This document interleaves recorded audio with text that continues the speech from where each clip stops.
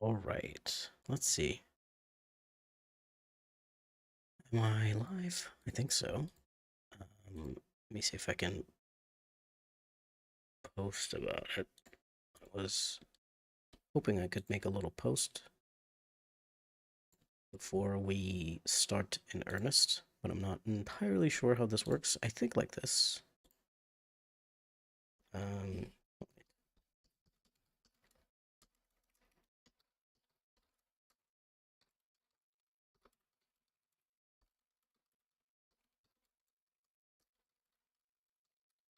all right, let me just post real quick on YouTube so that people know. I'll be getting things done. We'll start the challenge in just a second. I just need to go on my stream on YouTube on my phone so that I can see the chat. So just give me a second to set that up. But we are going to get started in a little bit here. It's obviously there might not be anyone all that interested to watch me do this live, and people might just be interested in watching the video that I'm going to make eventually of this, but you know, just in case, I'm just gonna stream this. So let me take you through the challenge here. I have written the rules for this challenge in the description of this video. The rules aren't very complicated. This is a no level up challenge run, which means that after level 1, so after character creation, I will not be spending any of the attribute points, skill points, and ability or spell points that my character or any other of my companions gains by leveling up or by getting a quest reward that grants these kind of level up points. The second rule is that I can respecialize companions with a mod, but it can only be done once when you recruit them so that they can also have level 1 stats. DLC items are allowed, other than the book that grants points. I'm gonna destroy that one, and when we start the game in just a second. Because I'm allowing DLC items in this particular challenge, whereas in other challenges I wouldn't, because this challenge is extremely limited. It would be very, very difficult to get this challenge finished at all if you didn't have access to DLC items, I think. Like this is a very, very difficult challenge to do. And the fourth point is that I'm going to be starting the challenge on normal difficulty, but I expect probably that I'm going to have to turn it down to easy at some point in the late game, because there's only so much power that you can get from items. In this game, there's not very much that I can do. So at some point it's probably going to be quite difficult. I'm not gonna change my character. This is what she's gonna look like. Look, maybe I can get rid of some of this blush. It was a bit too much. Same thing with the eyeshadow. Just leave it like that. Our portrait. Let's give it our character a nice this background. I like this background, and let's make her smile. This, you know, she's definitely gonna be struggling a lot, so at least we can make her smile here. She looks a bit goofy. It's kind of it's quite difficult. Just a little smile there. We're gonna name her. Let's see. What should we name our character? Um,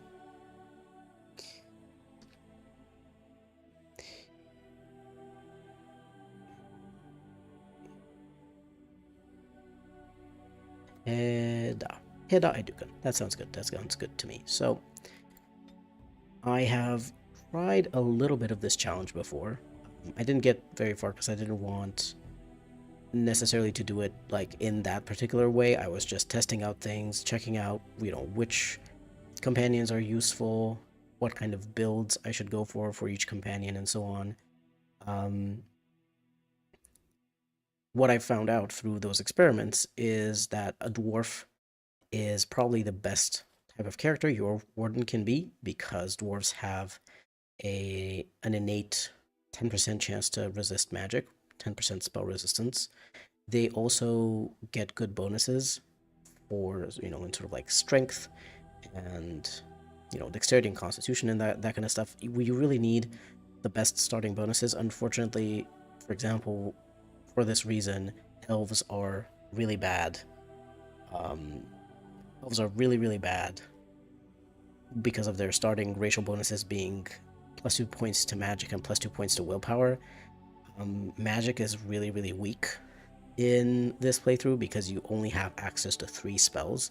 The reason why mages are so overpowered in the regular game is that they have access to so many different spells. But if you only have 3 spells, it's actually not very good. So, and of course, you also don't have access to any of the specializations and stuff like that. So you really have to work with very, very little. So I've put all of my points into strength, all of my attribute points into strength, because strength is really, really the thing that's going to be the most annoying to get around in this challenge run, because you need strength to equip higher tier weapons and armors, especially for a warrior, which is what I'm making here. But the thing is that only you and Sten really can get to the amounts of strength needed to be able to equip at least some decent items. So everyone else is pretty much going to not be able to do that. So everyone else is going to do dual wielding, or the mages are going to do magic. But you're going to see how that works out. Now, what I do like to do here is I need 2 points in combat training, and I'll show you sort of why in just a second. But I need 2 points in combat training. And for the third thing, you could take poison making here if you want to be able to add poisons to your warden's weapon, and also to be able to use grenades. That's pretty good. Though, because of the kind of warrior that I'm making, poisons aren't that good on a two-handed warrior, which is what I'm making, because the two-handed warrior is very slow. So I'm not going to do that instead. Instead, I'm actually going to pick up coercion here. And that is just because it will allow me to pass certain skill checks to persuade, intimidate, lie to people, stuff like that. It is useful to do that just a little bit. So that's why I'm picking this particular skill up. I could pick up poison making, which is useful for stuff like grenades, as I said, and stuff, but it's way better to do that on dual wielding people or mages, so that they can throw grenades when their spells are on cooldown, or if they run out of mana or something like that. On a two-handed warrior, you don't really need it, so you might as well, get them other types of things that they might need. And then we're going to pick up some very, very good abilities. Just 3 abilities. That's all the points that we have to spend. But we're going to get 3 very, very good abilities from the two-handed row. Pommel Strike. This one is a very good stun. Not a stun, I'm sorry. A knockdown to an enemy. It doesn't deal any damage, but it does knock the opponent to the ground unless it passes a physical resistance check. Now, a lot of enemies are probably going to resist this check later on, though the weak ones, stuff like, assassins and mages, spellcasters, stuff like that, they're still probably going to fail this, so it's always good to have this. But more importantly, we want this because it unlocks the Indomitable Sustained. The Indomitable Sustained is something that grants you +1 damage, and it also gives you complete immunity to stun, knockdown effects, and slip effects while this is turned on. It is probably the most powerful ability in the entire game that isn't a spell. It is just insane. This is really, really good. So this is why we're going to have two-handed warriors on my team. I'm not sure if I'm going to always keep Sten with me. I might have to switch him out at times with someone else, but Indomitable is amazing. it is just one of the best abilities in the game. So we're going to pick that up. And finally, we're going to pick up Mighty Blow. This is an auto crit ability, which is going to come into play later on when we also have a mage in the party. But it has +10 to attack, so it's more likely to hit an enemy, and if it hits, it deals critical damage, and it also imposes a penalty to the movement speed of the enemy, of course, unless it's dead already. So that is enough withering for me. I have created the character, and now we're going to start. I will be skipping through the dialogue, just so you know. This challenge is nothing about. You wish to wear your shields at the noble's feet, as opposed to the pit. The noble family head. Rumor. Hold on. I'm just gonna turn off the voices because they're gonna be very distracting to me. I've turned the thing in general, the sound in general, low because it's going to distract me too much. Hold on, I lost the live chat for a second. Okay, so here's the thing. We have these two things, the Formari Tome and the Grimoire of the Frozen Wastes. These things give you points, level up points. We don't want those. So we're going to destroy those. But everything else that we have here is fair game. Now, one very interesting thing that you have to keep in mind as you play the game with this particular challenge is that you want to level up as little as possible.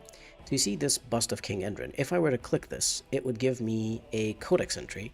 And whenever you get a codex entry in the game, you also gain some amount of experience. I believe it's 75 points of experience or so. So we are going to avoid that as much as possible. So we are just going to loot things.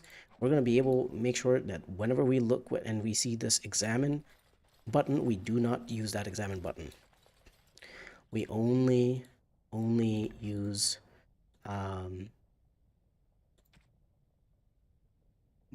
like looting animations and stuff like that. Okay, so in terms of DLC items, you're gonna see what I put on who later on, but the cinch of skillful maneuvering is basically amazing on everyone.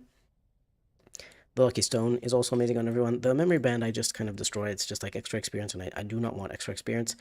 Generally speaking, on warriors, I like to use either Band of Fire for extra constitution, fire resistance, and spirit resistance.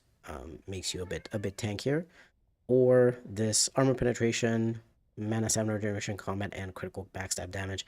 I do think this is going to be better on a rogue, but you know, and I do think that the extra health is quite helpful. Now, the high regard of House Dace is very, very good, but it's very, very good for a rogue, not for me. So instead of that, I think I'm actually just going to use the Pearl of the Anointed. Now, keep in mind, Pearl of the Anointed, the Cinch of Skillful Maneuvering, and the Lucky Stone all also give you +1 to all attributes, which is going to be very important for us later on. Sorry, I accidentally opened up the console there. Wow, thank you, Frank. Frank Beasy just donated $5. Holy shit, thank you. He said, I like what you do, bro. Just wanted to support the channel. Thank you very, very much. That is so nice of you. I'm just doing this no level up challenge and Dragon Age Origins.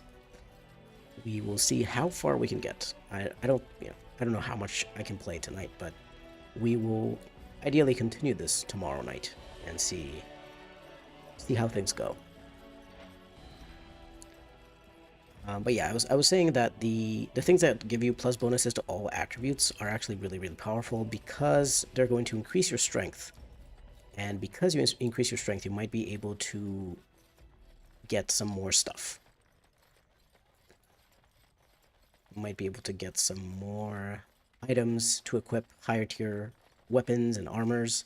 There's only so much you can increase your stuff. By the way, I am using a few mods. I will be including those in the description of my full video when it comes out. I think I'm also going to update the description of this one tomorrow when I stream again to explain which mods I'm using, but mostly I'm not, like, the only thing that you could consider to be something that changes gameplay a bit more dramatically is the one that makes light armors have a dexterity requirement instead of strength.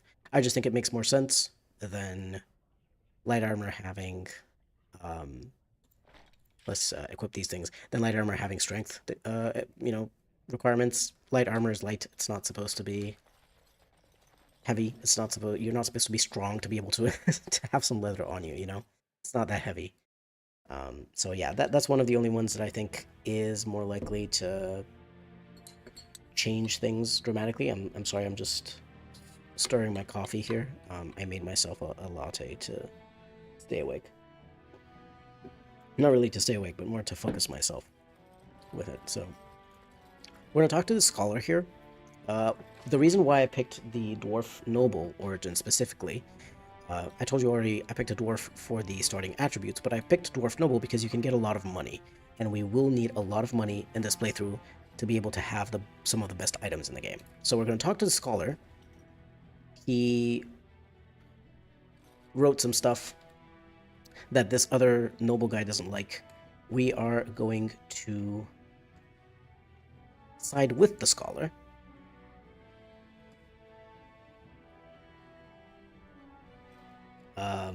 Oops. Accidentally, I accidentally have to reload because I was talking about it. I was talking about siding with the scholar and I accidentally pressed the button that made me side with the other guy. Hold on.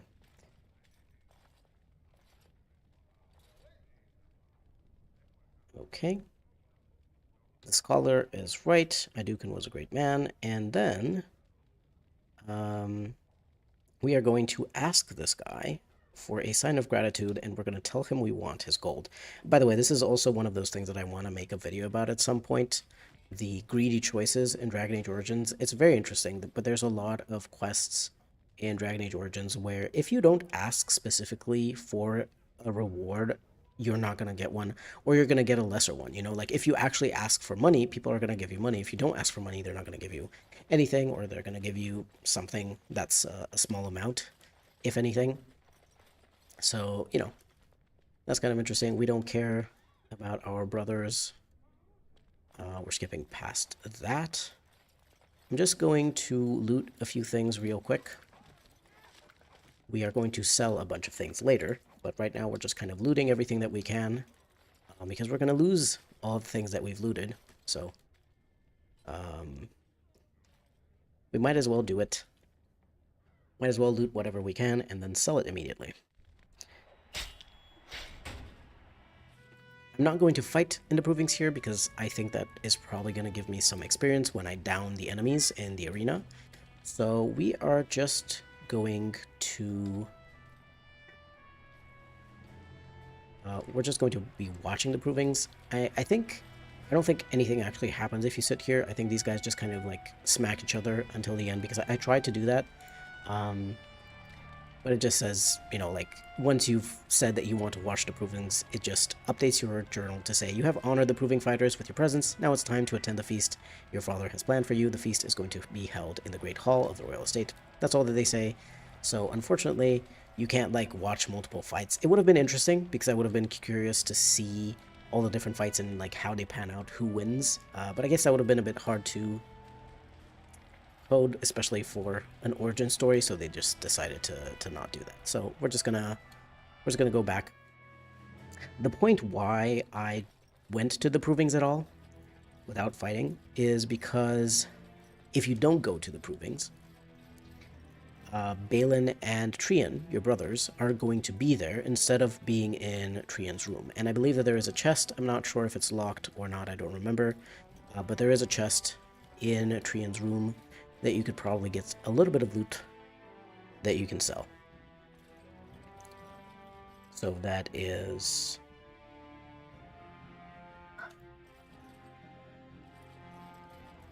that's what's going on there.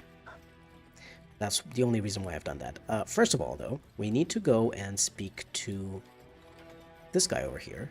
My cat is kind of trying to tell me something in the background, so sorry if you can hear some things. I don't know what she wants. I'm not quite sure what she wants, but I'll check that later. I'll check with her a bit later. What we're gonna do is we're gonna ask him for some money. He's gonna ask us what we... Hold on. Well, just hold on a second. I have to go check something with my cat. I'll be right back.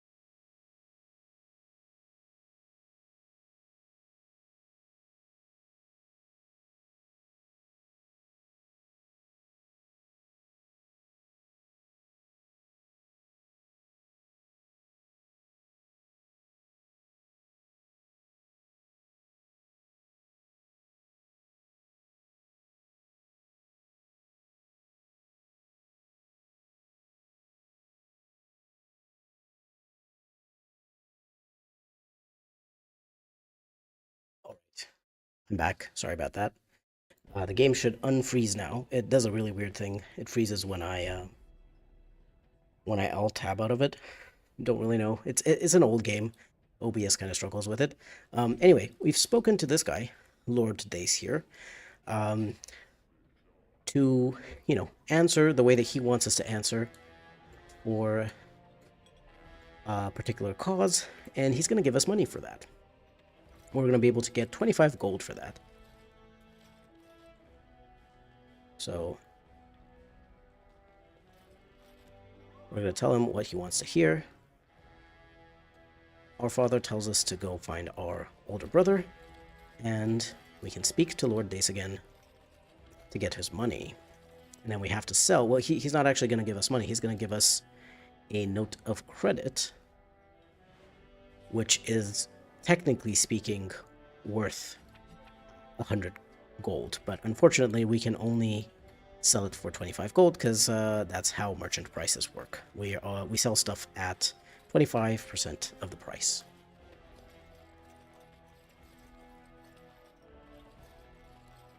Thank you for encouraging the chat to give this a like. Frank, it's very nice of you. Alright. We have gotten just a couple of things from here. Unfortunately, there's not very much that you can find during the origin story, like in this part. In the part of the castle, you will probably find a lot of interesting loot during the expedition later on, but unfortunately, you can't sell that one. That one just gets taken away from you when you get exiled, and that's that. Right, we're gonna just go and check, because I don't remember 100% sure. I think it's a locked chest, and I would rather avoid trying to smash it open, because I do have the lock bash mod. Okay, it is locked, so I'm not going to open it. I do have the lock bash mod, but I would rather just use that later on, maybe, for special chests. The thing is, whenever you unlock a chest, it gives you experience. We are trying to avoid gaining experience as much as possible. See, like, we have 49 experience points out of 2,000 that we need for level 2. We're trying to avoid as much as possible fighting. We're trying to avoid killing enemies. We're trying to avoid finishing quests and stuff like that. Well, some quests are really good because they give you money, but otherwise you're trying to avoid as many things. We're gonna go talk to the silk merchant. It doesn't really matter which one. There's an armor merchant too, but I like the silk merchant better. And we're gonna sell him as many things as possible. So we're gonna sell him the dagger, the longsword, the mace, short bow. These are all the DLC items, so they're not going to be taken away from your inventory, but we're going to sell him these things. I'm actually considering selling him the armor that I have. We're also going to sell him the note of credit, which you could see 25 gold. That's a lot of gold. Don't worry about these. I just have these from, like, it's a mod, but I don't use the mod. We've sold him everything that isn't like that. I think I can sell him these. I don't think my character needs these. So I'm actually going to sell him this. My character's going to look a little bit funny, but she still has, you know, some decent armor from the helmet and the boots.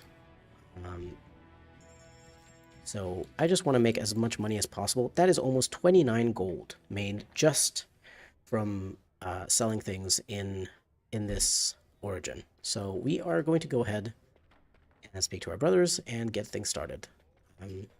Believe me, if I were able to equip the vestments of the Provocateur, not the vestments, sorry, the battle dress of the Provocateur armor, I would. I don't like having my character naked, but it is what it is, you know. It's for the money. This is one of those challenges that really does kind of require you to min-max. Even if I'm not necessarily a min-maxer most of the time, this is one of those challenges. Like, if you want to do this challenge, be prepared to sell all of the clothes that you have on just to get a little bit of money so that you can afford stuff later. You know, like, this is the extent of, like, this is how much min-maxing you kind of have to do to even have a chance of beating this challenge. I don't even know if I'm going to be able to do that. Like, I have no idea. So,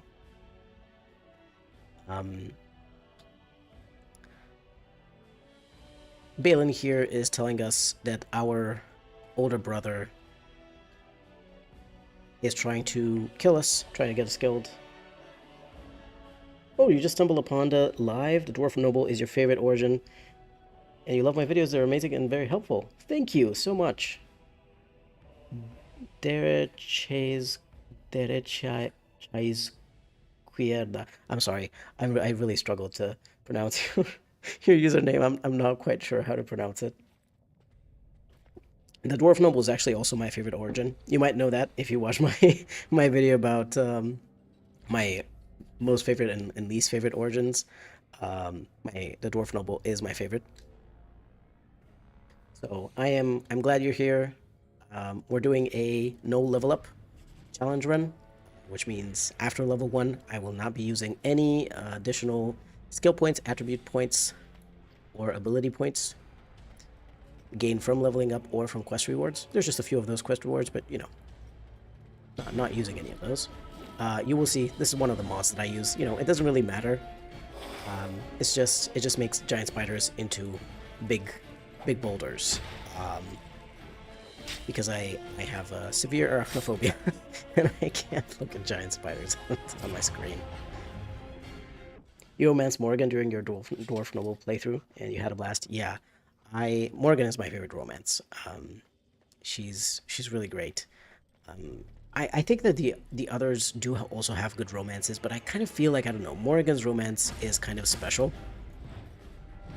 Like, it feels like it's the most well thought out romance. It also has implications with the Dark Ritual and with the Witch Hunt DLC and everything. It feels like it has the most implications, and it's like the most powerful, you know, impactful kind of romance. We don't actually need to loot these bodies since we're not going to have stuff, but I might be able to gain some money.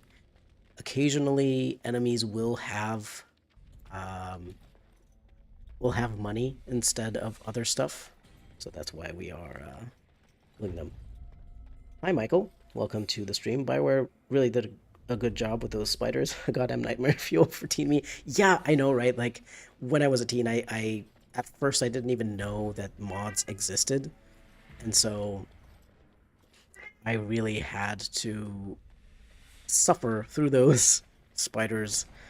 They did a great job with those spiders. They really, they're very creepy. And you know, like some older games don't have such terrible spiders. Like, it's fine. Like, I can play certain games, like for example, I don't know, Kingdoms of Amalur, for example. It has such a cartoonish look to it that I don't actually get scared of the spiders. Wow, the pathing. This is, by the way, this is one of the reasons why I don't recommend you have too many melee characters in your party, because that's gonna happen. They're gonna get stuck on each other. But yeah, some other games don't. Wow, I completely missed that. Yeah. Some games don't have scary spiders, but Dragon Age is one of those games that has scary spiders. I prefer to turn them into boulders if I can, or something else. I believe in Dragon Age 2, I have a mod that turns them into Mabari? I think that was the mod. The spider replacement mod that worked in Dragon Age 2 was one that turned them into dogs. Yeah. In this one as well, there were various mods that tried to turn the spiders into deep stalkers or wolves or stuff like that. Unfortunately, those can also tend to cause your game to crash more often. I found that this one, it turns them into rocks, takes care of the problem, doesn't make them look in any way anymore, and it doesn't crash your game. Because I was using the one that was replacing them with deep stalkers for a long time, but unfortunately there was just something very weird about two different types of creatures using the same model. I think that was kind of the problem that they were having. Wow, I am just going into all of these traps. I've been playing this game since 2010, by the way. I've been playing this game for 15 years. You would think that I wouldn't just like go into every single trap. At least we can knock him down. By the way, there's also something I'm probably gonna have to use throughout the game. Oops, Rip Gorim. Which is that I'm going to kind of reset the animations of attack by moving forward for just a second and then right-clicking to attack again, because two-handed weapons have a very slow attack speed. I'm not about that life. But also just, the game is going to get difficult as it is. It's just possible that I'm gonna need to use this. It's not necessarily an exploit. You know, animation canceling is generally speaking something that a lot of people do in a lot of games. If you just like know how to move in the correct way, you're just going to cancel the animation that happens after you're already done hitting the enemy, and you get the benefit of having done damage, but you don't have to wait until the complete animation finishes. What do we have here? Unfortunately, we do not have any armor for Our Lady yet.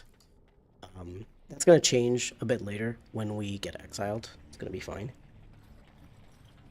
Wow, Frank, you donated another $5. So, just to say, just curious, what is your favorite Dragon Age outside of Origins? That is really a hard question to answer. Like, yes, Dragon Age Origins is my favorite overall, but I actually appreciate Dragon Age 2 and Dragon Age Inquisition a lot. I think that they are good Dragon Ages, even if at the time when they came out, maybe I was a little bit disappointed because they didn't stack up against Dragon Age Origins as well. At least in the kind of way I really like the origin stories. I really like the origin stories in Dragon Age Origins. I was very disappointed with Dragon Age 2 that they took all of that away. I understood later on, they had such a limited amount of time to make the game. I understand now, but when I was a teenager and Dragon Age 2 came out, I was like so disappointed. Okay, let's move Gorim over here. Just get him attacking this guy. And let's get this guy. Let's just get him using. Oh, I don't think he has any daggers. Hold on. Here you go, my dude. You're gonna be more useful now, at least. So yeah, I was a bit disappointed with Dragon Age 2, and I still think, unfortunately, Dragon Age 2, I think, is the one game that doesn't feel as good to replay, because the combat is really weird. The combat's really weird in Dragon Age 2, and it kind of gets very boring. Enemies are very damage spongy. So I think I would have to say I really love the story in Dragon Age 2. I will give it that. I think it has a really strong story. It's very personal. It gets very emotional. It's very interesting. It's also just absolutely fascinating to follow the narrative of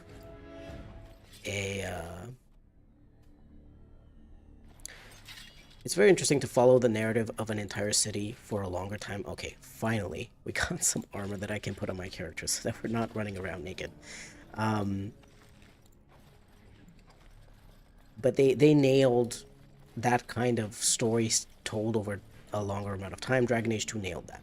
Unfortunately, the gameplay is not as fun. So I would have to say, because of that, I can't say that Dragon Age 2 is my favorite outside of Origins because it's not as fun to replay. I have maybe replayed the first act of Dragon Age 2 a few times over the years. I haven't even gone to Act 2 and Act 3 in a long, long time. I don't think I've done that since like 2016 or so. Like, I think when Inquisition came out and when Trespasser came out, I did another playthrough of Dragon Age 2, but I think that was the last time I played a full playthrough of Dragon Age 2.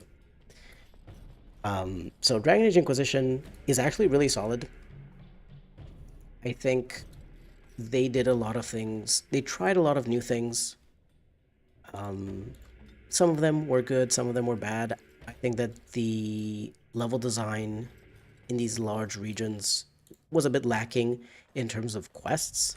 They felt like they had to fill those regions with a shit ton of quests, and because of that, they kind of made a lot of like shitty fetch quests and things that weren't very interesting story wise. And BioWare, at least for a while, early BioWare was all about the stories and about the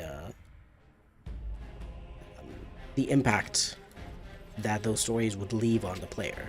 If you're just gonna make a fetch quest that's like get some blankets for the refugees, and you don't make something interesting happen, you're not making something interesting happen. Maybe if I don't get those blankets, or you could make something interesting happen to the people that I stole those blankets from, essentially. If you're not adding some emotional depth to these quests, it kind of feels very boring. I think that's a point. The side quests, some of them are fine, most of them are just really very boring in Dragon Age Inquisition. But the main story is told quite well. The companions are interesting in Dragon Age Inquisition. You have Cassandra, you have Varric, you have Solus, who's a very interesting character. Like, I don't like him personally, but I think he's very well written, and I think he's very interesting. Iron Bull, also a great kind of representative of the Qunari people, and especially someone who clearly has become kind of disillusioned with the Qun in a way. Even before his personal quest, you can... Oh, I've been fighting alone this whole time. Even before his quest where you can kind of choose to get him on the path of becoming Tal-Vashoth, you can tell that he doesn't really believe in the Qun wholeheartedly. He doesn't want the Qunari people to conquer the entire world. He knows that that would be bad for a lot of people. He recognizes that. So I think he's a very interesting character. Sarah would have been a very interesting character if your Inquisitor was allowed to speak to her like a proper adult and actually understand what she's saying, because she's saying some pretty normal stuff. She's saying it in a slightly weird way, but it's fine overall. So yeah, you think Dragon Age 2 has by far the most difficult and frustrating nightmare mode. You love the story, but none of the romances in Dragon Age 2 hit like the Morgan one or the Dorian one. Yeah, I will say I liked originally Isabella's romance in Dragon Age 2. She kind of felt like a Morrigan light. But after sort of like growing up and also after playing Dragon Age Inquisition, I kind of realized that, it was a bit too much. Isabella's romance was a bit too much like Morrigan Light, and it just didn't feel as powerful. So you're right. I do feel like none of the romances are as interesting and as powerful as the ones in Dragon Age Origins. Like, I would even say that Liliana and Zevran and Alistair's romances are better than the romances in Dragon Age 2. I know that a lot of people like the romances in Dragon Age 2, particularly Anders and Fenris. But personally, I don't see the appeal, and yeah. But yeah, I do think that the nightmare mode in Dragon Age 2 is very frustrating. I tried it once, I kind of gave up on it, and I just turned the game down to hard because I was like, no, this is just so annoying. Frank only played Origins in 2. You were let down when they watered down tactics, but you enjoyed the story even though the story doesn't hold a candle to Origins. Yeah, the story is still good.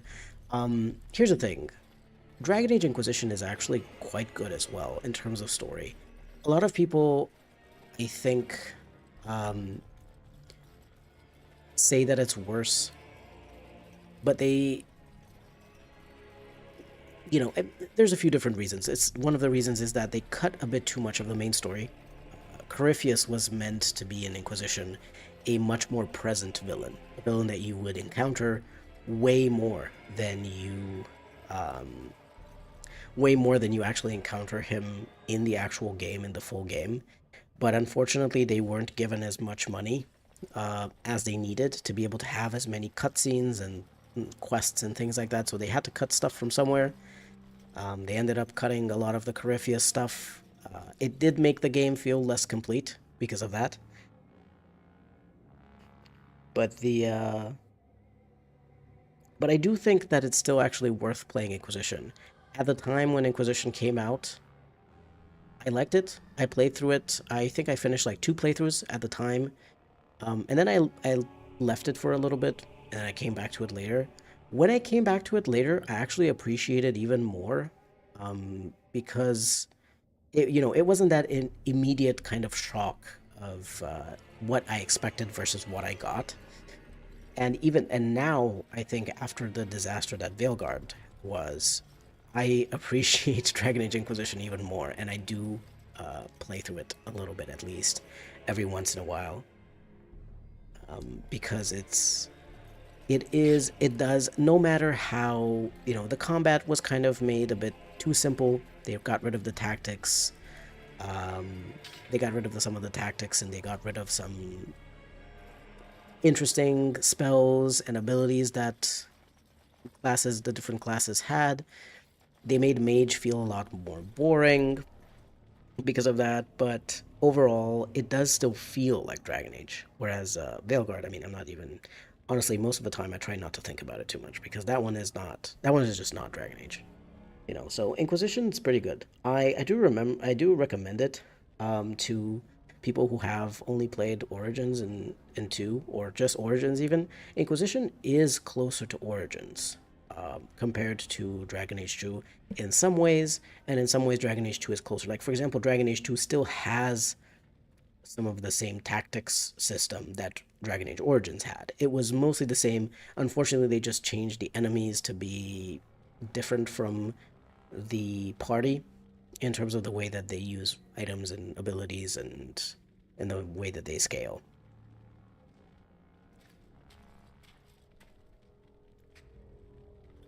A user says, I really like the story and characters in Inquisition, but the power mechanic made it tough for me to stay motivated to get through the main quest. Yeah, I understand that. If you are playing on PC, and if you are okay with mods, there are various mods that can help you with that. There are mods that can reduce the power requirements of the main quests, and there are mods that allow you, or mods that allow you to gain more power as you do various things. Um, and of course, there is the most important mod by far, which makes you complete the war table operations immediately, or almost immediately. Because those are really annoying. I don't know why they added that element of having to wait in real life time for an operation to complete, but they did. That was very stupid. So, remove that with a mod if you can. Um, but yeah, I do understand that, the whole have to gather power and have to do side quests and all of that kind of stuff to be able to get through the main quest is a bit weird. you know, they didn't do that in any of the previous things. Like, at most, in Dragon Age 2, it was like, you have to get enough money, but you could just, like, not get money. And then someone would give it to you anyway. It is what it is. Hold on. Do we still have the same items that we had? Oh, look, we have clothes as well. That's very nice. Um, Another thing that I do recommend. Oh yeah, the war table timers. Some of those had like hours upon hours that you had to wait for like a tiny quest that would just give you like an amulet or something for as a reward. But I really do recommend, one thing that I recommend if you are trying to play Dragon Age Inquisition is that you really have to choose your side quests. You don't have to do all the side quests. Most of the side quests are really boring and they don't add any flavor to the game. They're just fetch quests or go and kill this thing, and that's kind of it. Um,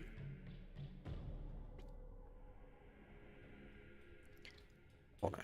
Let me just get through this little dialogue quickly. Yeah, but if you're gonna play Dragon Age Inquisition, don't even try to do all of the side quests. Just like choose some side quests that you think sound kind of interesting or something that you're like, oh yeah, well, I'm in the area. I want to go close a rift. I want to go fight some demons. I want to go talk to this person for like a more important quest. So I might as well do this side quest. But you don't really need to do that many side quests to have enough power to progress the main story. So just try to keep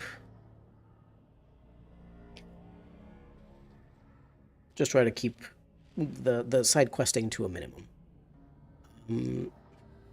I hate it. It always does this. When I get exiled, it equips me with different things than I had equipped before. So I have to make sure that I have the correct things. We're going to keep these weapons for now, but we're going to go ahead. See, we leveled up. So that's one thing that happens when you get exiled.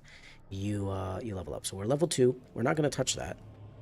That is part of the no level up challenge run. Which, by the way, I don't know if it's going to bother you just as much as it does me, but whenever I see that thing in the corner just blinking there, I want to click it so bad. I mean, I can click it, right? But it doesn't go away if I click it, unfortunately. So it's just going to be like that forever for the entire run. Hold on. Let's just equip this greatsword so that we can have Indomitable on. We can't be knocked down. We can still be overwhelmed. Indomitable doesn't stop you from the overwhelm ability. However, we're going to have some interesting things to figure out about overwhelm later on.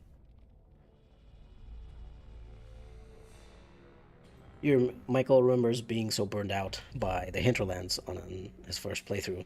The side quests were just so overwhelming.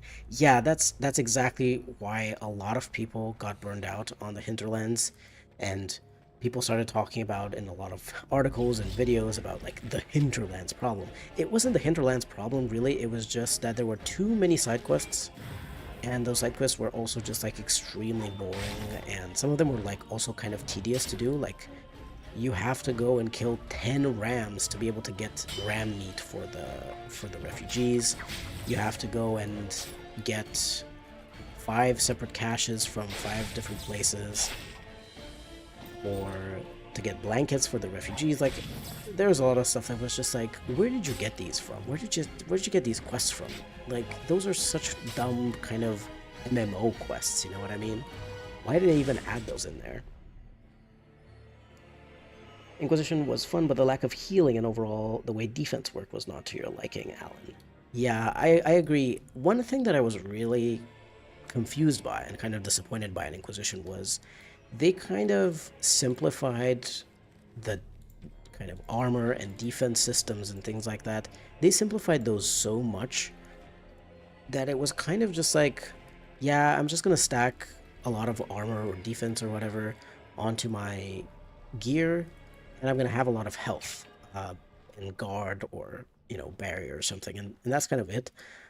It felt a lot more like playing Diablo, or like playing and not like a good Diablo, playing something like Diablo 3, or like a very fast-paced ARPG, and it was just like, I'm gonna get this very basic thing. I'm just gonna keep putting this point into this, and somehow this thing protects me against all of the things, because like basically in Dragon Age Inquisition, you also have elemental resistances for each different element. Like, you have fire resistance and spirit resistance um, and cold resistance and all of those things.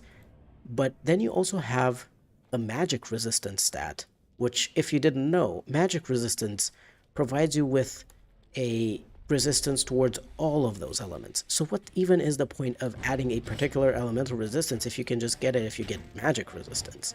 They simplified this, the defenses, far too much. And yeah, I also don't think that there is any way for you to not hit an enemy and for an enemy to like not hit you, which is also kind of dumb. Like I thought, for example, yeah, all it could do was armor or barrier. Yeah.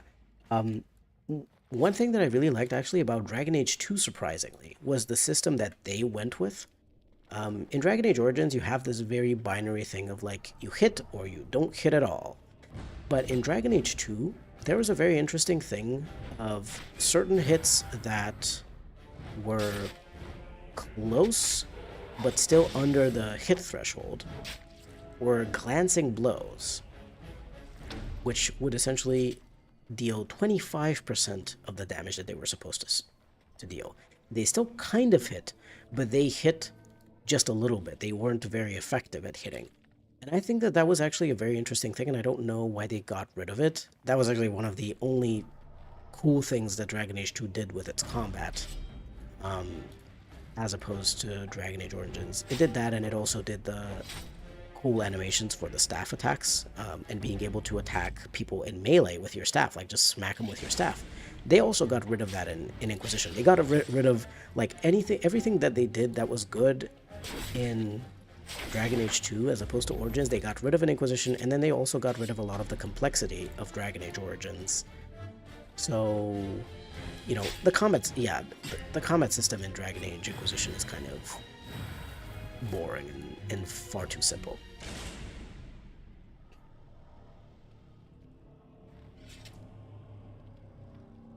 Yeah, it wasn't enough to rip off the Skyrim-style open world in Inquisition. We needed the Bethesda fetch quests too. I mean, you're not wrong there. Um, I I genuinely think that they were basically told, from some of the stuff that we know from the devs who worked on the game, that is kind of true. They were kind of told to do what Skyrim was doing. They were like, do open world and get mounts in the game, which weren't something that they planned on adding. They had to add horses and all of that. And in the beginning, they were even just like faking the fact that your mount was faster because it wasn't actually faster than you running. They were faking it by adding some effects and stuff and hoping that the players wouldn't notice. Um, so it's just like, yeah, they added all of those shitty fetch quests from Bethesda style games. They added the mounts and the open world. I I appreciated the open world because I liked being able to explore the area and feel even more immersed, like I was traveling through Ferelden and Orlais. But at the same time, I kept being like, "Oh my god, another stupid quest that doesn't really, I didn't feel immersed because of the quest." Yeah. You wish the combat style of Origins evolved with gaming. Have choreographed fights and parries in real time, fight multiple enemies at once, catching arrows midair, etc. Yeah, I mean, that would be really cool. I really like the the basics. Oh, by the way, we're not gonna fight these. I'm gonna show you. You can avoid getting the experience from fighting these deep stalkers if you can just go and loot those things and then just run away from them and meet up with Duncan to escape the deep roads, and you don't have to fight these. This is actually as well. It can be a pretty difficult fight against those deep stalkers, because they have the ability to overwhelm you. They have the poison spit. They have a bunch of really quite dangerous abilities. So it's really nice. We can just take the loot and run. But yeah, like I agree. If Bioware had been given more time to really focus on improving what they had from Origins, I think it would have been really interesting. The We're not going to skip the prelude. Yes, I am sure. That's also one of my mods, just in case. Like, sometimes I want to try things out in the main game, and I want to skip Ostagar to check things out in the main game for some of my builds. So that's why I have that there.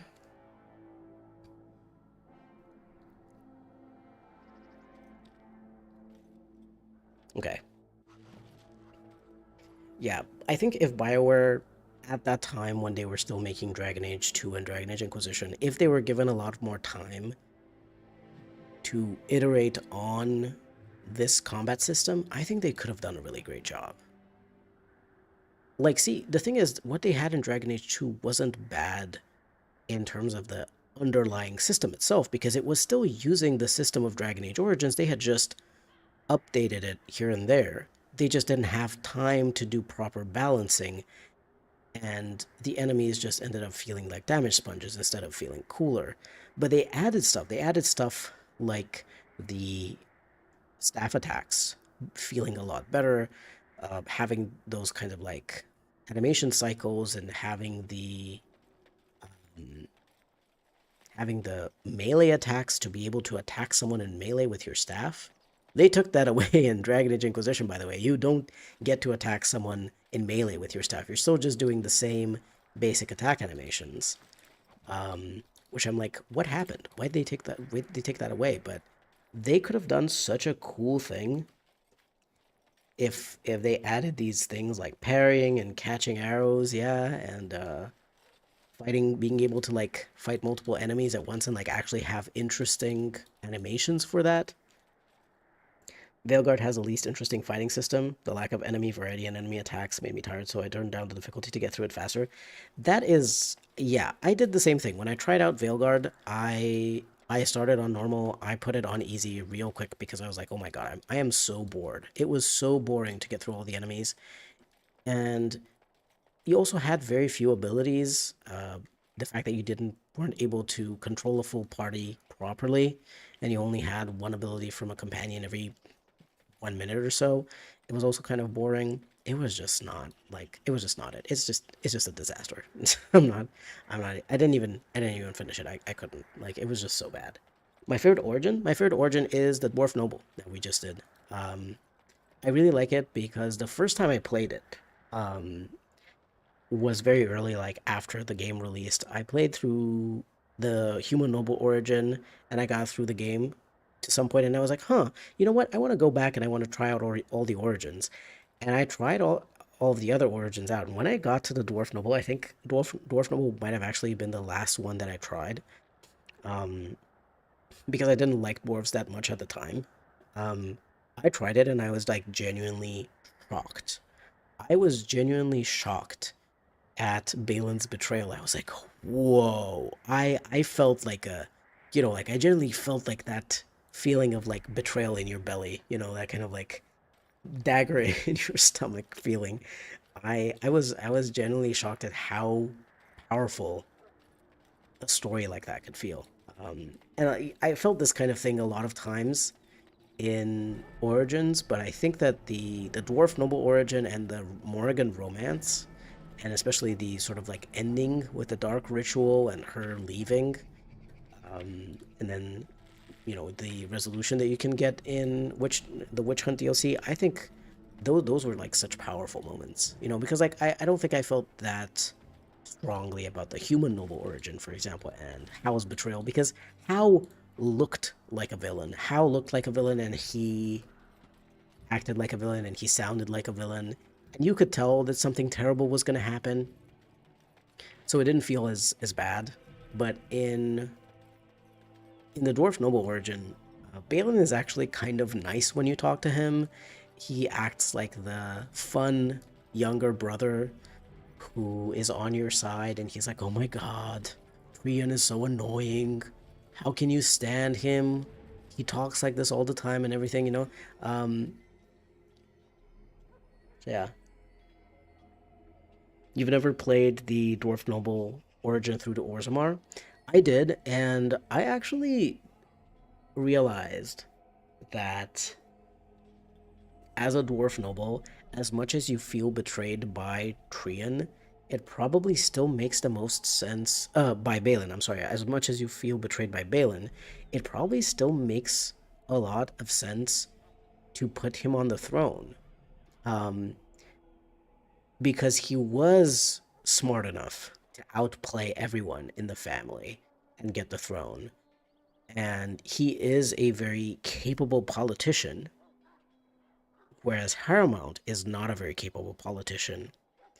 And Balin is also much more open to trading with the outside and helping modernize Orzammar, whereas Harrowmount is very traditionalist. And, some people say that the whole thing in the epilogue about Harrowmount turning isolationist and not, and kind of taking Orzammar towards even more towards ruin than it already is, came out of nowhere, but it didn't come out of nowhere. If you pay attention and you talk to all of the people in Orzammar, if you talk, you're gonna notice a very interesting thing.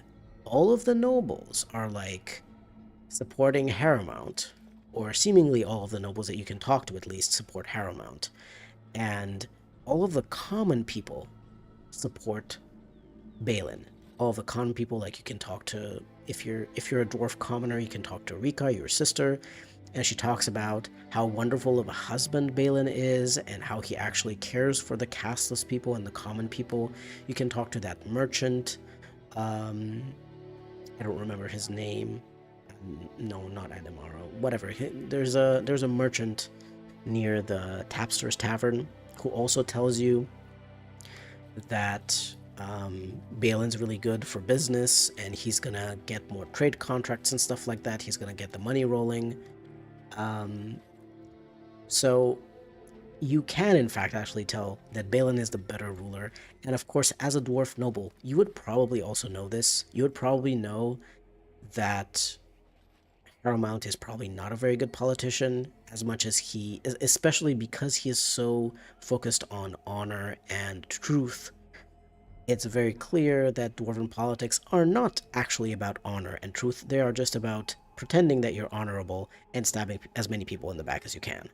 You know, um, so that's, I think, that's a really strong reason why, even as a dwarf noble who got betrayed by Balin, you would still make him king. And there's also, an additional reason. If you make Balin king, um, I believe that he does promise you that he will, undo the kind of exile thing that he did and make you honorable in the eyes of Orzammar again. And especially if you have a baby that you made during the origin, if you're a male noble, you can make a baby with one of the noble hunters, and he promises to restore your child to the family, to the royal family, and to take care of your child and of the mother of your child and stuff like that. So that's also kind of interesting, and would obviously be a reason why you would want to support him. Of course, Harrowmont also says that he's going to take care of your family, but I mean, it's a different thing to say they're going to be taken care of by House Harrowmont versus your house, your family. We are going to speak to this elven messenger over here just to lie to him and get that sword. Oops. I let him get away. I usually pick him up right away, but I was looking at the chat. So now we're gonna have to, okay, we're going to lie to him and say that we want something. See, this is also one of the reasons why I picked up that coercion skill. Um, this helps me get some of these early things more easily. This is a very good sword to give to someone who isn't going to have two-handed weapons, and so it's not going to have the immunity to these physical effects, because physical resistance actually improves your chances at resisting these kinds of effects. So it's very useful. How felt like that Barbie villain with the Walmart white wig. I forgot his name. Balin was so interesting. I usually play Mage, but I saw a video about Origins rankings and decided to try it. Yeah, I really like that. Here's the thing. I think even with my rankings being like, oh, I like this one the most and I like this one the least, or I dislike this one for this reason and that reason.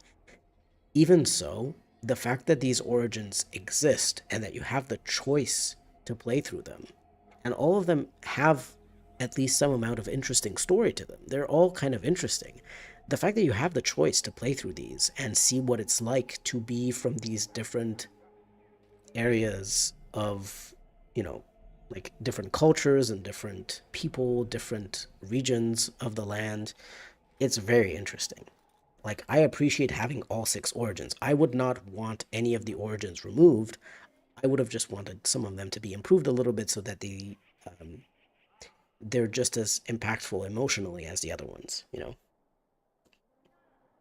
So I think absolutely for anyone playing Dragon Age Origins, it is absolutely worth playing through um, playing through all of the origins, you know, and then just choosing which one you want to continue with. I think that it's really, it takes you about, I think, 1 hour or so to play through each origin. Oh, I already went here to loot this. While I was talking, I wasn't paying attention to what I was doing in the game. Um,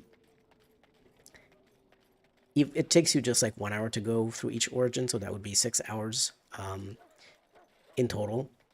And it's just like trying these things out and seeing which origin resonates with you, which one you would like to see as the hero, as the person who keeps going.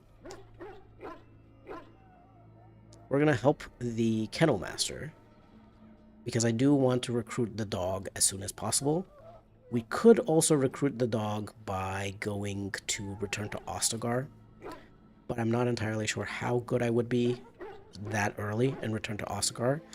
And a dog is actually very useful in the early levels because the dog has the most kind of starting health among most characters, has a lot of starting health, has automatic kind of immunity to the overwhelm ability, which is one of those abilities that we're kind of really scared of in the game. So we might actually have the dog in our party kind of permanently. I'm not sure. I'll have to see. But I'll have to see if we want the dog permanently or if it's just going to be a temporary addition. Every once in a while, like, you know, when we go, for example, to deal with Nature of the Beast, werewolves have a lot of overwhelm. They use the overwhelm ability a lot. Some other places like that. We'll see. We'll see. Let's meet Alistair. He is told to harass this mage. I do have a mod that changes Alistair a little bit, gives him a little bit of facial hair and changes his hairstyle.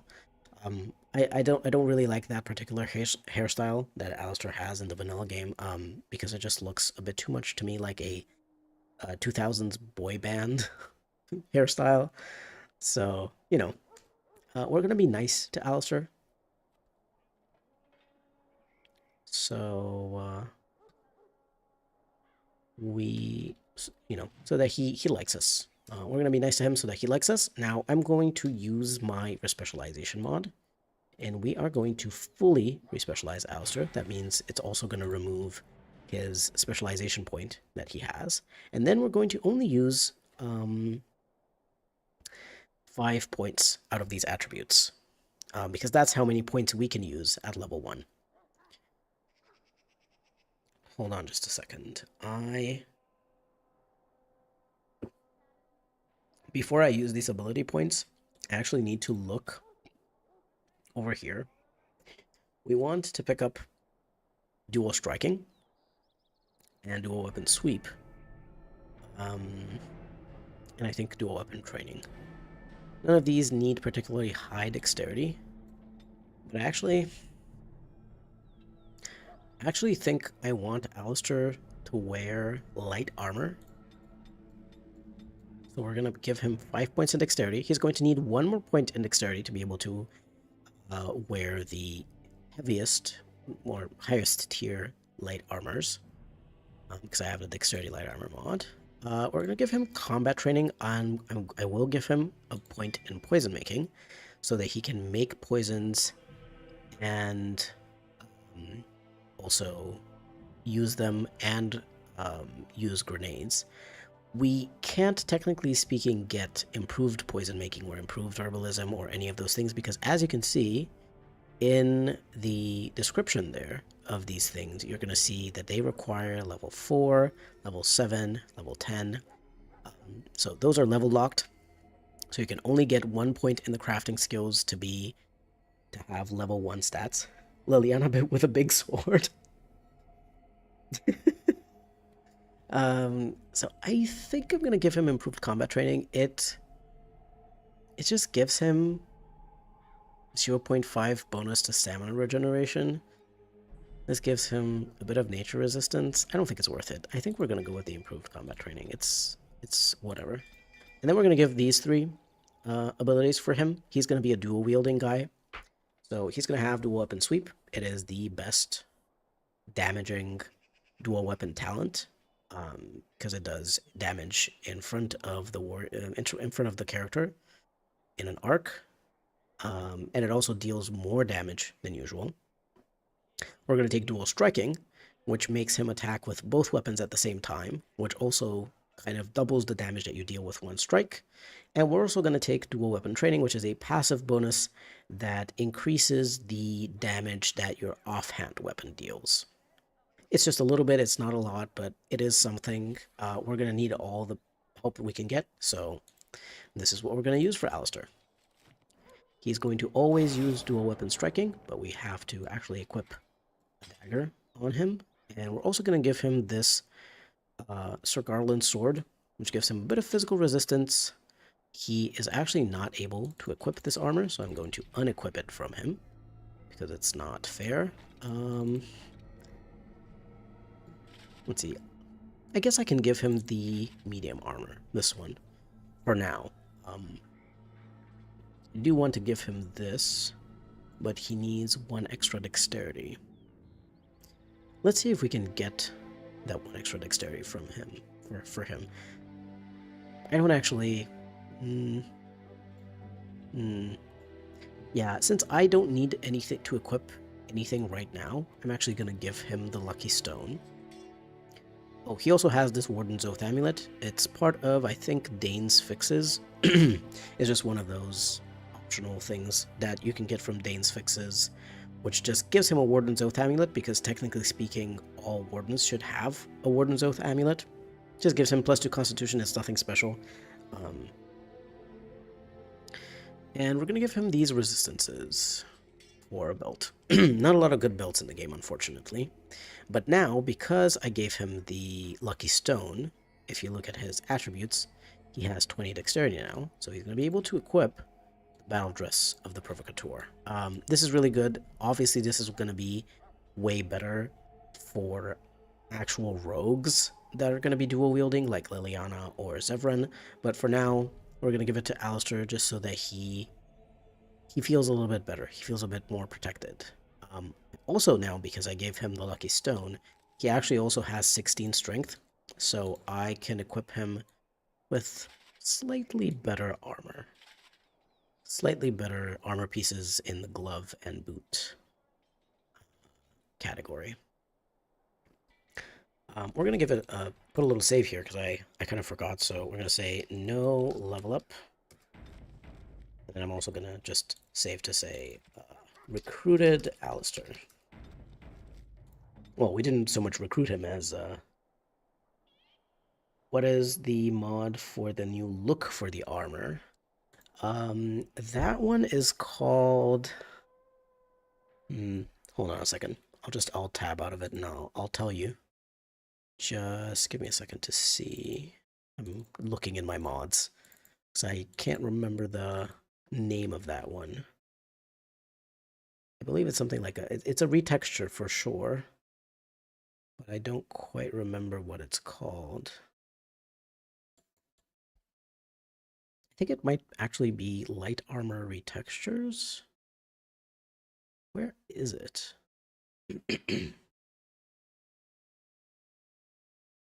Hold on. I am not finding it, and I'm kind of confused because swear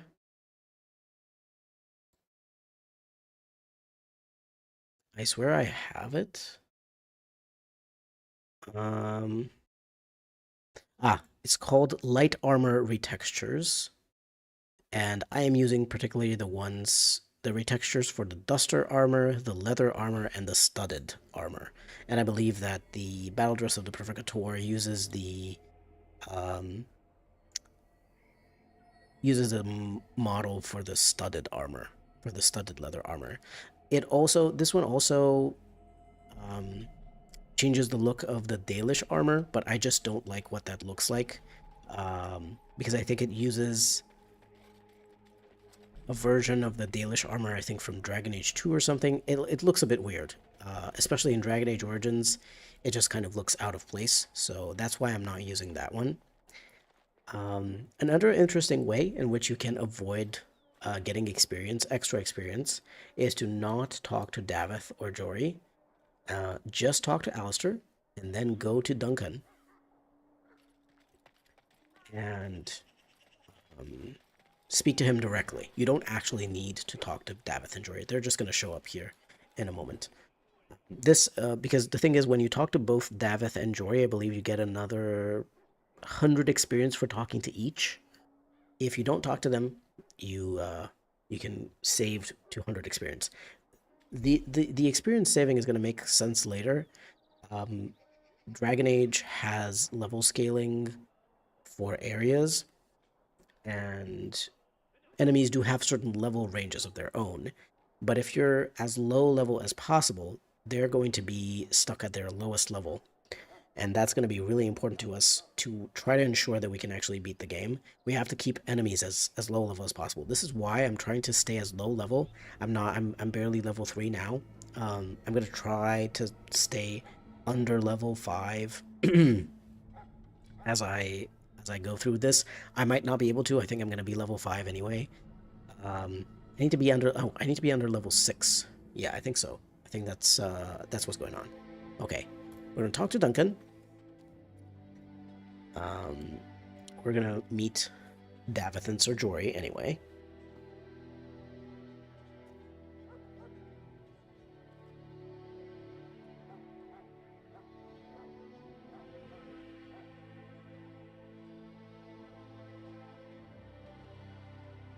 And after we meet them, we're going to go together with them in the wilds. Now, I am also, even if they're temporary companions, I am also changing their stats. I am also respecializing them to only have level 1 stats. No one is exempt to this rule. And we're going to give Sir Jory exactly the same abilities that we have. Well, other than the coercion, of course. So he can have this. He can wear his armor. We're going to take this bow away from him because he does not need that. Unfortunately, Davith really sucks as as an archer, and in general, in this particular playthrough, archery is really, really bad because you only have 3 abilities, and you need a few more abilities than that to be able to do archery well. So what we're going to do is just going to pump Davith's dexterity to 20. Actually, no. You know what I'm going to do? I'm not going to do that. I'm going to make Davith into a stealing machine. So he's not going to be a good fighter at all. He's not going to be a good fighter at all. He's going to get a point in stealth. He's going to get these two. I don't know. He doesn't need below the belt. He's going to get this so that he can open some locked chests for us. And what we're going to do now with Davith, actually, I'm going to just do a little quick save here. We are going to steal from various people because we can get some very, very cool stuff. But before we steal, we're going to increase Davith's cunning even more. Whatever we can give him, increase his cunning, we give him. The Guildmaster's belt and a high regard of House Dace. I think that's all that I can do. He has 29 cunning now. I think I can give him...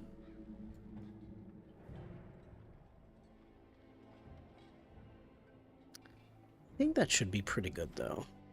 I think that with this amount of cunning, he should be able to steal, and with using the stealth skill, the stealth ability, he should be able to steal from Duncan. Let's see.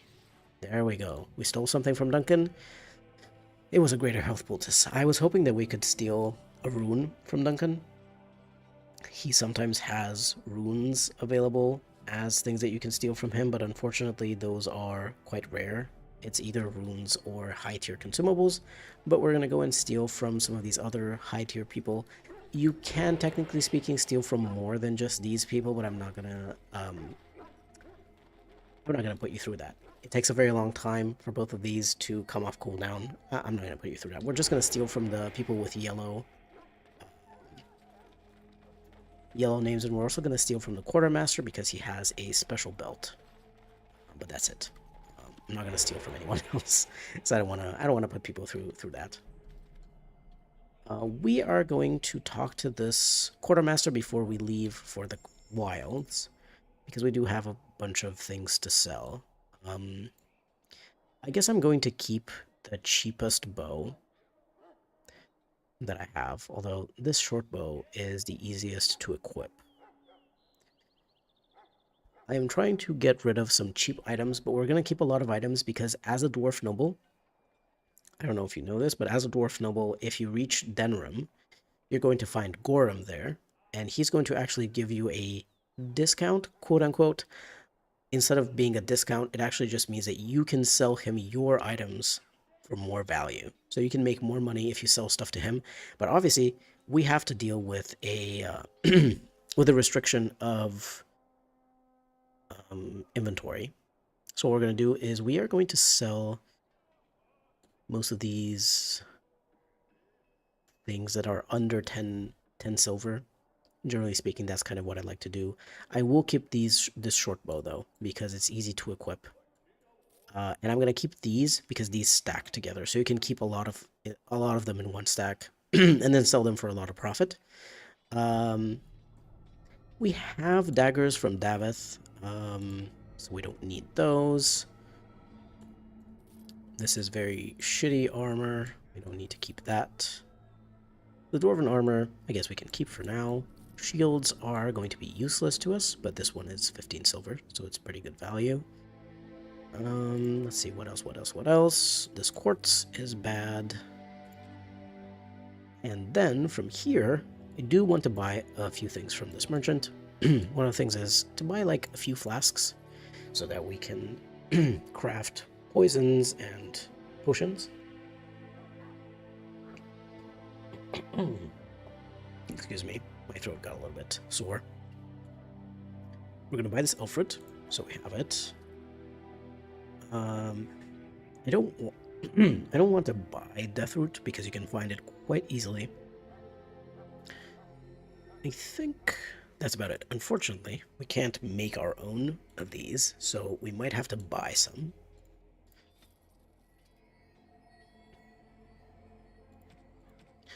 I don't think he has something very valuable. He does have something interesting. For example, if you take a look here, he has a full heavy set of heavy chainmail. Unfortunately, since only some characters in our party are going to be able to equip high strength requirement things, we don't actually need to spend the money for this. You know, like Jory would be able to wear it, but it's barely an upgrade compared to what he has. Alistair can't wear it. We can wear it, but we already have the superior Dwarven Guard armor from the origin story that we got in the Deep Roads. So we don't actually need these things from the Quartermaster. The only thing that I like to get is the health poultices, the Alfred that I got from him, a few flasks. I do also like to pick up a firebomb. Not the acid flask. Those are pretty easy to find on enemies, especially Darkspawn. For some reason, seem to drop a lot of these. But firebombs are very useful against both Darkspawn and Undead, which are the main types of enemies you're going to find in the game. So if you see a firebomb at a merchant, maybe buy it, maybe purchase it. If you're going to use grenades, which we will be using some grenades in this playthrough. We're also going to get Davith to... Actually, these chests that are here in camp are very low value. I've never found something particularly useful in them. So I think I'm gonna just... I think I'm just gonna skip that. Let me just change these a little bit. The tactics. Alistair should always activate dual striking, and it's pretty good. So now Alistair has dual striking activated. So let's go. We're gonna go here, and you're gonna notice something that I'm gonna do. It might be a little bit boring, but I promise that it's very important to do for this challenge. I'm going to skip past most of the fights in this area by sneaking with Davith. That's what I did in my experiment run that I just did like a few quests for, like got through Ostagar and then a few other things. Unfortunately, this is going to be very boring because stealth is extremely slow. But you're going to see there are a bunch of wolves here. We can completely get past them. I want to get that Alfred though. That's why I'm going this way. But you can avoid a lot of the fights here. Most of the fights in the Korcari Wilds are actually skippable, which is surprisingly not the case in most of the rest of the game. Most of the rest of the game, you have to fight. You can't avoid fighting.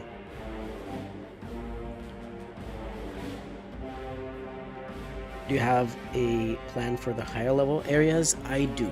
I'm not entirely sure how viable the plan is, but what I want to do is essentially once we reach Lothering, I want to travel through all of the areas that are going to have the main quests so that I lock them at the lowest level possible.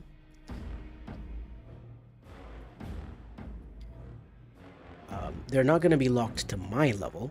Each area has its own level ranges. For example, Redcliffe, the village area, possibly the castle too, has a level range of like between level 5s and 12. Level 5 and 12. The circle tower is something like level 7 at minimum or level 6 at minimum. The Brazilian forest is level 7 minimum, and so on. The point is, the ideal thing would be for us to be level 5 and to travel to all of these areas. You don't have to enter, I think, all of the areas, just like the first area. I think you have to, I'm not sure, for example, for Orzammar, if you have to go to the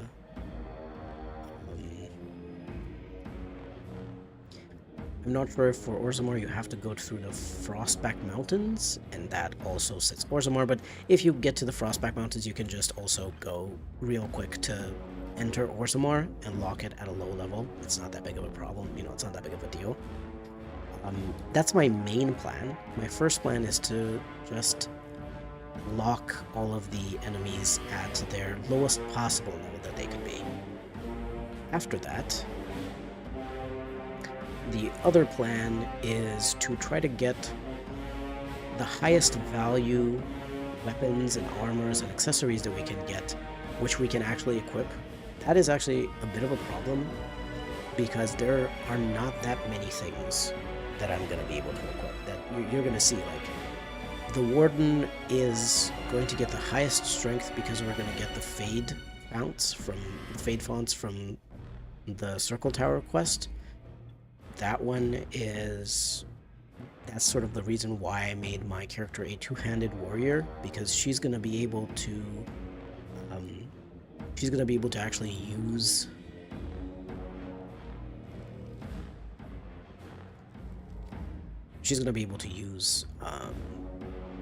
heavier weapons. I believe I calculated exactly the amount of strength that she could reach with all of the possible bonuses, like using the Helm of Hanleith that gives you +2 to all attributes, using various rings that also give you either +2 to all attributes or +2 strength.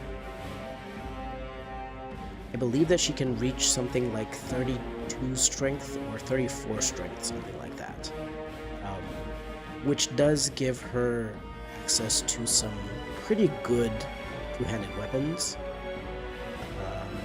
One of them being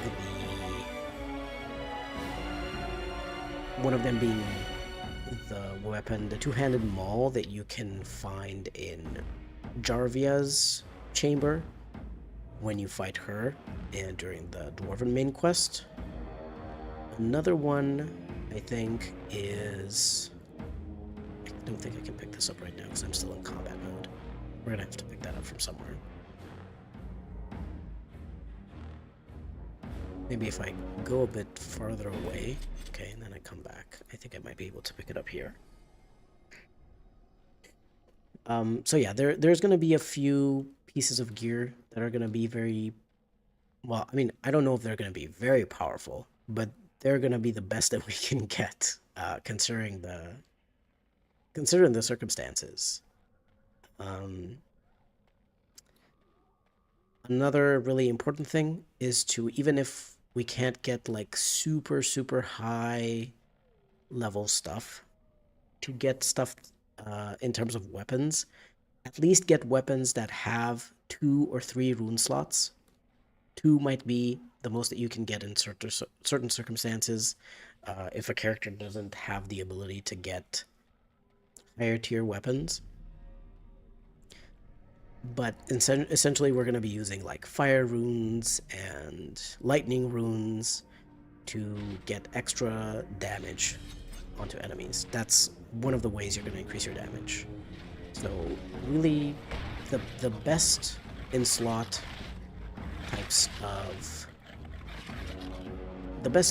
of weapons and armor that we can get, runes, and kind of my secret weapon are these grenades, fire bombs, acid flasks, that kind of thing.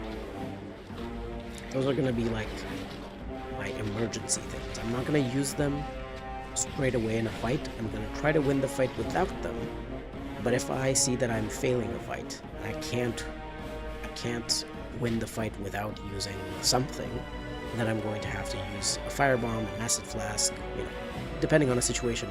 Obviously, I'm gonna want to keep my firebombs for appropriate enemies. Like I'm gonna want to keep those for darkspawn and undead enemies, and I'm going to use stuff like acid flasks or other types of bombs that I might find on other types of enemies who, you know, ideally aren't resistant to nature and lightning and who knows what.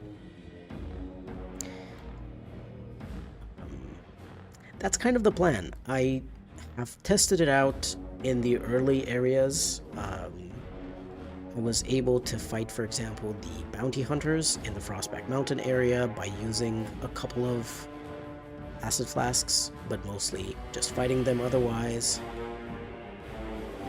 And, you know, it's just kind of like, let's hope it works. If it doesn't work, the answer to this challenge's question of can you beat Dragon Age Origins at level 1 will be no. But I hope there's going to be yes. I hope that there is a way to beat the challenge. Okay. There's that particular chasing trail. Because I was wondering why that chasing trail sign didn't appear. I had to go to the other one first. I'm so sorry that Davith is moving so slowly. I think I should have installed a mod or something that increased the speed at which you sneak, because this is not like, I don't know why you move so slowly. So I need to go collect all of these chase and trail signs. I'm not entirely sure whether you need to collect all of these chase and trail signs for the quest for the cache to show up there. But I like to do it because I feel like it's not really fair. It's not really fair to just go and pick up the cache if you would actually done the quest. You know what I mean?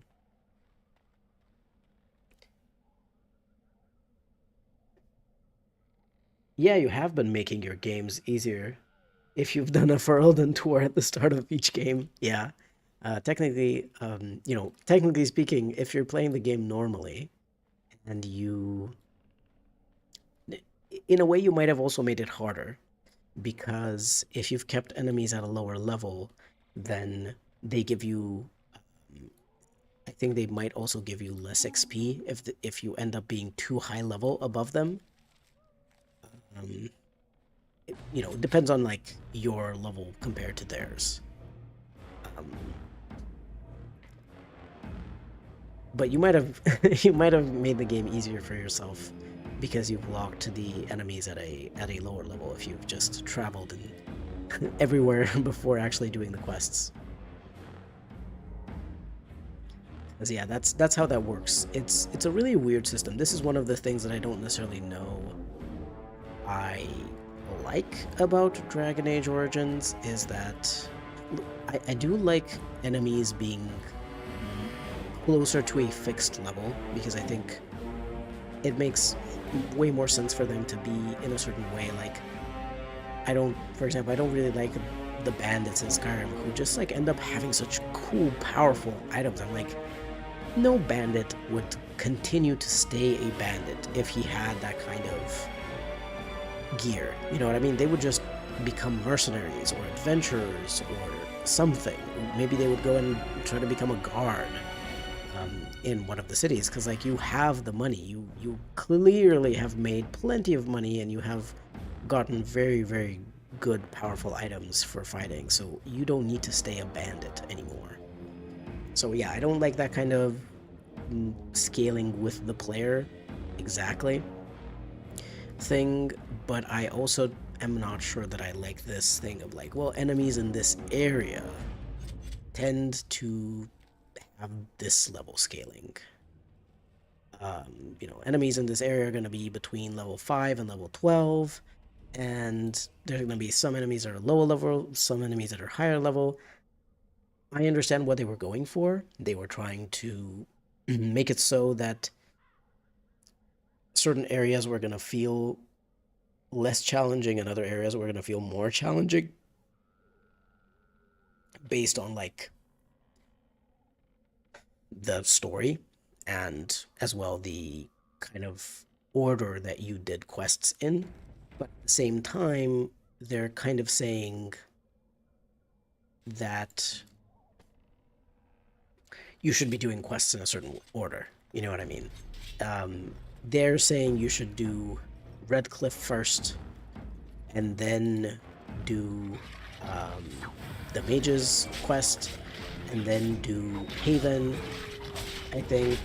Um, Haven or the Bristolian Forest, in whichever order, return to Redcliffe to cure Arl Eamon, and then do the Dwarven quest. But the whole point of the quests in Dragon Age Origins, of the main quest, is that you can kind of do them in whatever order you want, or at least that's what the game tells you. The game tells you you can go wherever you want and get allies.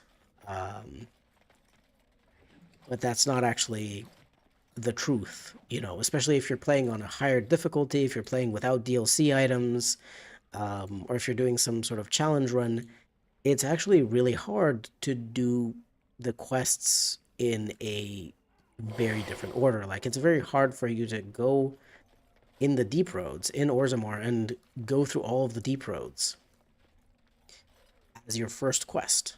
That is very, very difficult.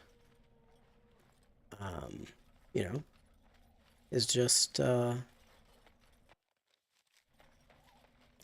don't think it's impossible to go to Orzammar as your first main quest. I think I did that like in my first ever playthrough of Dragon Age Origins. I did the Mage's quest first. I got stuck in the Fade for a long time. I had to use a guide to get out. And then I went to the dwarves second because I was like, well, mages are really cool and powerful. Dwarves could be very cool and powerful. And I went to the dwarves and I got stuck at the broodmother fight for a very long time. And I tried it, I think, 20 times in a row. And I got so upset and frustrated with the game that I rage quit and I did not touch the game for, I think, 3 or 4 or 5 or 6 months. And the funniest thing was when I came back to the game 6 months later, I beat the brood mother on my second try. After I had tried for, I think, hours to beat her, that time when I got stuck, and I got so upset I rage quit. The second time I tried, 6 months later, I was like, oh, I guess I'll try this again before I try to, like, reload an earlier save or do something like that. Um, And I just beat her on my second try. It was really, it was really frustrating. It is possible to do things out of order if you know what you're doing, if you're a bit lucky, if you have good gear. The reason why I'm not stealthing through this area is because you can't. I've tried to sneak past this guy. I've tried to skip this guy. Unfortunately, you can't. Um, Unfortunately, you cannot skip this guy, so you have to. Hold on. I'm just gonna try to avoid the traps there. Um, you cannot skip this fight, unfortunately. As hard as you try, immediately he notices you immediately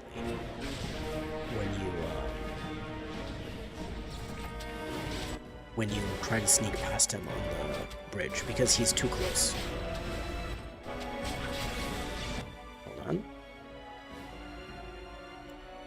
Let's see what Sir Jory is doing. He's good. Davith, just gonna position him a little bit. Gonna knock this guy down, and the others have gotten it. Take care of this archer. But yeah, as you can see, early in the game, I'm not having trouble. Early in the game, I'm not dying. Well, some of my characters are kind of getting knocked unconscious. That's just because I'm not particularly... Like, I don't care about these characters, you know. I don't care about Davith or Jory. I don't care about any injuries that they might have. Those are temporary.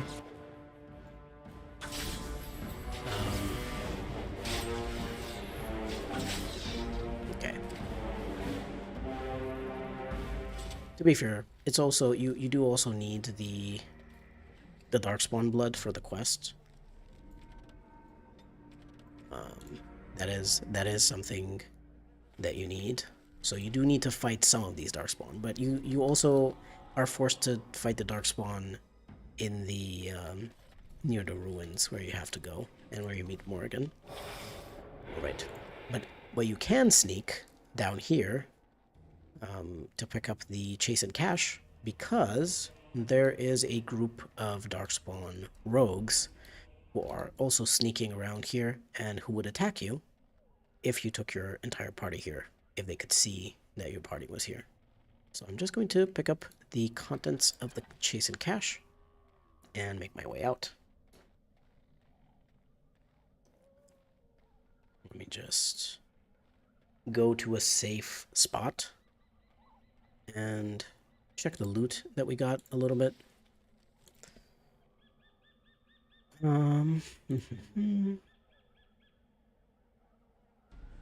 No, I think the Chase and Crusher is quite bad. But we do have a Thane helmet, which grants a bit of defense. It's not an amazing thing, but it is something which we can give to someone. We'll give it to Jory for now. Oh, I didn't think to give him a couple of things as well. There we go. Give him some stuff. Ooh, I didn't see this Genlock rogue. Alright, final fight in the Korkari Wilds, and then we're gonna go through the joining. We're gonna sell some stuff to the quartermaster, and then we're going to go through the Tower of Ashal, which unfortunately, as far as I know, you can't skip any fights in the Tower of Ashal, so we're gonna get the full experience in that one. We can't sneak past anyone. Alrighty. Let's go. I'm gonna try to take this Warlock out in 2 swings. I still do a bit too little damage at this point. You can see this, right? Already, my character is not doing an amazing amount of damage. So, that's just gonna probably get worse. Now, it will get better at some point when I can get those gear upgrades, but I'm a bit worried. I will admit that I am a bit worried, because I'm not entirely sure how viable this challenge is. You know, it was viable up until the first main quest, and I'm sure that I can get through half of the game with no problem, or with very minimal problems, if anything, because, you know, I have the DLC items, which are quite overpowered for the early game, but we can't even use all of the DLC items. Like, take a look here. I have this Blight Blood longsword. It's pretty good. It's a pretty good longsword, but it requires 31 strength. We can't equip that. Um, I have this, requires 32 strength. The Reaper's Cudgel, again, other than my Warden, no one would be able to. No one would be able to equip this. You wanted to get a playthrough with Ogren, um, and bailed on Orzammar as soon as it got him. Yeah, that is the best. That's the best thing that you can do, honestly, because Orzammar and the Deep Roads are so hard. They're so difficult to get through, especially like at a low level, and especially sort of the second parts of like Dead Trenches, Broodmother. Excuse me. Hold on a second. Let me take a drink.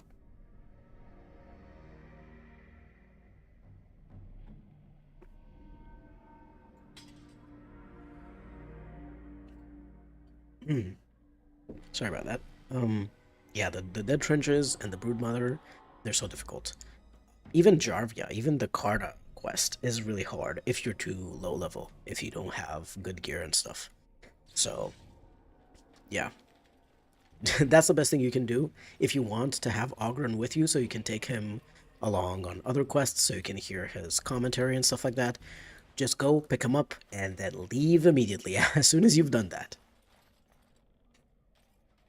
You do have to get through the Carter quest to get him, which is not easy, but you can do that. It's thankfully you don't have to fight very difficult enemies. They're just like rogues, so you do have to be careful that a lot of them are rogues, so you have to be careful to not get backstabbed a lot. But if you can do that, if you can get um, maybe a weapon and shield character who can't get backstabbed with like shield wall or something like that, or with some of the upgrades from the weapon and shield tree, you can get through that place fairly okay. It's not that hard.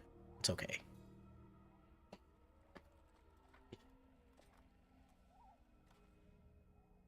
Here's Morrigan. Here's my favorite character.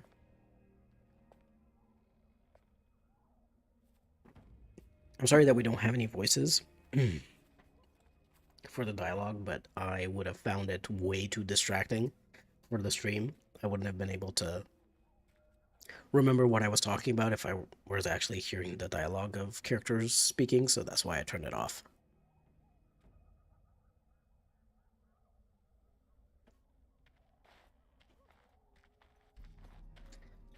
Skip through the rest of this.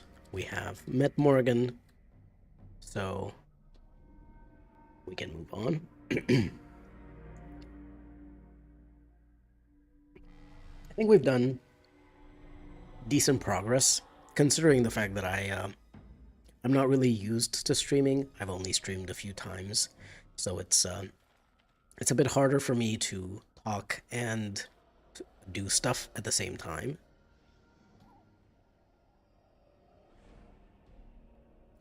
So we got the treaties from Flemeth. Now we're returning to camp. Before we talk to Duncan, I like to get all of my shopping and everything done before the joining, so unfortunately, well, I will be doing something, which is I will be stealing from the yellow and orange name people again, which is just a couple of... Oh, I did forget to steal from that guy over there. There's a commander or general or something like that. What did we get this time? Another greater health poultice. This is just exactly the same thing again. We're going to also talk to the kennel master to give him the cure for the dog.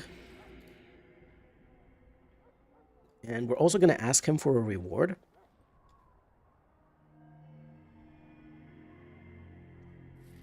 And he's going to give us 50 silver, which is honestly pretty good, considering we were going to do that quest anyway to recruit the dog. It's quite useful to... Okay, this is the sergeant here. He's also a very nice, valuable target to steal from if you're gonna I think we got a greater lyrium potion from him. I'm not entirely sure. I wasn't... I should, you know, make all of my things to not be highlighted because I'm not entirely sure what I just stole from him. So we stole from the Sergeant, we stole from Duncan, and we stole from the Kennel Master. The Ash Warriors aren't here anymore, so the Ash Warrior leader is only a profitable target in the first half, in the first version of the camp during the day. But now that we've done that, I'm actually going to make Davith and Jory naked because we don't need their... They're not going to need their stuff anymore where they're going. Let's put it that way. And instead I'm just going to speak to the Quartermaster, and his inventory resets at this point. So for example, I can buy these lesser health poultices and the Elfrit from him again. The demonic ichor I don't think we can actually use, but it's a fairly good thing that you can get every once in a while. It's fairly nice to sell, so we could keep it to sell to Gorim. I'm gonna keep the balanced greatsword because if you can see the difference between these two, this one, the normal greatsword, has a strength requirement of 18. The balanced greatsword doesn't have a strength requirement.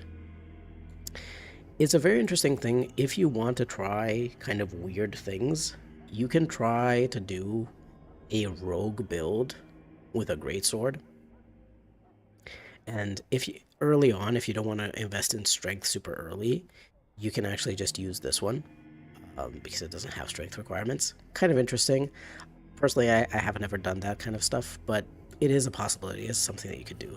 Anything that is under 10 gold, it will be keeping one dagger from here, but everything else that is under 10 gold and it's not in a stack like this can go. Let's see. I will say that the leather armor is useful for Liliana, at least these. But there's rough leather boots, iron armor, there's dwarven armor, that is iron. Well, no, these are good, I think.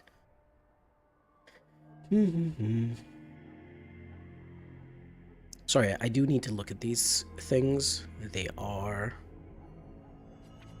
Split mail gives you a bonus to attack, bonus to armor. Chainmail just gives you a -2 fatigue. So I'm actually going to sell the chainmail boots and gloves, and I'm just going to keep this because it's worth selling for more, but you don't actually need the full set.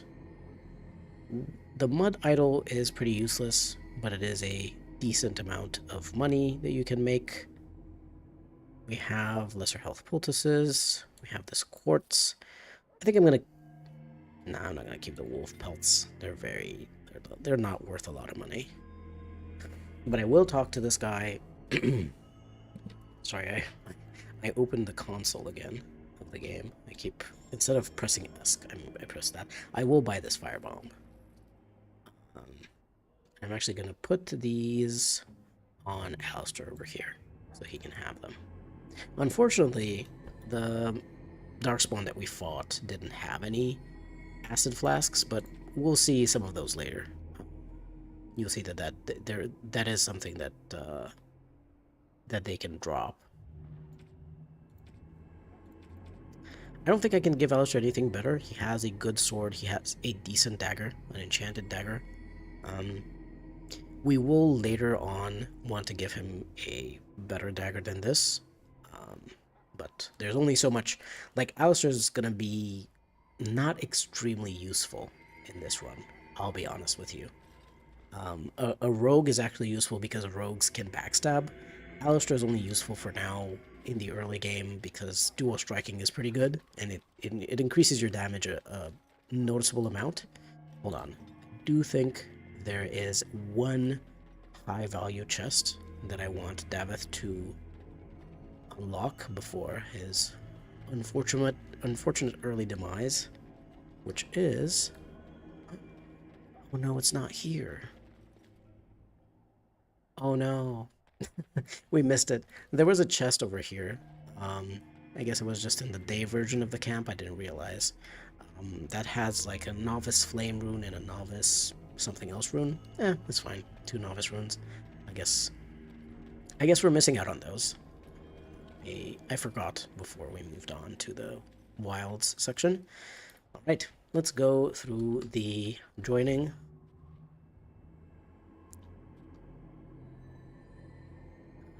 Sir Jory, unfortunately, he gets very scared.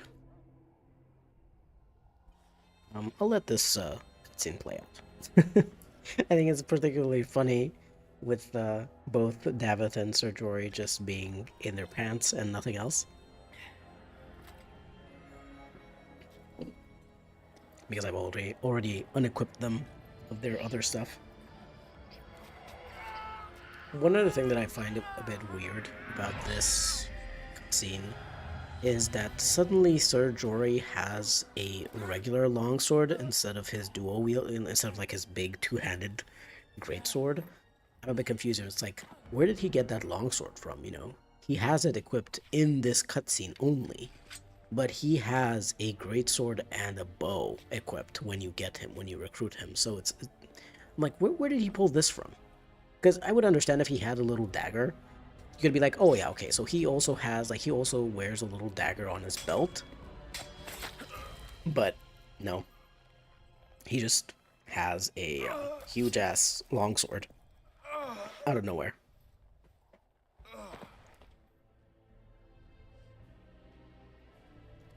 Alright. We survived the joining, and we are fine. And we don't particularly care. Rip Davith and Jory. I'm just gonna destroy this longsword because it doesn't make any sense that he would have had it. Like, it just, whatever they had in their inventory, like, would get added to you automatically. I just don't think. I'm gonna give myself the Wicked Oath for now as my second ring. Right, we're gonna say joining done. And we're gonna move on to the Tower of Vishal. Let's yeah, at least give them some dignity with the mod that turns the underwear into pants. I'm not sure why, but there isn't like a similar mod for women. I would also like to give the women some pants instead of underwear. The only mods that I've seen for underwear replacements for women give them underwear that is like way too lacy and sexy, and I'm like, I'm not interested in that kind of thing, you know? I just I don't like to see the men in the underwear that looks like diapers, and I would really prefer if the women also had something a bit more practical, like some shorts or something. You know, just I do prefer the more practical looks for things. But unfortunately, I didn't find an underwear replacement mod for women. If you know of one, let me know. But yeah, at least they died with some dignity in pants instead of diapers. Let's go. The Tower of Ishal awaits. It is going to be not very hard. The hardest fight by far is the one at the entrance, the one with the mage. But other than that, there are no other mages, no other emissaries in the entire tower, so it's pretty good. I have a mod here which allows you to customize which guards you're getting to come with you, but I'm just going to take the usual, the archer and the mage that you would get normally. But I do appreciate that mod because, like, if you wanted, you could customize who you get. They are also getting the treatment of level 1. 1, 2, 3, 4, 5 points into magic. I guess I'm going to give him herbalism so that he can craft for us, and I'm going to give him Flame Blast, and I'm going to give him heal, and I'm going to give him Winter's Grasp. These are the 3 spells that all of our mages would have access to.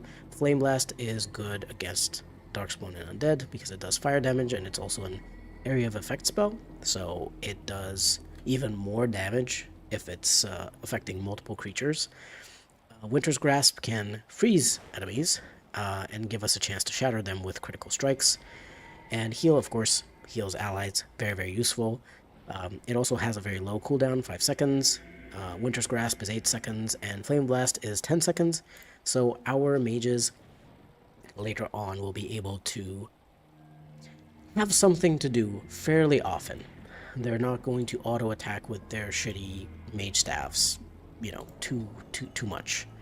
Uh, this guy, I don't know. I'm just gonna give him strength because he has a. No, I'm actually not gonna give him strength. That doesn't make any sense. I'm gonna give him dexterity because he's an archer.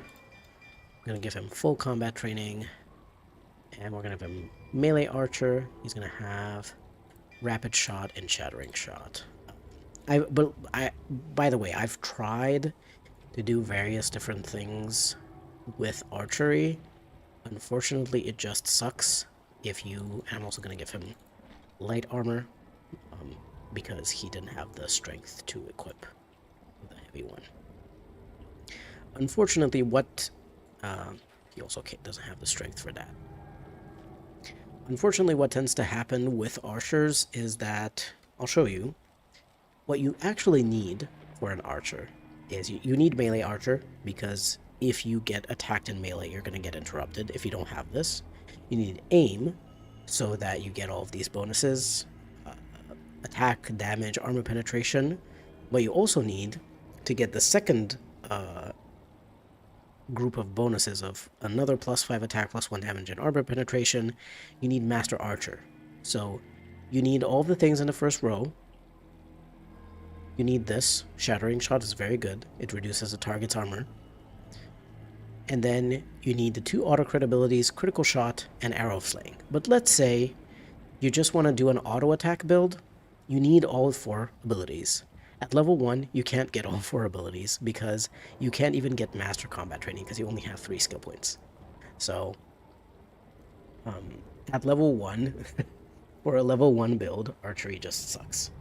That's why I'm not going to make anyone an archer. Unfortunately, it's just not good. I tried it. I tried a few different combinations. Like I tried to give them this combination of melee archer, rapid shot, and shattering shot, but they have very bad bows. They wouldn't be able to get very good bows, so they're not going to be able to do a lot of damage with rapid shot, especially because it's no critical strikes. I try to get melee archer, aim, and pinning shot, but pinning shot doesn't work very well against higher level enemies and higher sort of rank enemies. It was just a mess.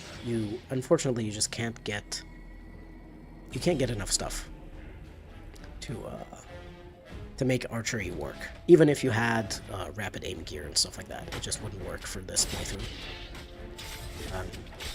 Which is a shame because ranged damage is very useful in general in your party. It's very nice to have a mage, it's very nice to have an archer to be able to deal damage from afar, but some things require a lot of abilities. Archery is one of those things that is very finicky, very hard to get to work properly. Once it does work properly, it's very powerful, but before that, it's kind of shitty. That's why for the longest time, especially because I wasn't really someone who went on the internet to look at guys, when I was a teenager, when this game came out, I thought that archery must have been bugged or something, because to me it seemed like the weakest part of the game. I basically never used Liliana because she was just basically doing no damage with her bow. But that was because I didn't know that you need a very specific combination of abilities to make it work. Obviously the game doesn't tell you that, but the actual thing is that the game isn't very well balanced. Archery isn't very well balanced in the game. It's extremely powerful, but only in certain circumstances, and otherwise it sucks.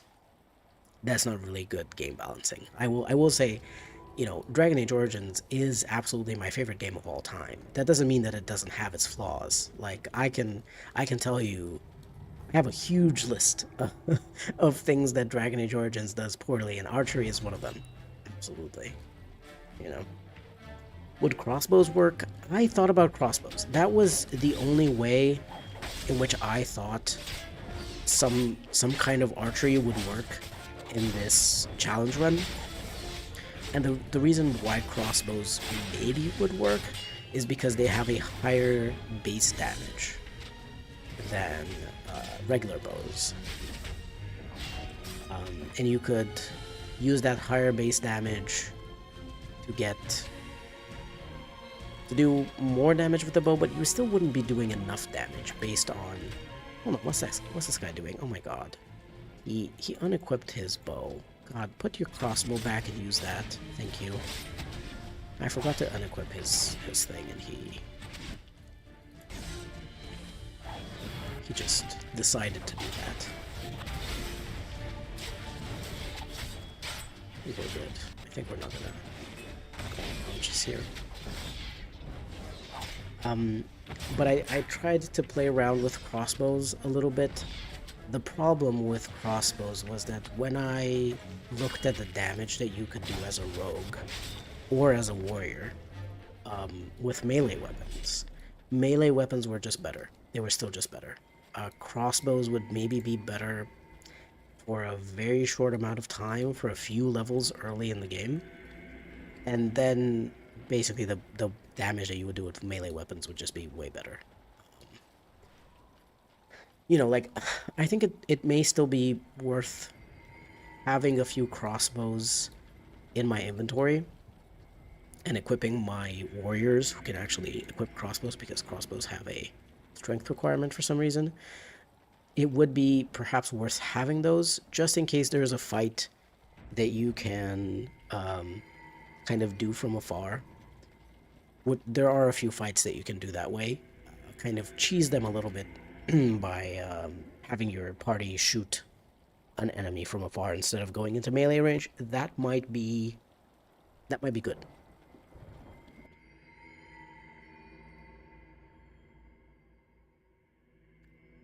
But if it's not...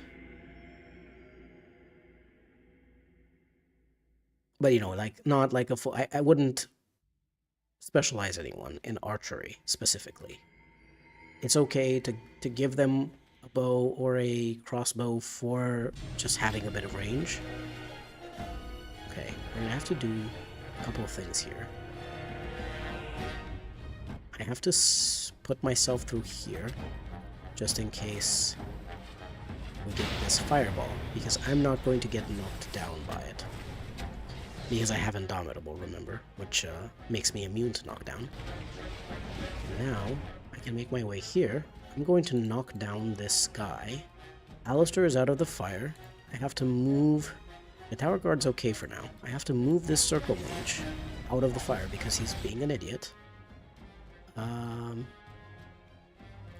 going to try to freeze the emissary. Okay, we'll freeze the emissary. We're gonna flame blast this guy. Heal ourselves. Check on my warrior. Try to kill this emissary as quickly as possible. I'm gonna heal this guy. Freeze the emissary. And there you go. Fight has basically been won. Once you kill that emissary, you've basically won the fight. Now this guy's not going to be able to hit anyone very well because there's barricades in the way. So I think I have to turn this back on. Sometimes, by the way, do be sure to check this out. When you are... If you're playing a dual wielding build that has dual striking, try to see... try to check if your character is actually using dual striking properly and attacking with both weapons at the same time. Sometime when you travel through area transitions, it kind of bugs out and stops attacking at the same time with both weapons. You have to just like turn off the mode and turn it on again. I don't know why it does that, it just does it sometimes. I don't think this chest is worth opening, so I'm just gonna skip it.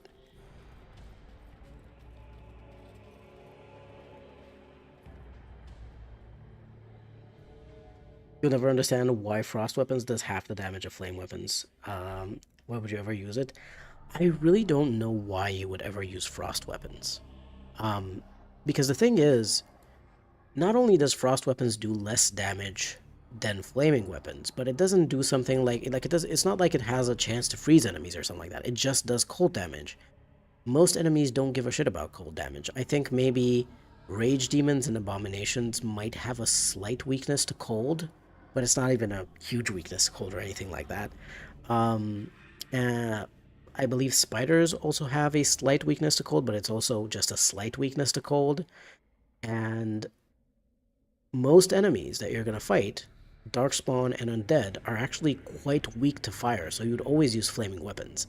I genuinely think that the only case where you might want to use the only cases where you'd want to use frost weapons is against an enemy that has a very high fire resistance or fire immunity, like a dragon, um, or a dragon or a dragon or a dragon or a rage demon. Yeah, like dragons or rage demons. I think that would be the only case where you want to switch to frost weapons. But in that case, if you're fighting, especially if you're fighting a dragon or a high dragon, I would switch to telekinetic weapons instead because it increases the armor penetration of your weapons. And dragons have pretty high armor. Um, Against rage demons, yeah, I think cold frost weapons might be useful, but I think the reason why you would pick frost weapons would just be so that you can unlock Cone of Cold. Like, we're gonna take a look at the spells here, right? Frost weapons doesn't do a lot of damage. Minimum 1, maximum 10, whereas flaming weapons is minimum 2, maximum 20. Um, but yeah, the reason why you would pick up frost weapons at all is because you would get Cone of Cold and Blizzard, which are very powerful against enemies, especially Blizzard. If you have two-handed warriors with Indomitable, they're not going to slip. They're not going to slip in your Blizzard, so they're not going to be affected by that, which is a really really powerful thing. So like, you can they're not going to be they're not going to care as much out the effect of your spell. So that's pretty nice. Let's knock this guy down. I think we can just squeeze this out. I ended up hurting my character, but it's fine. We have heal. That's what we have heal from. It's just gonna get... okay, that's pretty... yeah, all of these other fights are fairly easy. After that initial fight, and honestly, that fight went really well with the emissary. Sometimes I do struggle with it still. Even after all these years, that emissary fight is not easy. I'm just gonna give the game a little quick save, because it was stuttering on me a little bit and I don't want it to crash. If it crashes, I don't need to have a save.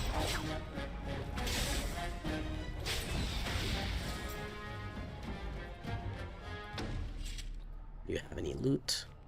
Poultice, health poultice is not bad. Oh, by the way, I did notice, but I forgot to mention it earlier, but we did get some acid flasks from some of these Darkspawn. Acid flasks, venom, they can drop some of these poisons and grenades, which can be quite useful for us. As I said, grenades might have to be one of our secret weapons that we use in this challenge to try to win difficult fights. Here's the reason why. I don't know if I can see... oh yeah, I can see the damage of my warden right now per strike is 22.8. Something like that. Around 22 damage. Against an unarmored opponent. So, if I have an opponent with armor that's more than 6, that's going to be less damage, but let's say 22 damage is the damage I can do. An acid flask does 80 points of nature damage to all creatures in an area. Same thing with firebomb. 80 fire damage to all creatures in an area. These, that is 4 times my damage. You know what I mean? 4 times my damage, and it does all of that damage in an area of effect. So it can deal that damage to multiple characters, to multiple targets at the same time. So That's why I wanted grenades. Actually, the first ever time that I thought about this challenge, I was planning on crafting grenades, but well, I found out the hard way by doing an experiment that you could not get improved poison making at level 1, so that you would get access to tier 2 crafting, which you need tier 2 crafting to craft any kind of grenades. Because it was just going to be a grenade kind of challenge, where I would use obviously attacks and abilities and stuff, but grenades would be the main focus of the whole thing. Like that would be. I would spend most of my money on crafting ingredients for grenades. Fortunately, you can't do that. So the best thing that you can do is purchase grenades and bombs when you see them, and obviously loot them whenever you can. That's the best that you can do. But it's 4 times my damage. It's really good. Wow, why is my game stuttering? I don't know, because my computer's fine. Sometimes my game stutters a little bit, but it's fairly stable. Like,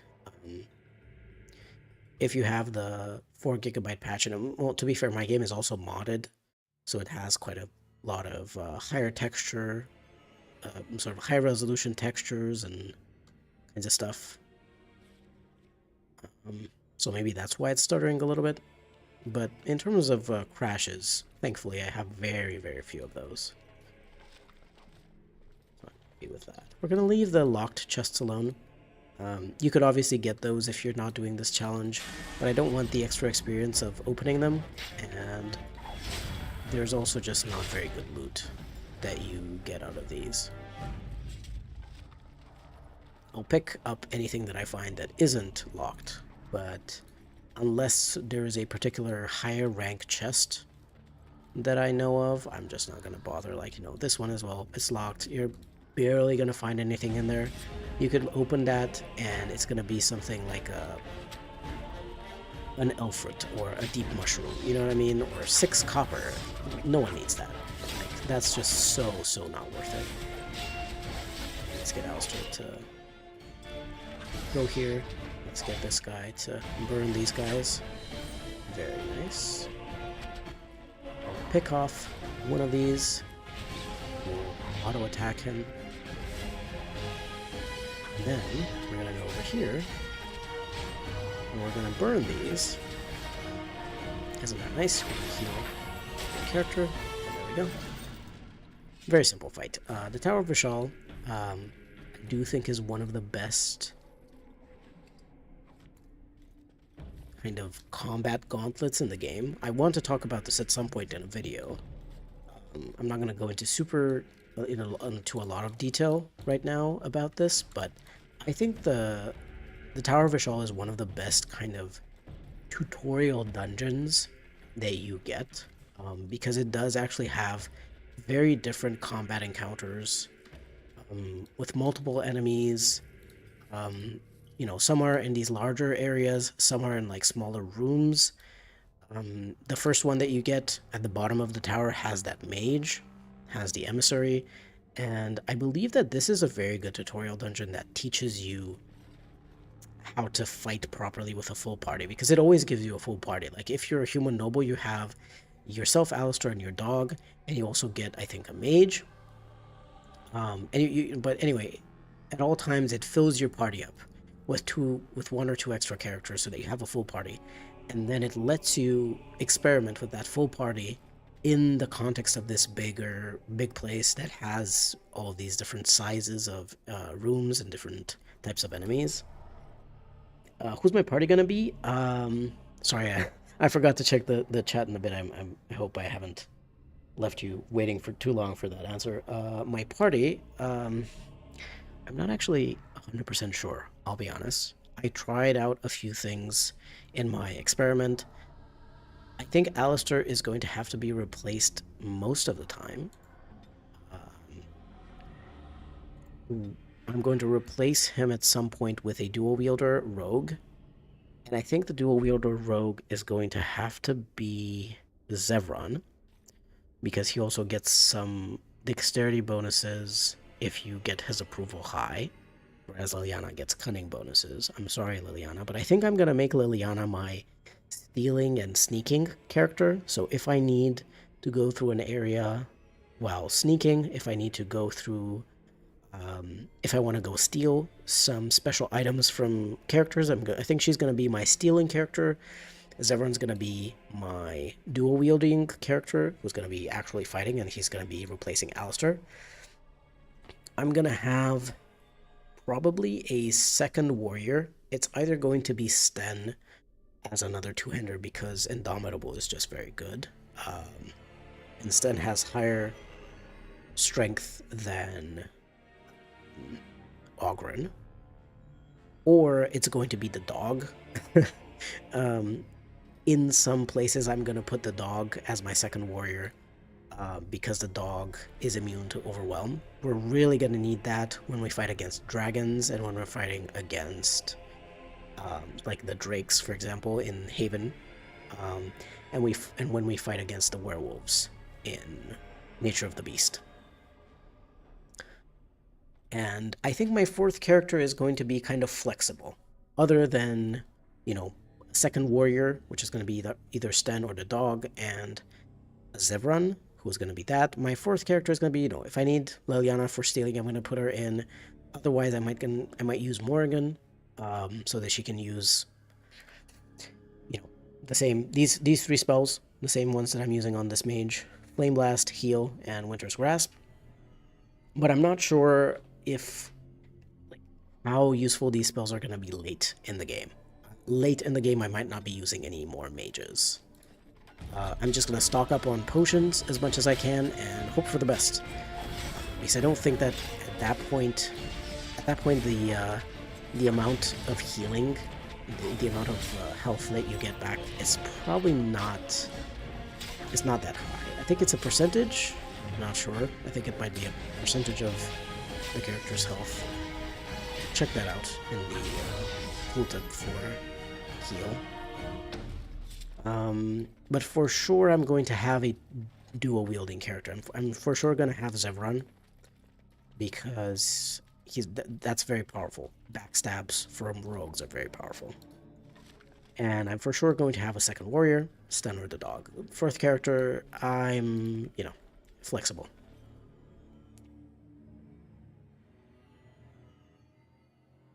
Man, I made a reply to a post on Blue Sky yesterday.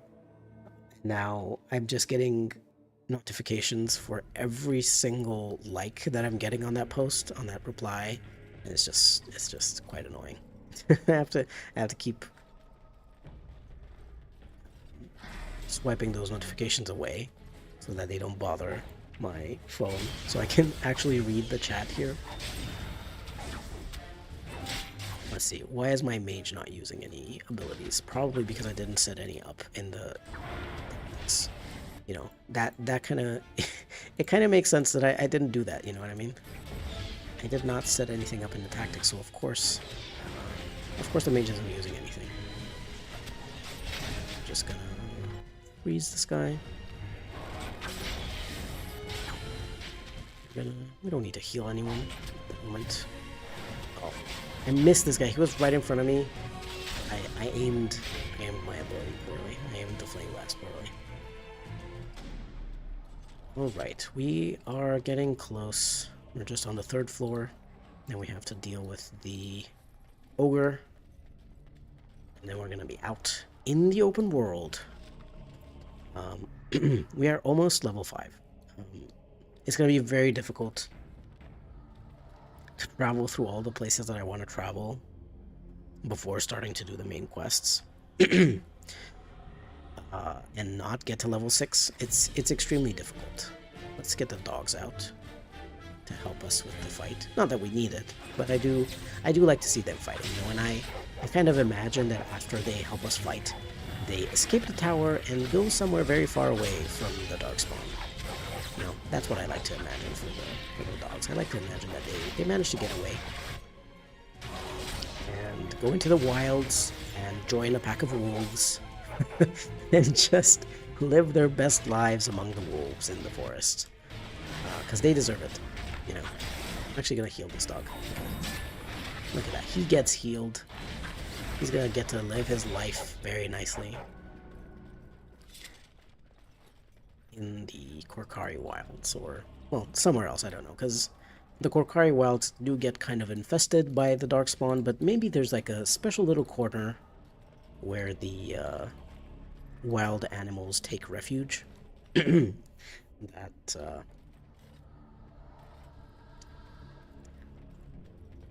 protects them and all that.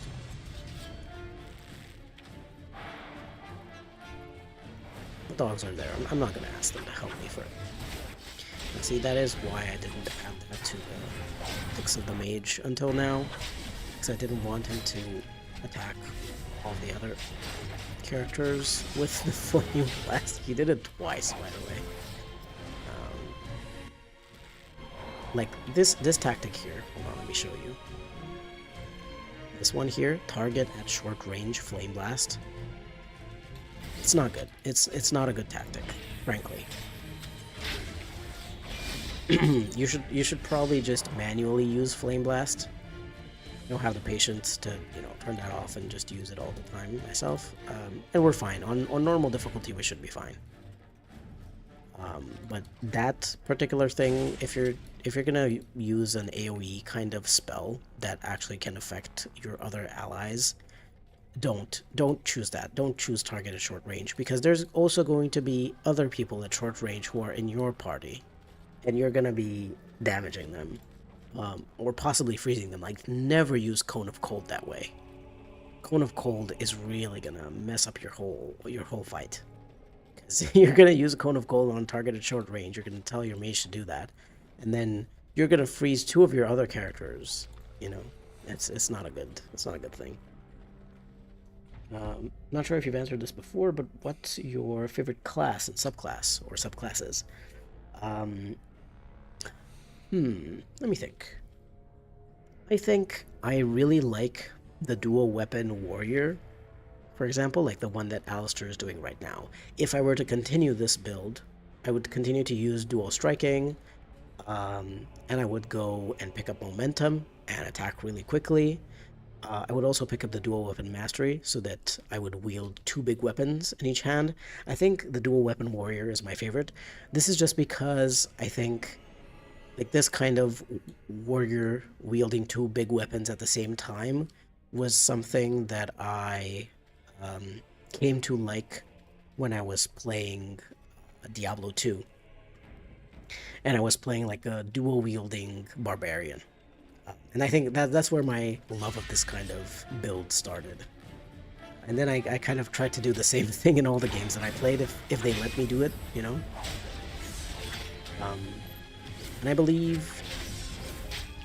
I think that in my first playthrough I played a rogue human noble, but I basically played the rogue as a warrior. Like, my rogue was wearing medium armor. Well, my game's a bit stuttery. I don't quite know why. Seems okay though. Hasn't crashed on me yet. I think this chest is higher quality, but I don't actually know what I would find in it, so I don't think it's worth opening it in Tower of the Ashal. Maybe later on when we find these quests. So I think my favorite class is warrior, and particularly dual wielding. I like rogue dual wielding, but it's not. Warrior dual wielding has like a special flavor to it. I also like the mage with the arcane warrior subclass, the specialization. I was really upset that they didn't bring it back for Dragon Age 2 or Dragon Age Inquisition. Like, they brought back the Knight Enchanter. They made a Knight Enchanter in Inquisition, but it wasn't the same. It was like weird. I really liked in Dragon Age Origins, the arcane warrior was able to wear these really heavy armors and look really cool like a knight, while also using spells. I just found it a very cool thing. So I have two favorite classes: warrior with a dual wielding specialty, and like berserker, and the arcane warrior mage. Those are my favorites. All right, let's try to freeze this ogre. Not sure it's gonna work. Nope. Yeah, he usually resists that. We're gonna do some damage to him. I'm gonna lower his. Don't worry, I can heal my character. Okay. I will also heal my character like this. Keep going. Ooh, look at that. We managed to get a lucky freeze.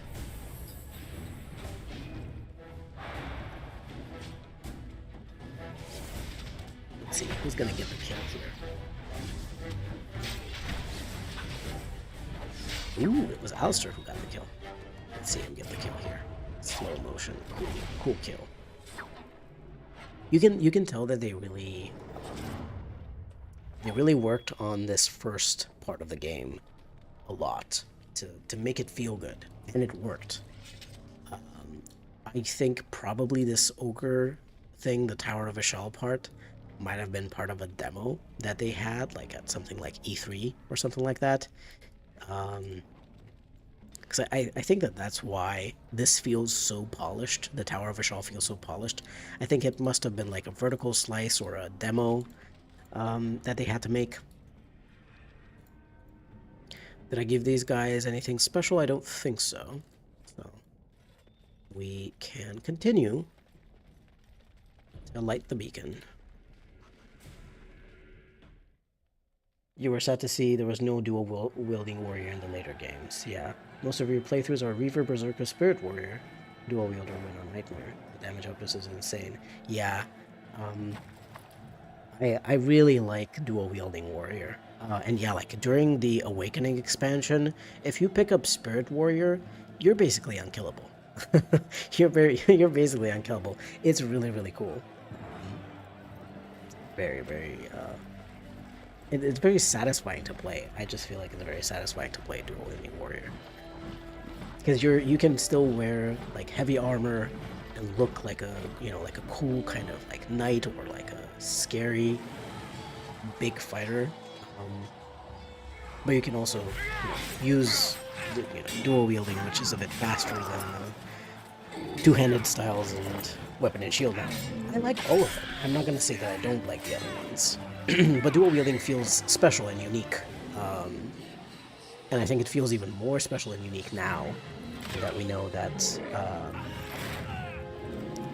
it doesn't appear again in Dragon Age 2 or Dragon Age Inquisition or later.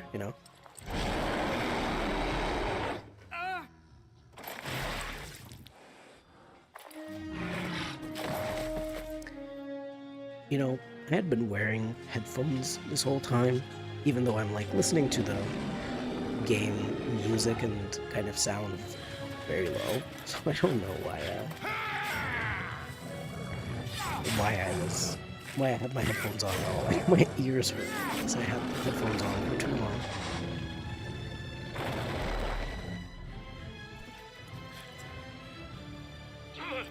You need to give dual wield warrior a shot.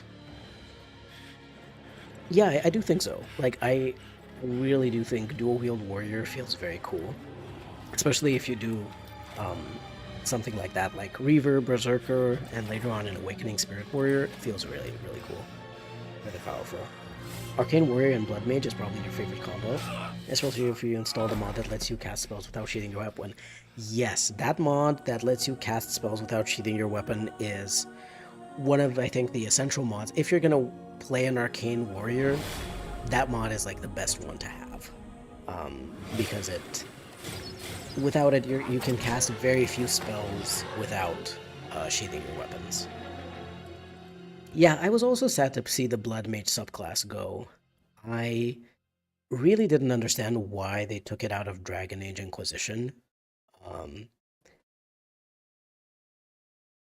they were like, oh, I don't know, blood magic is going to weaken the veil more than it already is and stuff like that. But it's like, but it's powerful, and like you need that kind of power to be able to fight all of the demons and all of the very powerful scary people that you need to fight in in that game as part of the main story. So I would have really liked to see Blood Mage still continue. But yeah, they that was their reasoning in Dragon Age Inquisition.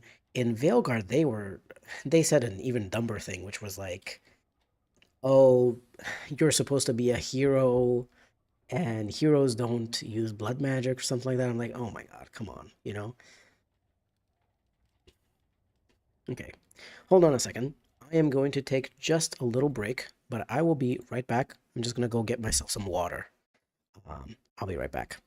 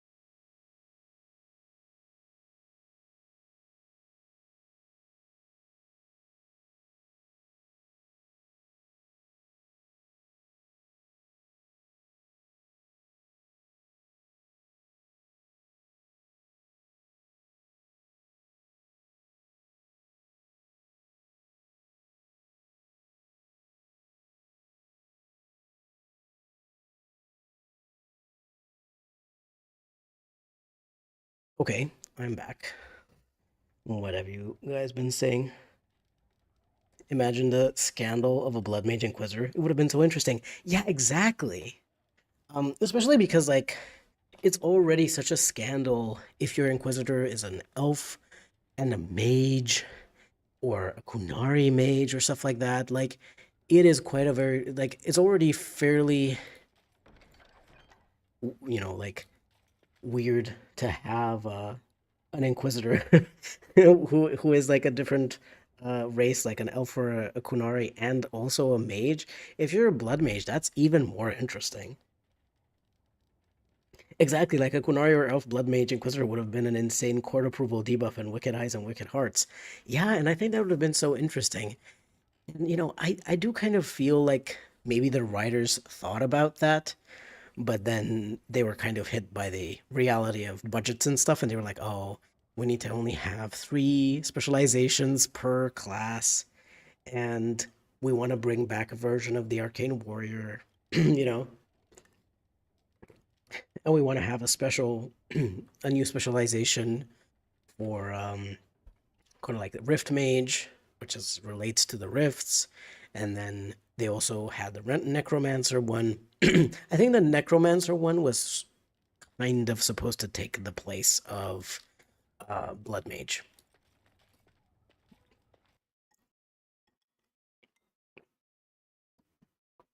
Like I think what they were thinking was, well, outside of Nivara, most people see necromancy as this really weird and kind of nasty thing. Hey, Baron. Nice to see you. Nice to see you here. How are you doing? How's it going?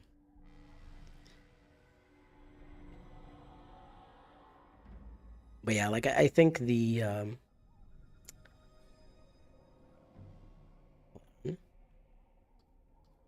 to say some nice things about Morrigan so that she is happy with us.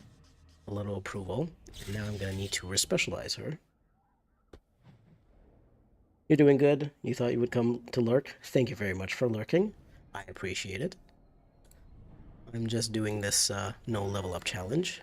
I've just recruited Morrigan, so I've had to respecialize her now, so that she only gets 5 attribute points, the 3 skill points, and 3 spells, or 3 abilities that everyone else gets.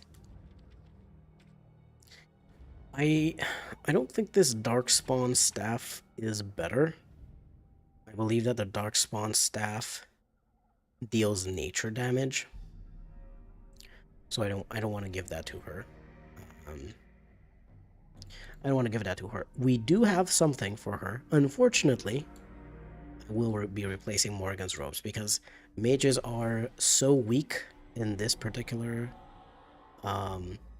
mages are so weak in this particular run that they need all the help they can get. Sash of Forbidden Secrets. Amulet of the War Mage increases both fire and cold damage, so I think we will be replacing the Wildstone Clasp.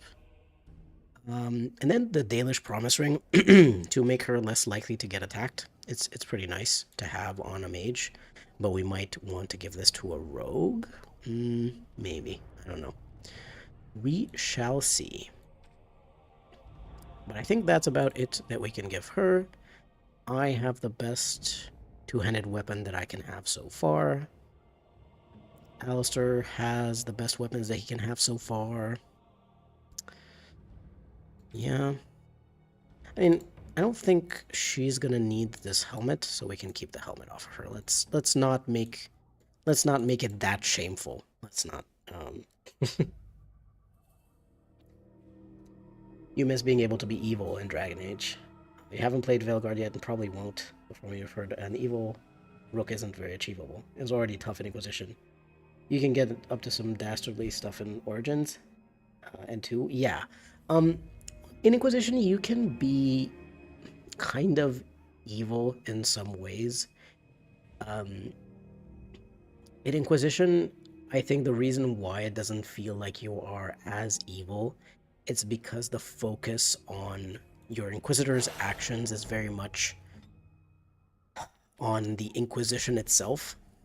And I think that there's a very good reason why Dragon Age Inquisition is called Dragon Age Inquisition and it's not called something like Dragon Age Inquisitor. Because you as a person don't matter as much in Inquisition. Your actions as the Inquisitor and as the leader of the Inquisition is, those are what actually matter. And so because of that, you don't get as many of those personal quests where you can choose to do very personally nice or bad or evil things. I think that's why it doesn't feel like you can be as evil.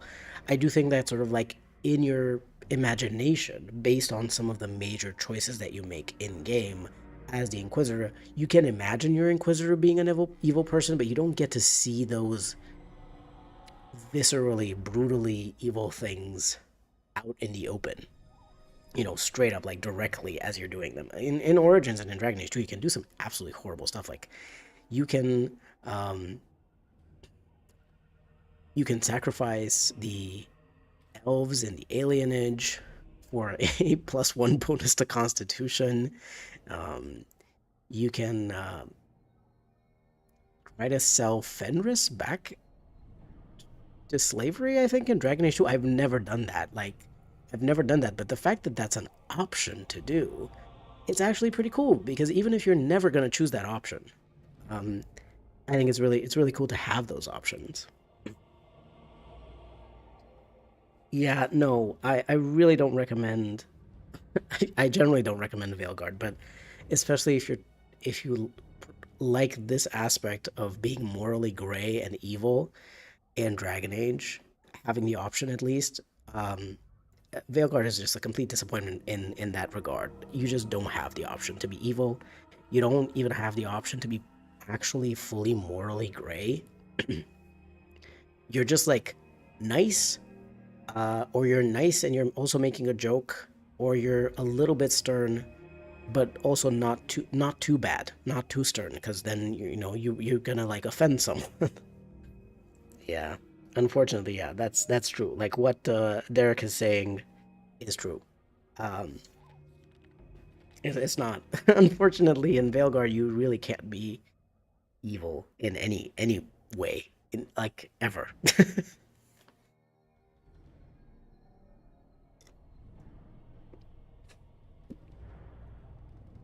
But I will always be grateful for having Dragon Age Origins and Dragon Age 2 and Dragon Age Inquisition. Um, I don't think I realized just how special these games are,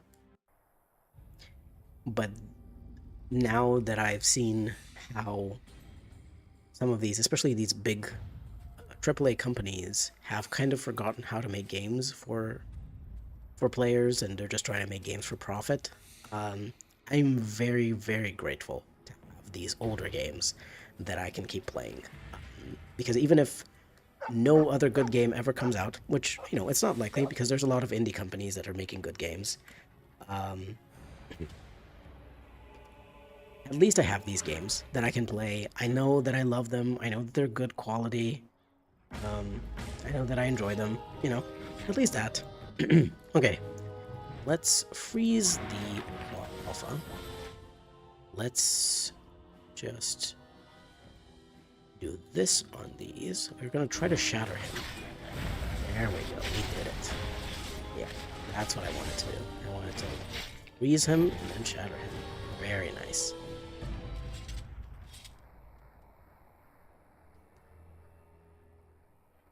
Yeah, that's also a very weird choice that they made in Velgard of like not having great swords. You just have like axes and hammers. Like, that is just so weird. I'm like, great swords have been like one of the main things, even at the very end of Dragon Age Origins. No matter your warden's class, you use a huge ass greatsword to kill the archdemon. Like, you know, greatswords are such a big thing in Dragon Age. It's so weird that they didn't have those in Veilguard. Like, that doesn't make any sense. That doesn't make any sense. We're gonna pick the dog. We're gonna give the dog, of course, a very classic name, Barkspawn. I think after that comic was made, everyone started naming their dog Barkspawn because it's just so funny. It's such a good name.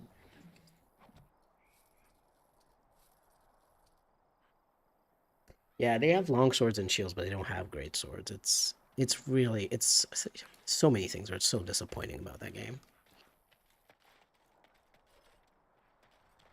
I wonder though if we could, I don't know, bring together a group of fans and try to remake Dragon Age Origins in a different engine together, as a little fan project. That would be really cool. Um, Sort of like remaster it, or even just like remake it fully. I think that would be quite fun. Especially because, like, it doesn't necessarily need to be exactly the same if it's a version that's made by fans. It could be different. It could be trying out new things. But I would really love to see a version of Dragon Age Origins that's made by the fans. I think that would be very interesting. Because, I don't think we're ever getting a proper remaster of Dragon Age Origins from BioWare or EA. And at this point, I kind of don't want one. After what they did with Veilguard, I'm like, I don't really trust them to have such a good,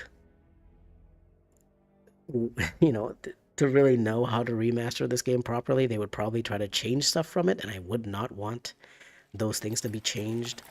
I also don't really like the art direction that they went with Veilguard, so I wouldn't want them to apply the same kind of visuals to Dragon Age Origins.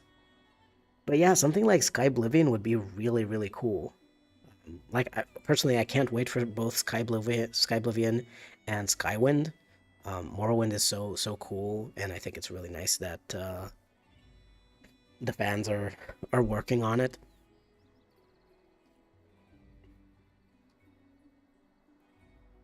We are going to intimidate these guys and also ask for a little donation, but we are not going to fight them because that would give us a lot of experience that we can just avoid. I'm not actually sure whether you get any experience from the quest with informing Sir Donald um, about his dead fellow dead knight. So I'm just not going to do it. I know that you can get 1 gold by asking Sir Donald for a reward, but I would rather not.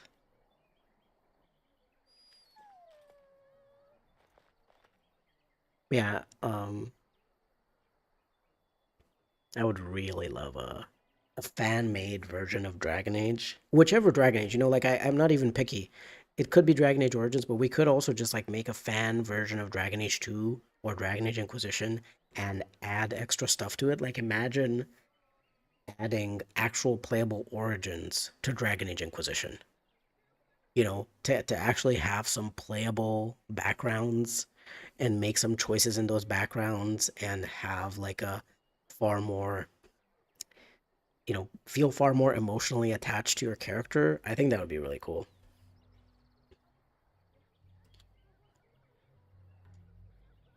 All right, let's get going. I'm going to. No, this is fine. Well, actually, no, I will take Alistair out from the party for just a second because I want to talk to that merchant and I want to get his money. And Alistair gets pissy if you side with the merchant, so I'm just not going to have Alistair in the party while we do that. Um,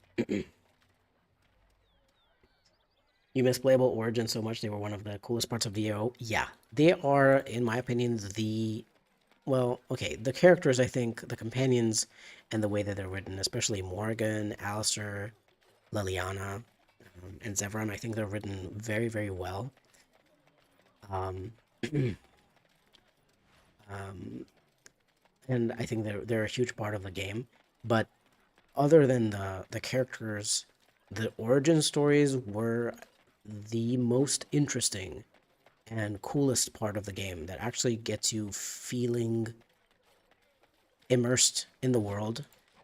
And you actually care about what happens in the world and what happens to certain types of people in the world and stuff.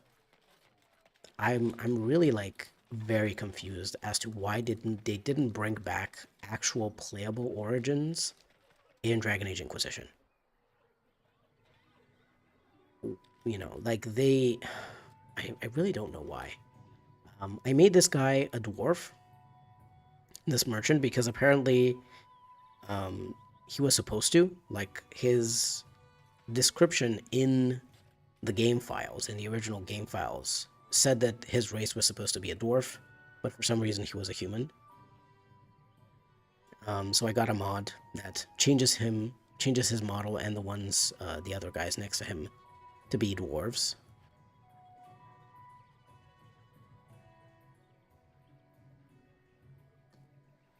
All right, let's see.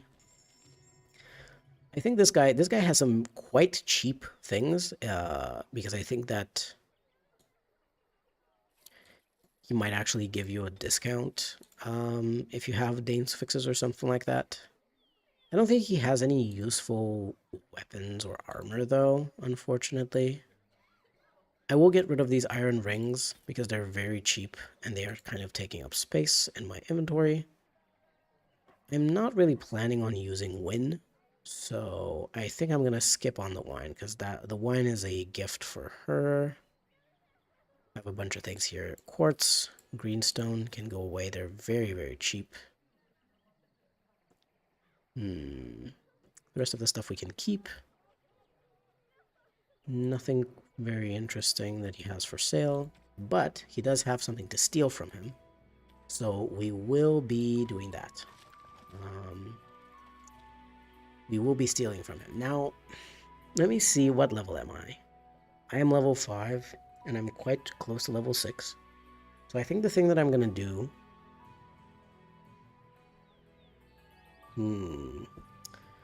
Actually, like, I think it's going to be fine. We're gonna travel everywhere at level 6. I am... Hold on. I have to get this guy to go away. He is so... Just make him... Just make him go away. Okay. Doomsayer. I think I'm gonna recruit all of the characters We're going to recruit both Sten and Liliana. We're going to make Liliana a stealing and stealthy character. We're going to steal stuff from Lothering, and then we're going to move on. And we're never going to come back to Lothering, even though we are doing basically 0 quests other than the recruitment quests. We will talk to this guy to get the key for the cabinet, because it does have the boots for the ancient elven boots. So let's go do that right now. Hello, Sir Bryant.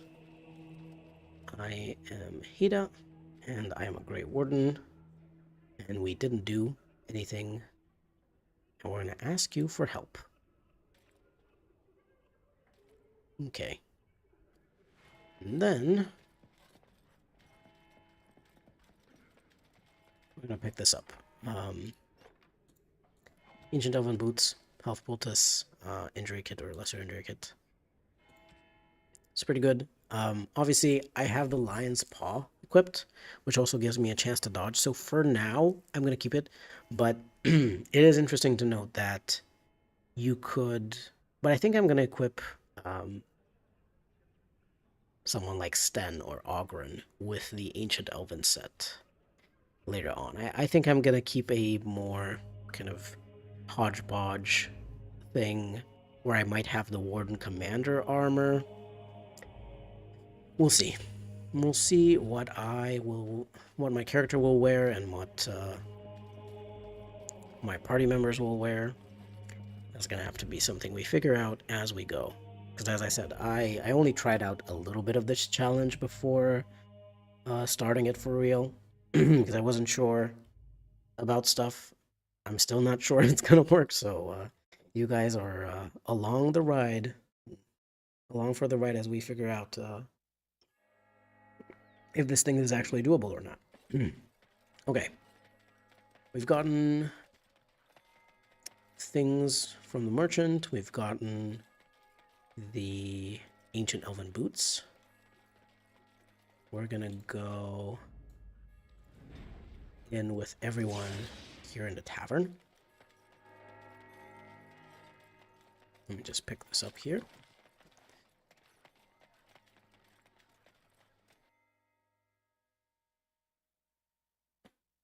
And just so that we get the least amount of experience possible, we are going to attack the commander with all of our characters and try not to kill the soldiers.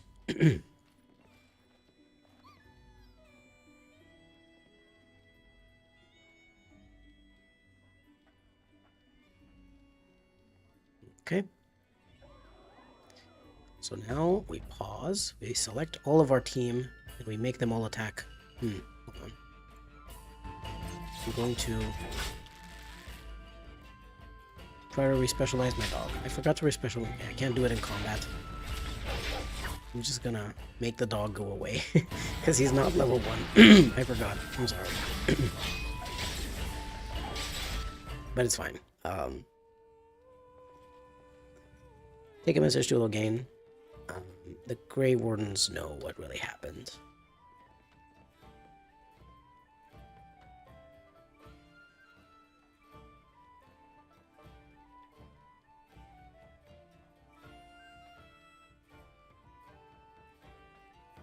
Alright, let's get Liliana in the party. Right now we don't need the dog, but I do want to respecialize the dog as well because I forgot earlier. You like all the DAO romances, but you feel like Alistair had the least character development unless you harden him, and even then, and like Liliana's hardening, it doesn't feel earned. Because you feel his quest could have been better executed. Yeah, that is basically what I say as well. I have a Dragon Age Origins ranking for the romances, a video that ranks all the romances, and I'm basically talk about the same thing. Where I'm saying, like, Alistair's romance could have been, it has the potential to be really, really cool, right? Like, he is a bastard prince who grew up in the Chantry, kind of pushed away from the castle, pushed away from nobility, and then found meaning in the Grey Wardens, and then possibly, finds love and a different kind of meaning and a different kind of experience and a different kind of self-identity within a romance with another Grey Warden, possibly becomes king, the whole hardening thing. But it's just like his personal quest was pretty shitty. His quest to harden him, to me, doesn't make any sense. It's like, oh, your sister who didn't know about you, and you just like barged into her home like a weirdo, was like, oh, I don't know, I don't care about you. Do you have money at least to give me? And he gets upset about that, and you're like, oh, everyone's out for themselves, and that experience hardens him. I'm like, I don't know about that. I don't think that that's. I don't think that Alistair. Like, I don't think that that's particularly interesting. You know, we're just gonna get these 3 abilities. I think the dog just gets 2, but everyone else gets 3. So I'll give the dog 3 talents too. You know what I mean? But yeah, like I talk about the same thing. Like Liliana feels way more developed as a character. I think one of the reasons why Alistair's hardening quest and sort of like the conclusion to his romance didn't feel as strong as Liliana's or Morrigan's is probably because the writers kind of ran out of time. It's not so much like they ran out of time, but David Gator is the person who wrote Morrigan and Alistair and Zevran and a bunch of the main quests, and he was also the main writer, the lead writer, who had to like talk to everyone, talk to all the writers and see what they were doing and check in with them and explain stuff about the world. And he did all like so much of the world building and everything. There is only so much that one person can focus on and one person can do in a certain amount of time, especially when you have to wrangle other people as well, on your team. And I think possibly Alistair was the one who got the least amount of focus on his romance, because it probably was like, well, he's like a Prince Charming kind of guy, and people are gonna like that, and they're gonna like him. And he's just not gonna be. He's already an important character, so it's gonna feel important and it's gonna feel good. Obviously, that's not necessarily true. I do think that he needed some help to feel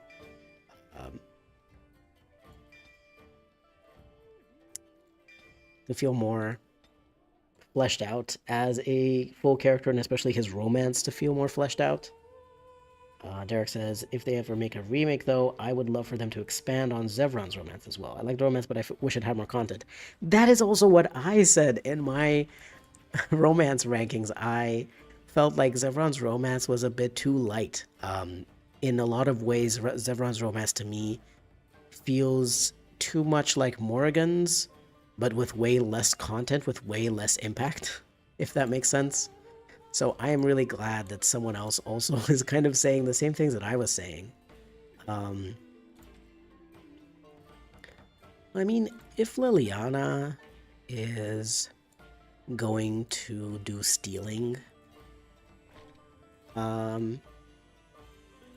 she's not gonna fight. I'm actually just gonna leave her without stuff for now.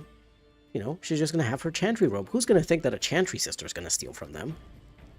We're gonna say Liliana recruited. I forgot to say when we recruited the dog and got to Lothering and stuff like that, but it's fine. We recruited Liliana. I don't necessarily know, like... No, I don't think that the locked chests in Lothering are worth it.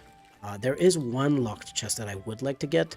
That's the one in the Chantry, which has a Symbol of Andraste gift, which you can gift to Liliana. So that one I will keep. We don't want to do any Blackstone Irregulars quests, I don't think, at least not the ones here.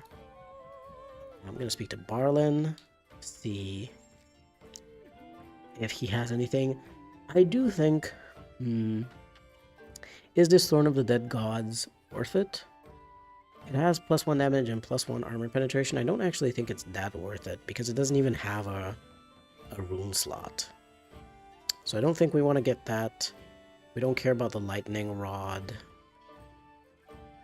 I will sell these iron daggers because now we have an enchanted dagger and a gray iron dagger. So we don't need those basic ones. This mace also sucks. We're gonna go to Denerim soon, so I'm not gonna sell a lot of stuff, but I can sell these things that are like 2 or 3 silver. Just in case. I don't need any of these war paints. I know exactly which war paint I want for the dog. Not this one. I will buy these. Ale is good for Ogren. The golden rope necklace would be good for Morrigan, but we can get approval from her fairly easily. I would rather get the golden mirror for her. She wants a special gift. She likes it better. I don't necessarily want to buy stuff from Barlin because his prices are really high. Okay, we are done. We are done here. We are done in the tavern.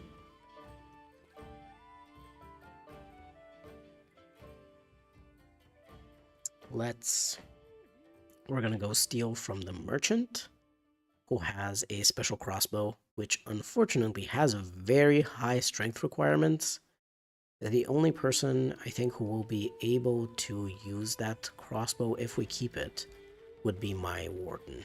Maybe I would keep that just to have a ranged option. I'll think about it.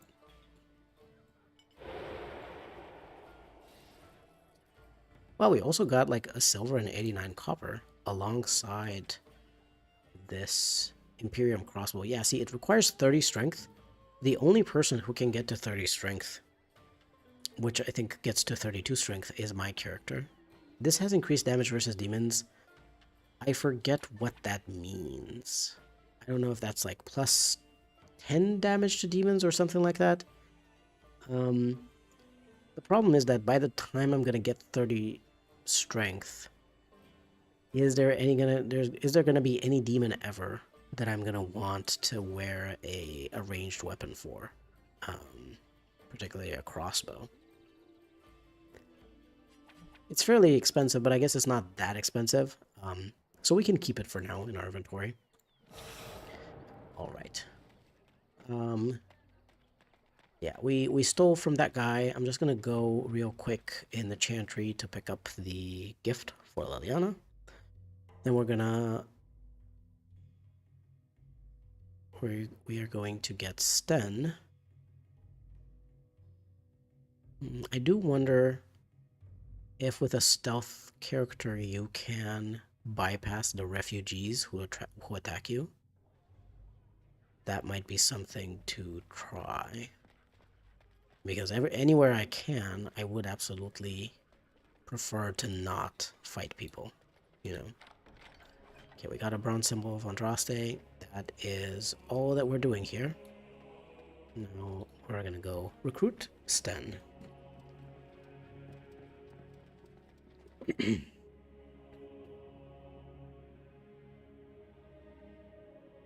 hope I have a weapon for Sten. I have the balanced greatsword, which doesn't have any requirements. I guess that's fine.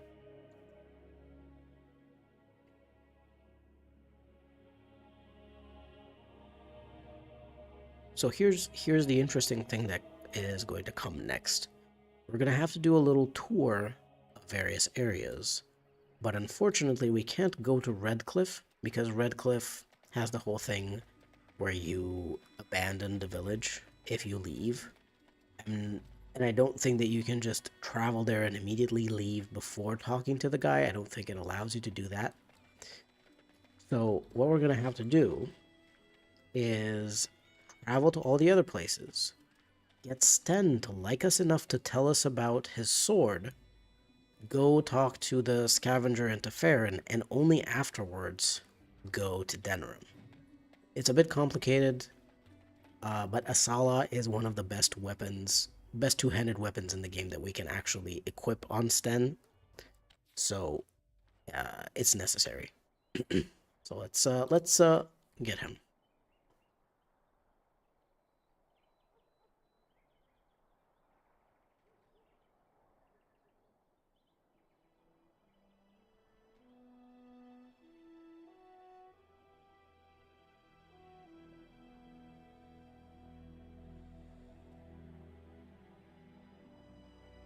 Okay.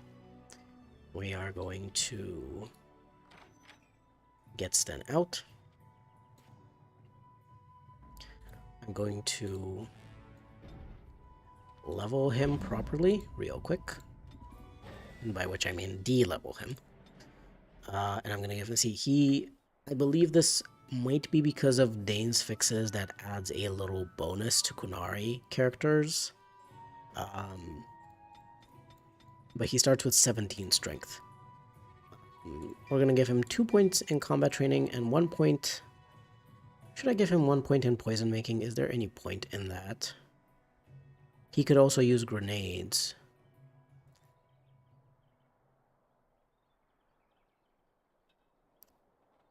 Or he could get a bonus to attack. No, he's going to get a bonus to attack. He's going to get the 3rd rank of that instead, and then he's going to get Pommel Strike, Indomitable, and Mighty Blow. Some of the best abilities in the game. He's going to have the Defender thing, just same thing. And we're going to give him a 2-handed weapon. He's not going to be able to, like, you know, I have better gear than him, obviously, but I will give him this helmet, which adds defense. I am going to give him... I don't actually want to use chainmail stuff. Hold on. I think Alistair has those. Let me just check, because I would rather give Alistair the chainmail boots and pick up the splintmail boots, because you can get a little bonus to armor. You get a +1 bonus to armor if you wear that. Although there is this, which is actually way higher. So like his armor is currently 9. If I put this, it's gonna be 12. So okay, never mind. Just so that it fits better, I'm actually gonna change the armor again, because this is heavy chainmail. So chainmail stuff is gonna look a little bit better with it. It's not gonna look great, but it's gonna look better. Anyway, it doesn't really matter. Just you know, aesthetically speaking. This is the best sword, I'm sorry, that we can give you. Unfortunately, that's what we've got. I think I should also...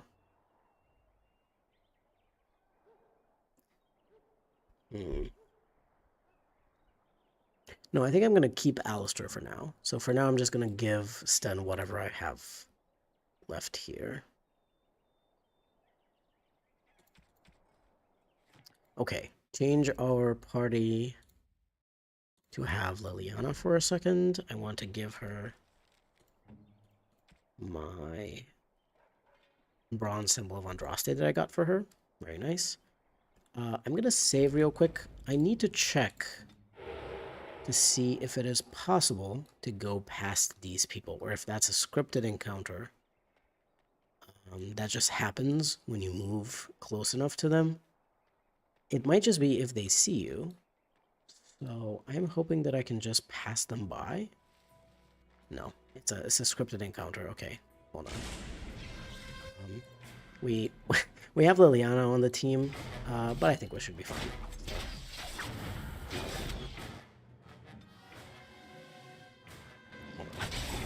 Kind of move to catch as many of these people as possible. I'm gonna freeze this one just randomly. Yeah, these poor people, I'm just like, they attack you, and it's like, I have a mage who can burn you alive. You know, is that really what you wanted? And you know, interesting thing is just like these people, these refugees, probably would have heard about how we defeated Loghain's soldiers in the tavern. And you know, would have probably heard about Morgan using magic as well in the tavern to do that. Maybe you don't want to do that. Maybe you don't. Maybe you would like to not do that. Maybe you would like to not attack the very, fairly heavily armored and armed and magicked people who defeated Logain's soldiers. If you are a refugee, like I understand the idea behind it. The idea behind it is that they are they're desperate refugees. Um, they have to do what they must. They're just doing what they think is right to try to get a bounty that's on our heads and all that. Hold on. Let's try to do that. Let's try to freeze him. And then shatter. Yes, we did it. Great stuff. Yeah, like I understand the idea behind the refugee attack, but like, God, like most of them just like they just have a dagger and stuff. Um, they don't have proper weapons. They don't have proper armor. Um, I just don't think it makes much sense. You know what I mean? For them to attack, especially like if for some reason you were able to say no to Morgan, for example, and she wouldn't join your party.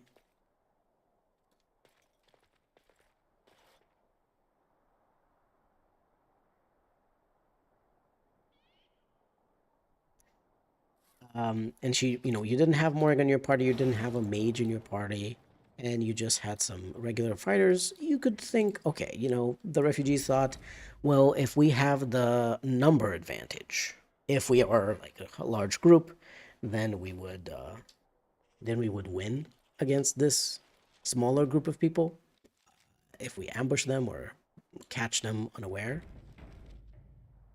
We're going to get to the first camp. I'm not going to do any exploits in this playthrough, in this challenge run. Like, I am playing the game as it is intended to play and stuff like that. I'm not going to do, for example, um, the exploit of, like, buying 2 sets of, like, a unique item from Bodan.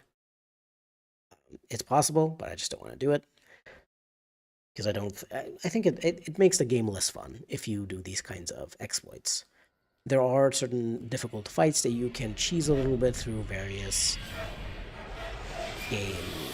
various ways in which combat works. But this is a very flashy cinematic. I forgot that it flashed so much it hurt my eyes, so I'm gonna skip it. Sorry.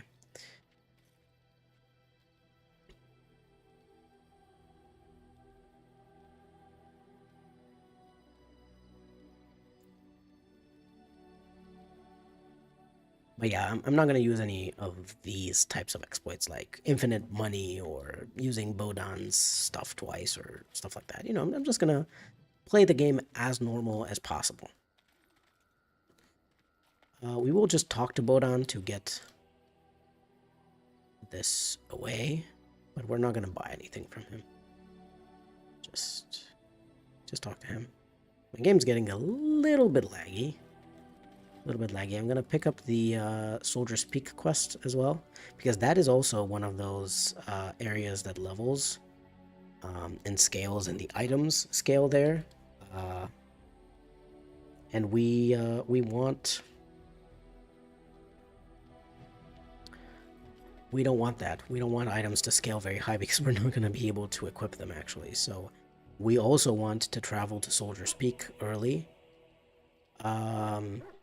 Okay, let's talk to... I'm going to just talk to the companions a bit real quick.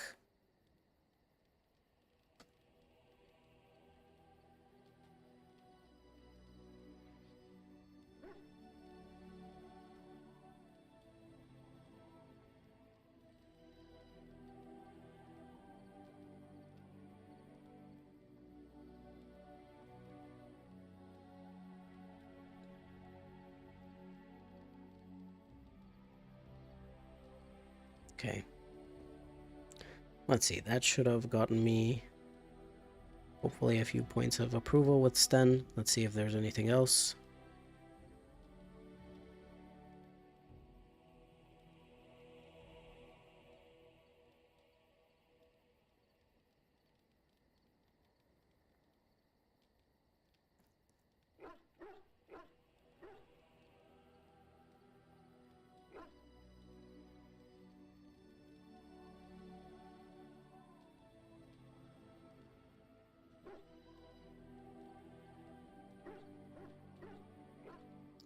Okay.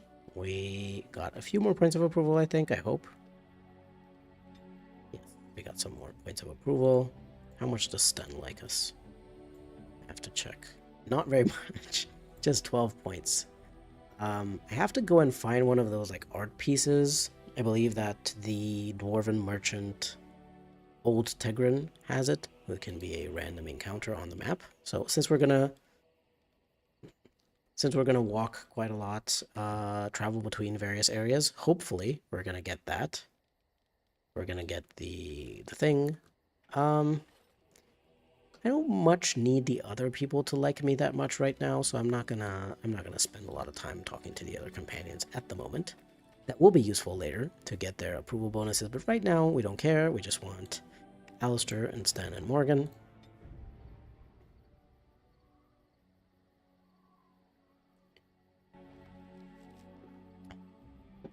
Let me think. Um, Before anything, I think let's travel to the Circle Tower so that that little bit is definitely locked in at a low level. We'll also pick up the Return to Ostagar quest since we're fairly close on the map. After that, but we don't actually have to fight those guards. You can just let them go. But yeah, we're gonna do a big tour of Ferelden, as someone earlier said. Yeah, we're just gonna do a big tour of Ferelden to try to um, lock certain areas to be at their lowest level possible. Um, I think Redcliffe is going to be at a higher level because, as I said, in order to get Sten's sword, in order to get his personal quest done, I have to wait a little bit. I have to wait a little bit for that. Um, is there anything interesting in this inn? Let's see. I don't remember if the bartender sells anything fairly fairly interesting. Maybe a bomb, maybe a couple of health poultices, maybe a gift. I don't think he has. Okay, I remember he has an apprentice amulet. He has a caddis that's not very good. We'll see.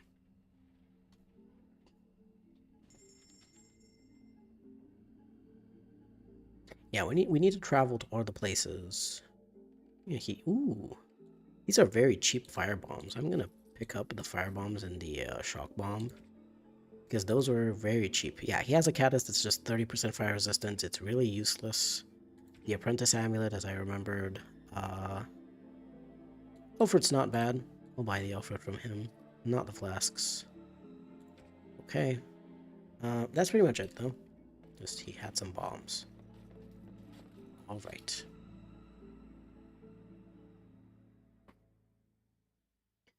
Now we just need to get in the tower. We don't actually need to start the main quest properly. You know, we don't have to get through the doors, because then we get locked in there. But we can speak to Gregoire and get him to agree to let us deal with the demons. But, and then just tell him, but, maybe wait a few months. I don't know when I'm going to be back, but I'll be back. Just stay there with the doors locked. Come back at some point, Just, just wait.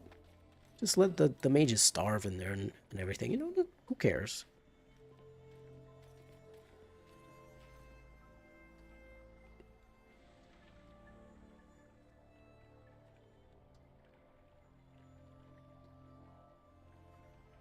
Let's go. Let's get taken to the tower. It's very funny to talk to this guy with various different people in your party. Morrigan um, talks about how she's gonna remove his eyes and organs and stuff in some kind of demonic ritual. Um,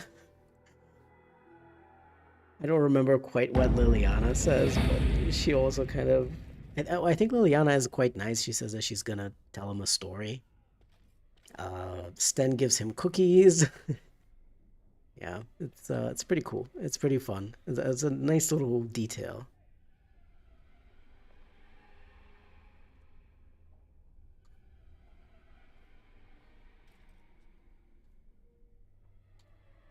I'll look for survivors. Okay, very nice. We just get the quest. Ooh. Yeah, I forgot that the quartermaster ship. We can steal from him later. We can also steal from Gregoire. By the way, if you have, well, if you have, I think, Quinn's Ultimate DAO Fixback, that one solves a lot of bugs in terms of quests and dialogues and things like that. And also some items, like for example, Gregoire has a shield, Gregoire's shield, which he has, but for some reason isn't stealable. So um, Quinn's Fixback makes that item stealable. We're not going to be using Gregoire's shield. It's not useful for us in this build. We're not going to have anyone with a sword and shield build in this challenge run, but it is a fun thing to be able to steal some of these unique items that are unobtainable in the regular game. Well, these fire bombs are also fairly cheap. I'm not gonna. Ooh, the solar bomb's actually really good. Actually, yeah, it's spirit damage. We like that. The acid flask is sort of like the shittiest one out of all of them because a lot of enemies are resistant to nature. But even so, 80 damage, 80. It's a lot of damage, especially considering our not so good damage otherwise. Liberator's mace. Is there something here? I believe that I was thinking about getting the pocketed searing gloves from here for the extra plus 10% fire damage, but at the same time, you get plus the ashen gloves, which are plus 20% fire damage from Uldred just by finishing the mage main quest. So I think I'm just gonna skip these. Like I don't think you want these right now. Andrew's blessing. That is something that we want. It is extremely expensive, 106 gold. We need to make that amount of gold by selling a lot of stuff to Gorham and by doing certain side quests that are going to give us money. I know a few side quests that are going to give us a lot of money, and I'm going to need to check a little bit after I finish this live stream. I will have to check a few other side quests to see if there's any worth doing, like for example from the Chanter's board or one of the other faction boards, notice boards. There might be some side quests worth doing that have very high gold rewards and very low experience rewards. That's what we're looking for, because we don't want to level up too much. Uh, mm, Although, to be fair, I'm going to be locking in all of these areas to their lowest level. So I'm not sure necessarily that after that we don't, we care that much about leveling. There is, there are a few areas that will kind of level later, will be leveled later because that's when we're going to be entering them. Like for example, the final battle, Denrim during the final battle is a different Denrim than the one that you enter for the first time when you just go into the regular city. The Landsmeet Denrim is also different from the first Denrim. So there you have three versions of Denrim. The first one, the Landsmeet version, and the final battle version. All of those, I think, have different level ranges, I'm pretty sure. The Landsmeet one might be the same as the final battle one in terms of the level range. I'm not sure. But in any case, those are later on in the game. So we might want to try to do as few side quests as possible, not gain that much experience.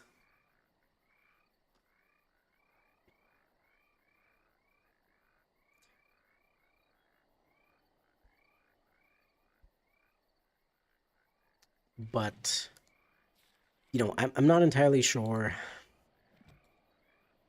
because, yeah, I'm not entirely sure what to do about that. Like, how many side quests can I do versus how many side quests I can't do. Uh, let's just travel to Soldier's Peak, just real quick. Just a little peek in Soldier's Peak. Haha. It's such a stupid joke. I'm sorry. I couldn't even commit to it. I was like, that's such a stupid thing to say. um, so Yeah, we're just gonna go a little bit here to lock this at a low level.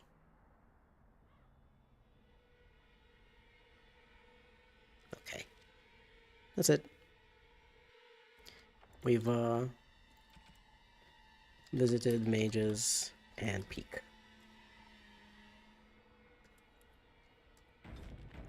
Just so that we know what we visited already. Let's go to Denram to sell some of our stuff to Gorham. And there is also a mage staff that I would like to get for Morrigan. And I think she can equip it. I'm trying to get the Torch of Embers from the Wonders of Thader's shop, which has extra fire damage. That's really good because she has the Flame Blast spell. And I believe the Torch of Embers also does have fire basic attacks, so the fire damage from her basic attacks should be increased. Oh god, I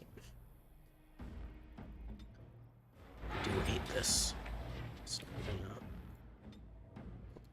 let's just kill him real quick. It's very nice. I'm just gonna move like this. Flame blast him. Freeze this enemy. We're fairly good. Like, at this point in the game, you're gonna be like, oh, but this looks so easy. Why don't you play it on a higher difficulty? Yeah, this is now. This is at a low level because we have DLC items.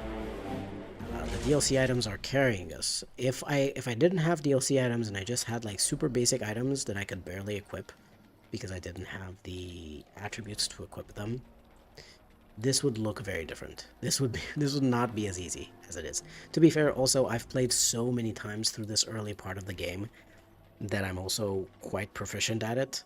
Um, through the later parts of the game, I haven't played those as many times because I tend to replay the first half of the game way more than I tend to replay like the parts of like the lands meet and the final battle. So we'll see. We'll see how those go. Don't get fooled. Don't be fooled into a sense of safety by the easy, the easy appearance of these fights. That's just because for now we are a bit overpowered because of the items that we have. But those items are not going to carry us through the entire game, unfortunately. They're not that powerful. Okay, let's speak to Gorham, sell him as many things as we can. Um, I will change Sten out for now to Liliana, just because I might want Liliana to steal something around here, or like open a chest or something. We'll see. Dwarven Crafts. Look at Gorham, he looks so nice in his little outfit, merchant outfit.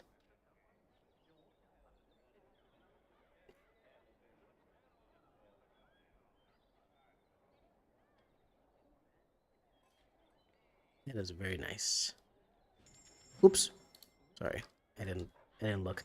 One of the other reasons why I initially wanted to play as a dwarf noble, other than the fact that you get to sell your items for more money at Gorham, was because of the Idukan family shield. But then I realized that, similar to archers, weapon and shield warriors just aren't as good as two-handed warriors or even dual-wielding warriors, because you can't really get stuff like shield wall, which is really powerful, and other bonuses to your shield. You have very, very few abilities that make you sort of like better defended and stuff. So this is just useless. I'm sorry. I'm just gonna sell it right back to you.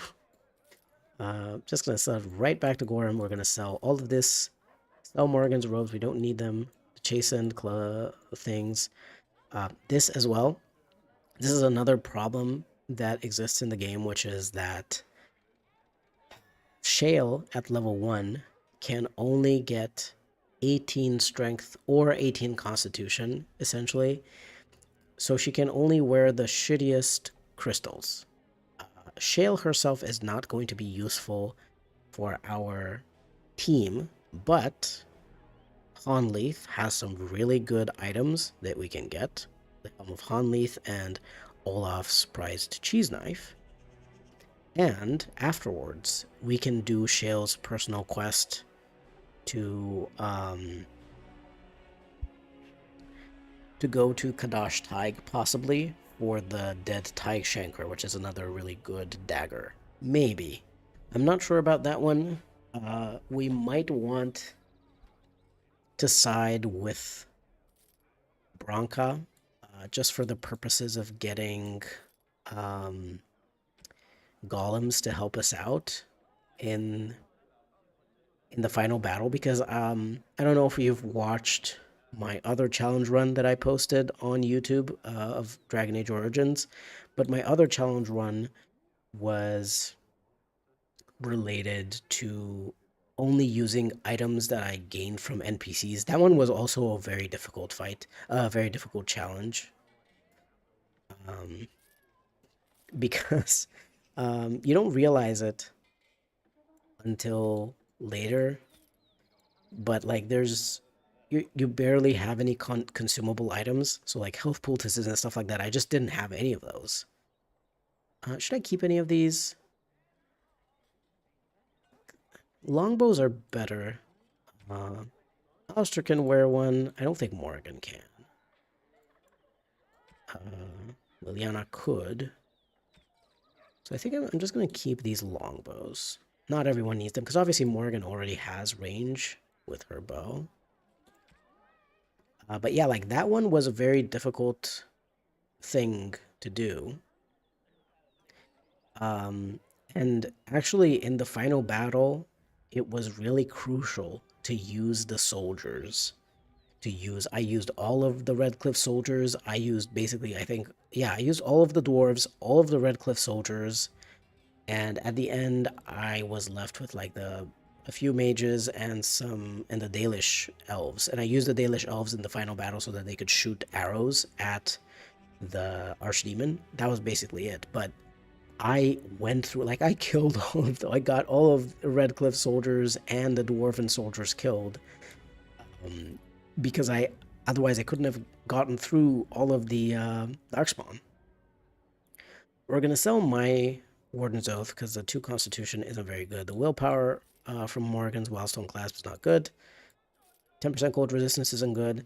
I will keep this Seeker Circle Amulet for Liliana, because I will give the other amulet to Zevran, I think. The High Regard of House Days. It's just much better.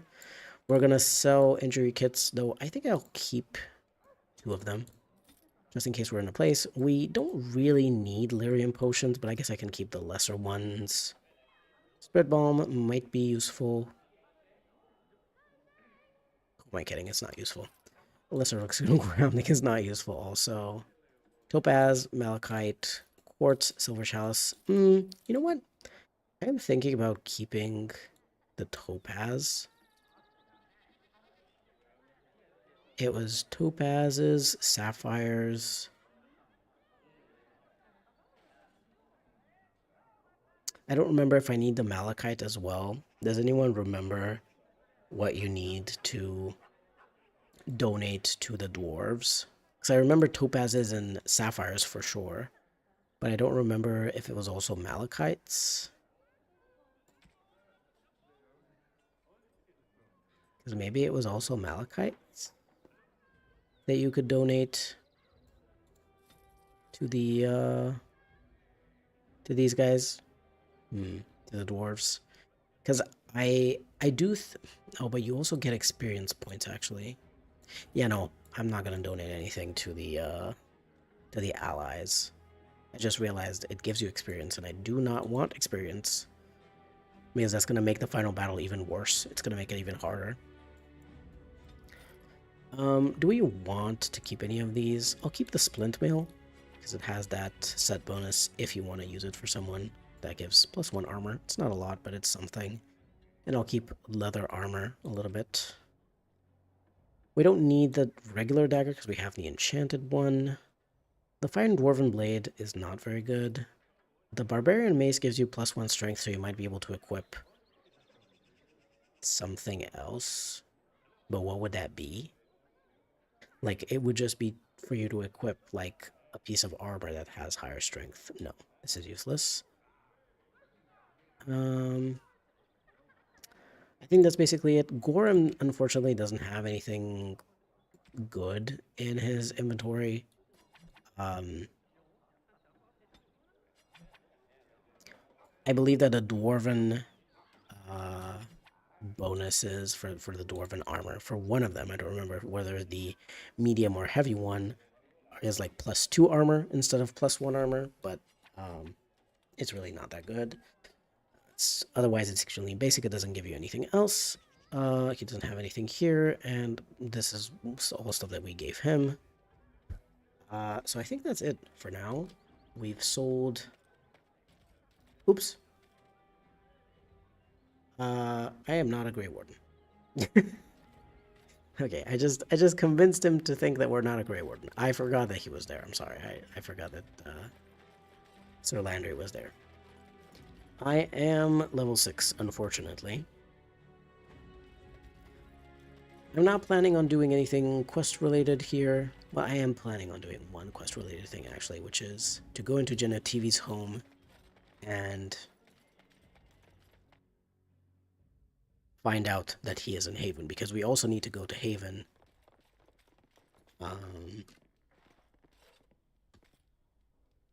I go where I want. I'm afraid I have to insist, and then he starts trying to do stuff to us, and it's just like, do you see us? We are armed. Well, I guess Liliana looks like a Chantry sister. I guess Liliana looks like a Chantry sister, and she does not have any... Oh my god, Alistair? Alistair just beheaded this guy? Holy shit. That was kind of not necessary. Anyway, I just wanted to get Genetivi's notes, Genetivi's research, so that we know that he is in Haven. We don't want to get anything else. There's a couple of codex entries that are optional in here. We don't need those. We just needed Genetivi's research. And that's it. Because we need to go, as I said, to Haven as well to lock that area at a low level. Picking up some loot. Oh my god. The blank vellum item is the most useless item in this entire game, because you know there's a few other items that you can get, some like garnets and various special gems and stuff. You can either donate them to the dwarves, you can use garnets in a special quest, or they are at least slightly more valuable. The blank vellum is not used for any quest, even though it could have been used for something like the Chantry needs blank vellum so that they can write stuff down for people, or one of the mages needs stuff for some spells or something. Nope, no one needs any of those. No one needs any blank vellums from anyone for any quest. And guess what? They are 1 silver. That's what they sell for. They sell for 1 silver. Anyway, I'm going to pick this up for Morgan. The Torch of Embers. It has slightly better damage. It's tier 3, but that's not what we're getting it for. We are getting it for the +3 spell power bonus and plus 10% fire damage. And I believe it also does fire damage baseline of its own. I don't think there's anything that I want from here, because Morgan already has the Vestments of the Seer, which is a DLC item that's very good. The cowls are just kind of not good. The Ring of Ages is not as useful as you would think. Like, you would much rather have armor and health and stuff than these elemental resistances. Not that many creatures in the game do stuff that have to do with elements. And certainly you don't need all the elemental resistances at once. So this is actually like, even though you see this ring and you're like, oh my god, 78 gold, this must be a really good ring. It's not a very good ring. Not really. We have runes here. So I will want a paralyze rune. I will want this flame rune. But I think for now, I want to hold on to my money a little bit so that we can pick up a few other items. But we will want to pick these runes up a little bit later. But for now, we have enough damage at this moment. We have enough damage to be fine on that front for a while. So we need to improve our defenses. So we're going to want either, better accessories, better armor, and so on. And especially stuff like with extra bonuses to all stats or to strength so that you can get more, so you can equip higher tier stuff, especially on warriors. That's what we need at the moment. Do I need to go in the tavern for any reason? I don't think so. We don't need to go in the tavern. I don't need to talk to anyone. I mean, I could check Caesar's stock for a second just in case he has something interesting. He doesn't even have a steel crow dagger. He has a steel saucer, but not a crow dagger. So that doesn't really help me very much. Because the crow dagger is one of those daggers that's actually pretty decent for, even though it doesn't have the most amazing stats, but because it increases your backstab damage, at least it's pretty nice, especially if you can get it at a higher tier and you can also add runes to it. It's pretty good. It's pretty good. Okay. The barbarian helmet is useless. This is useless. This has nothing. And we don't need any of these things. So, no. Caesar doesn't have anything for me at the moment. I'm just going to sell a couple more things to Gorham. And then we will leave. Now, no, because I have the edge dagger for runes. The enchanted dagger has the bonus to attack.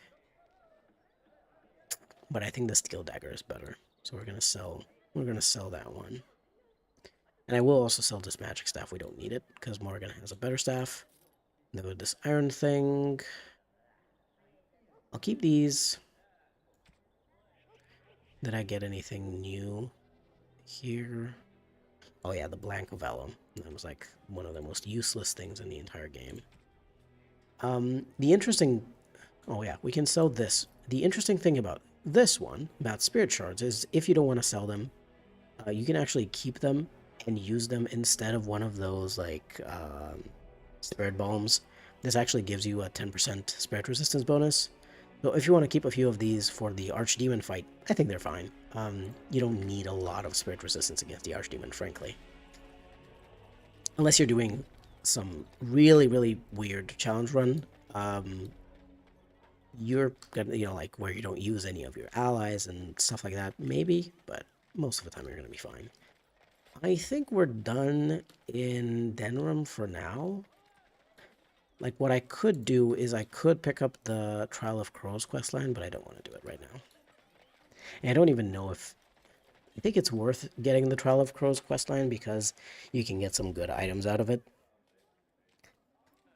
So, we've been to the mages, we've been to Soldier's Peak, we've visited Denram. Let's go to the Bristolian outskirts, also because I think we might be able to get the random encounter that gets us Hexameter. It's an axe. It's not an amazing axe for this challenge run. I don't think anyone can use it, but it is something that we could sell, at least. It's I believe it's a Monty Python reference, the special encounter that we can get here. And it's always between... it's not actually that difficult to get this encounter. You just have to travel between Denram specifically towards the Brazilian forest. That's what you have to do to get it. I do think that as part of Dane's fixes, you can get a tweak that increases the frequency of these random encounters a little bit.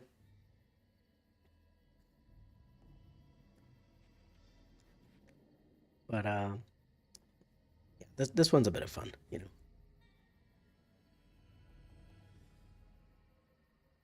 We're just gonna pull the axe out of the if my game doesn't crash on me. Okay, it was really weird. They were just like sitting there. I'm just gonna pull it. You're destined to be the ruler of all Thedas. Hail to the queen. Hail. Pulling some half-drunk logger's axe from a tree is no basis for a system of government. Yeah, like that's just a direct reference to Monty Python. Like a little bit too much of a reference, you know. Like I would have, I would have personally preferred if they kept these kind of media pop culture references in in a more subtle way.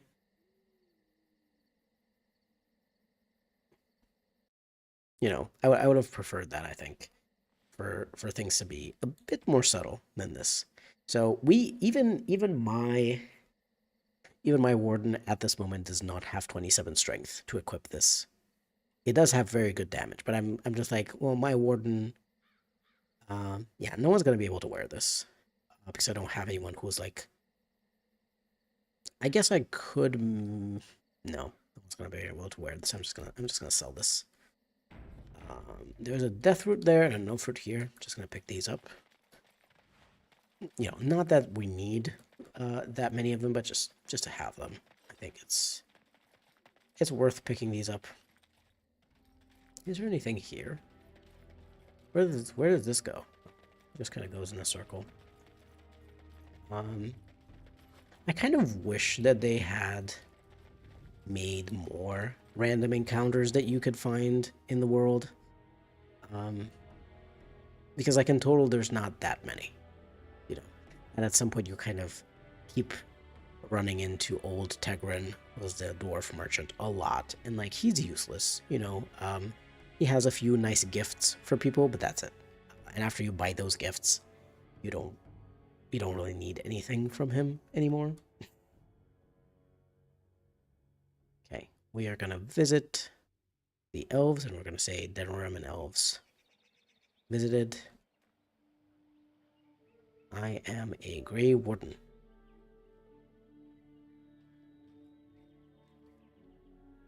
I open the. Hello, we are doing things for you. Yes, we're gonna help your men. I want a reward.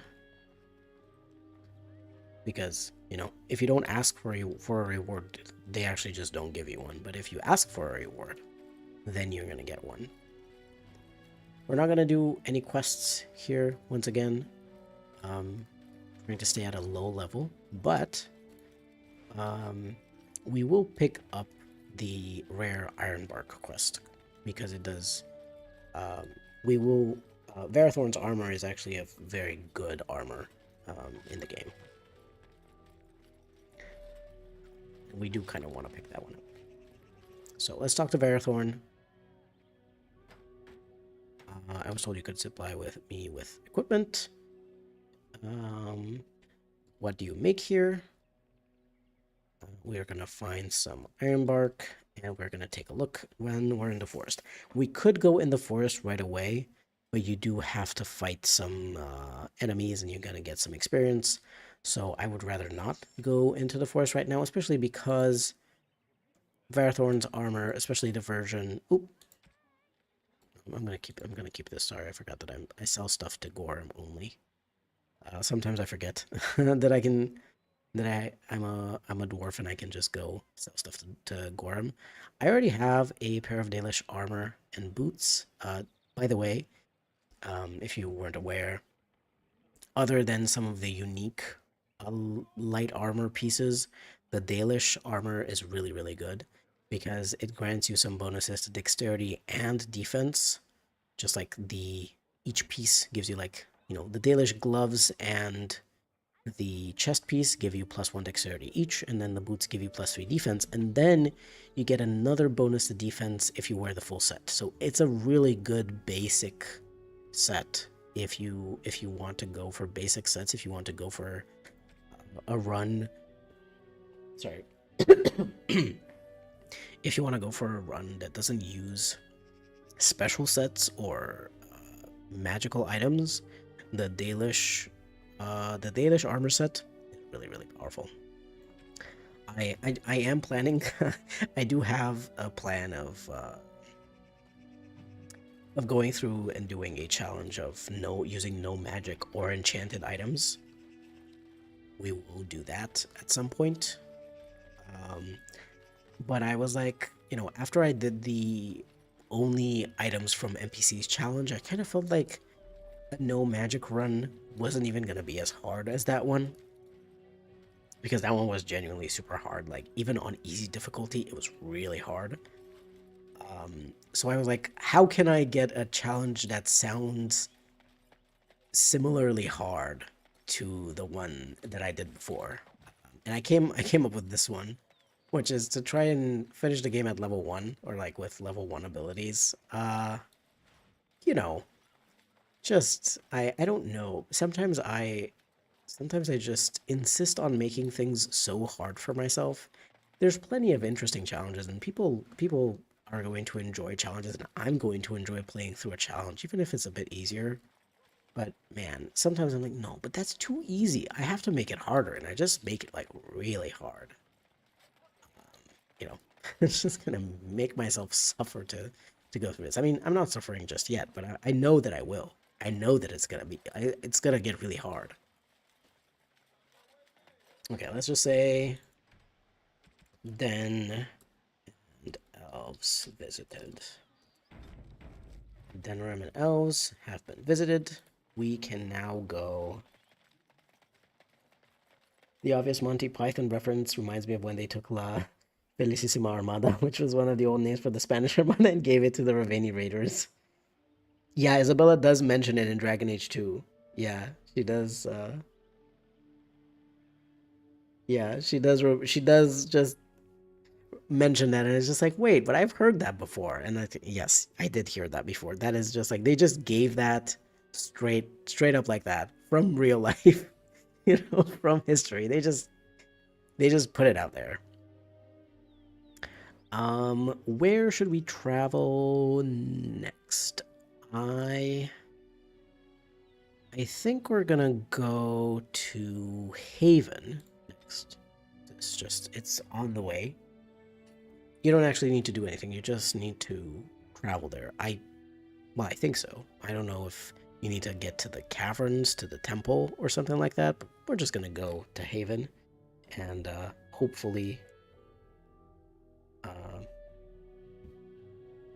lock the area to a lower level. I've never actually done this before. I don't usually play the game like this, so I don't know the specifics. I tried to looking for the specifics on the wiki and stuff like that about this, about the levels, the area levels and stuff like that. They don't even know all of the areas. Like we don't know exactly if there's certain sub areas that have higher level ranges. We're not entirely sure. Oh, finally, we found Old Tegrin. This is actually really good right now.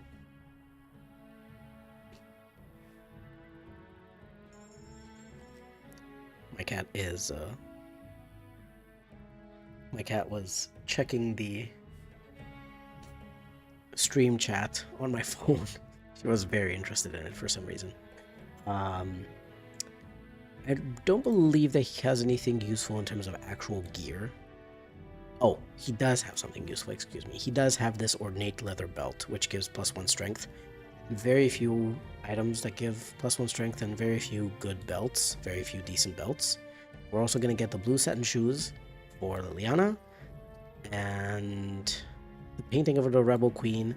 I'm not sure if I need the Silver Sword of Mercy. I think this is another Liliana gift, but I don't think I need it actually, so I'm not gonna give it to. I'm not gonna buy it. But we will. The painting. The painting is very important for Sten, because it's a bit hard to get approval from him. Um, it's not very easy. So you do kind of need to have some gifts for him. But we're just gonna go to Haven here. I think just in case I'm going to talk to the guard we can also go up to the shop. I'm not sure that there's anything, like, I'm not sure that we want anything from the shop.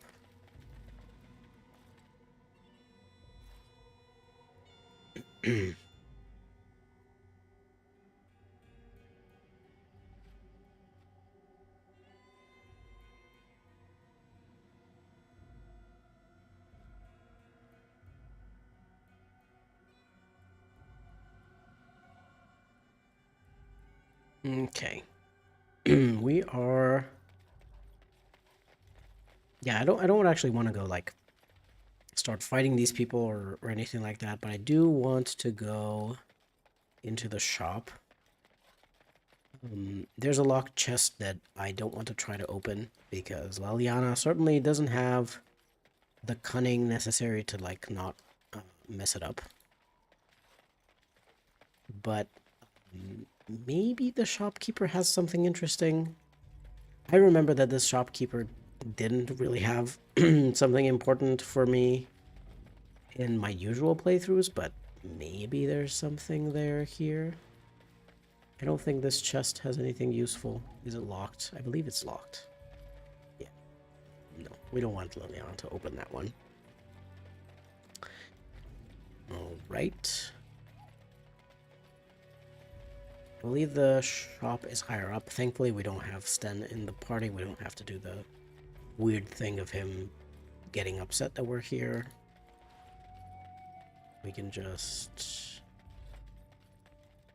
get some loot, some death loot and stuff.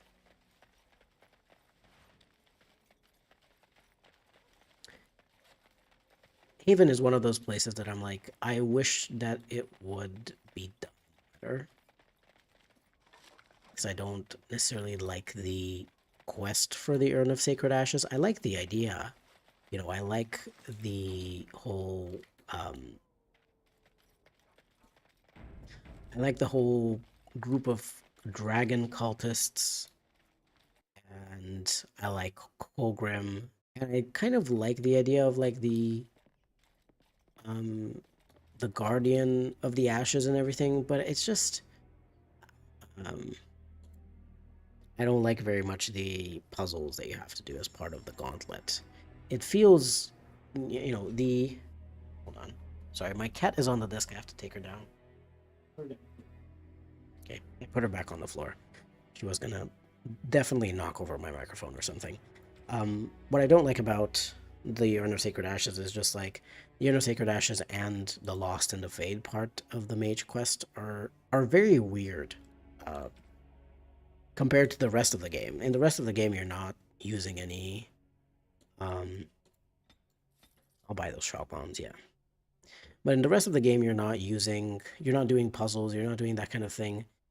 It just feels a bit weird. I'll be honest, it just feels kind of awkward to be doing those puzzles.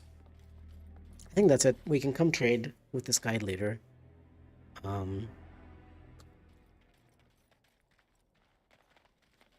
all right. Can we travel from here? No. To go all the way back down.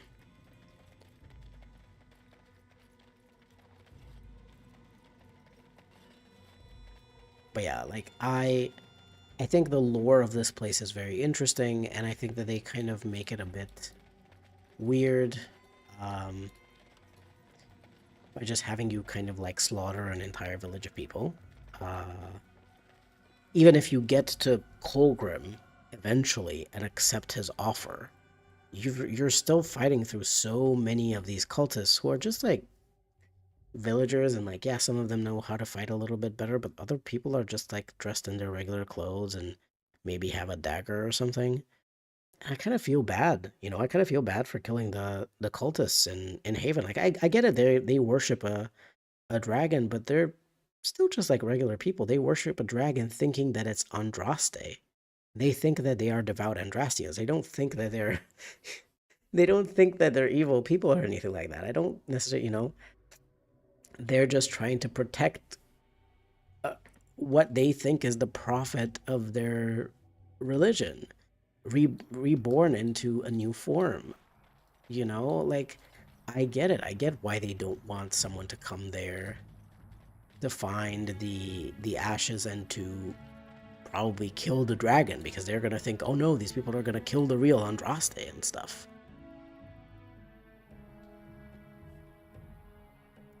It makes sense. I kind of wish.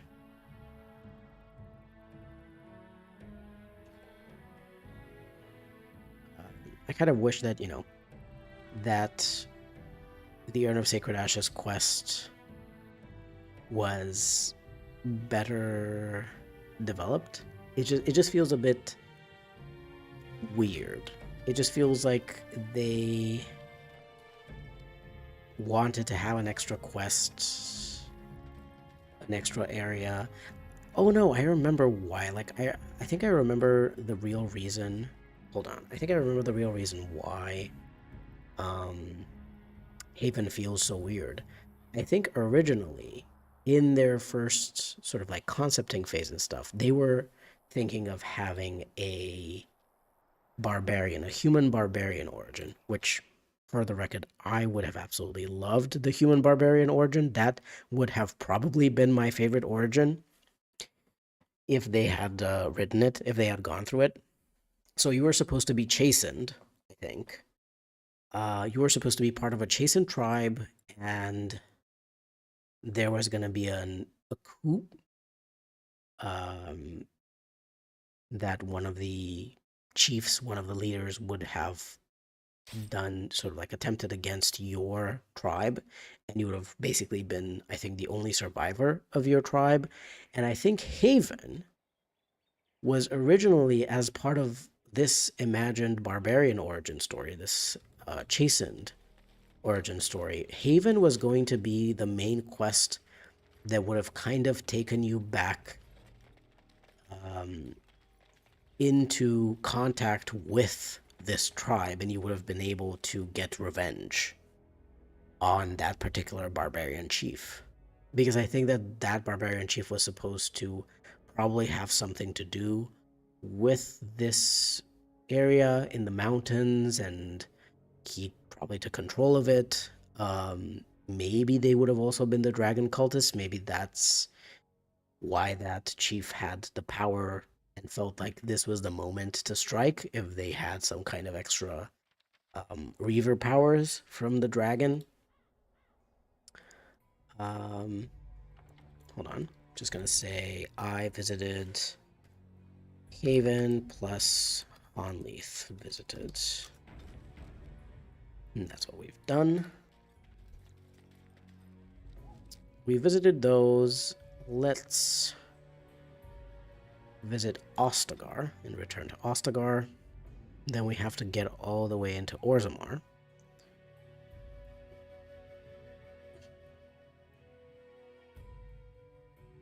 I'm not sure if you have to go all the way into Orzammar, though. Maybe it's just the Frostback Mountains, but just in case, I'll make my way fully into Orzammar, because I do need that to be as low as possible of a level. Frankly, I really do need to be that. That area is going to be really hard when we get there. So I need to be as low level as possible. But yeah, I think I would have really loved the Urn of Sacred Ashes quest if it was going to involve chastened barbarians, and especially chastened barbarians that you might actually have a connection to if you were a chastened barbarian yourself. That would have been really cool. And it would have also allowed the writers to flesh out the chastened and the Avar tribes, and show them off more in the game, because we really only got to see the Avar a little bit in the Jaws of Hakon DLC in Dragon Age Inquisition. Otherwise, we barely have anything about the Avar and the Chastened in these things. We just need to kill these two Darkspawn here. I think there was like a third one. They don't give a lot of XP, so we're good. It's just to unlock and level lock this area. That's all we're doing. We can pick up like a couple of things of loot from Return to Oscar from here, from these sacks. um, and crates and stuff. We can pick up the key to the mage's chest from the charred corpse of the prisoner. We didn't want to do that quest because it would have given us experience. That's why I didn't talk to him in the regular Ostagar thing. Um, I think that's it. We have, we're going to say, return to Ostagar visited. Now, I'm going to go a little bit to camp because I do have a gift for Sten. And I just want to see if I give him a gift and then I talk to him, see if there's anything. I know that I could have also used the gifts and pranks DLC, but I didn't want to. I didn't really like the gifts and pranks DLC that much. You know, it just gives you these pranks that lower the disposition, the approval of your.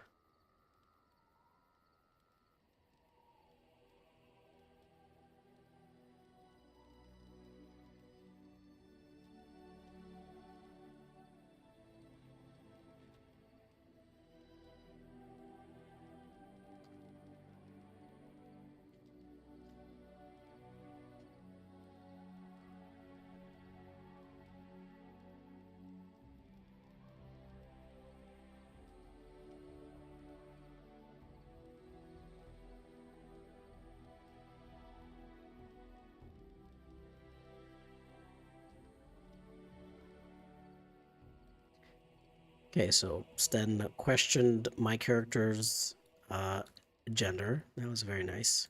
Good job, Sten. You're doing great.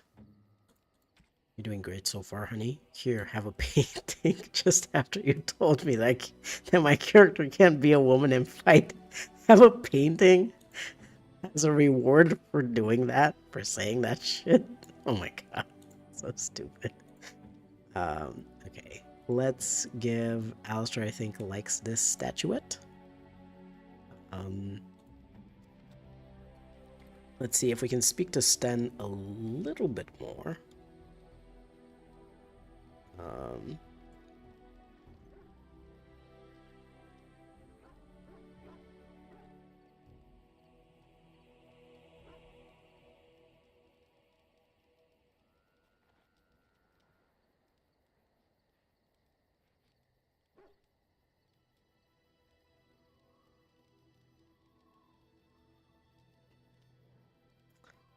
um,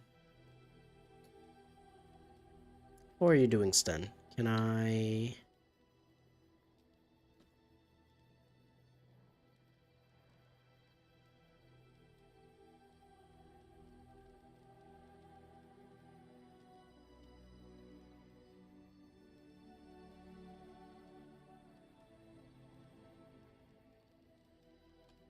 Okay.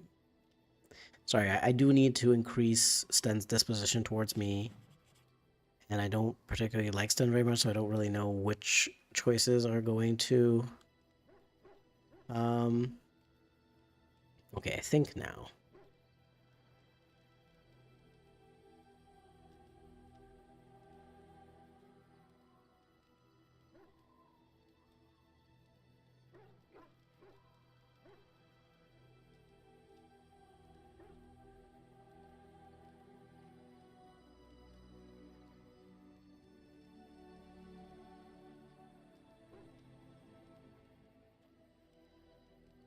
Okay, so finally, Sten told us about his sword, and I can stop speaking to him because he is a piece of work. He just keeps saying just so much, man. He just has some opinions, you know. I don't think we need to speak to anyone else for now. We're just going to take Sten and Alistair and Morgan. Oops, Morgan. Now we're going to go to Lake Calnad. And then we're going to go travel to Orzammar, which is the last place that we haven't visited yet, other than Red Cliff Village, of course. But Red Cliff Village is the last the last place that we're going to, because we need to stay there and actually do the quest. Or at least we need to stay there and do the quest for Sten's sword, but I think that I want to stay there because Owen, the blacksmith, if you save his daughter from the castle, will sell you the gloves of diligence. My cat's meowing at me. I hope you don't hear that in the background. I'm sorry if you do. But I will have to stop streaming soon. I think after we get to Redcliffe and we get Sten's sword, I'm going to stop streaming. Because it's fairly late. It's already, it's almost a quarter after 5 a.m. I do have to go to bed at some point. But let's get a bit further into.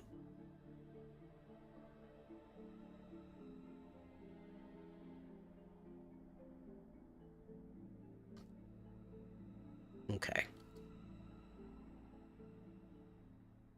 We have found out that Farron has Sten's blade. Well, he had Sten's blade, so we'll find out that he only had it. He doesn't anymore. Oh yeah, by the way, I just remembered. I told you why I chose to be a dwarf and a dwarf noble. But I never chose you. I never told you why I chose for my character to be a woman. It's actually for Sten's quest. I believe that you can try to seduce Dwyn if you are a dwarven woman. If you are a dwarven woman, you can try to seduce Dwyn, and it kind of works a little bit. Just a little bit. It doesn't like you don't actually get to kiss him or anything like that. It would have been kind of cool if you could. You can't, but you do get to kind of seduce him a little bit. Okay, this is a difficult fight where I actually needed to... Hold on. I need to check that everyone else has their stuff ready. Okay, we need to go and attack the mage first. You know that. The fireball that the mage did was actually kind of detrimental to this. We're gonna put these here. It was actually kind of detrimental to the mage. I'm going to heal Alistair. I'm going to knock this bounty hunter down. We're doing quite well here. I don't know how Alistair missed over there. I'm gonna heal my character up. I'm gonna also down potion. Alistair, could you like do something? Hold on, I'm gonna need a better potion. I'm gonna put this here until we recruit Zevron and when there's not much to do. Okay, let's go attack this guy. Heal up. My cat asked for water, but I don't quite know. I don't quite think that that's what she wants. I think she actually wants food. But she can wait a little bit. She can wait a little bit more.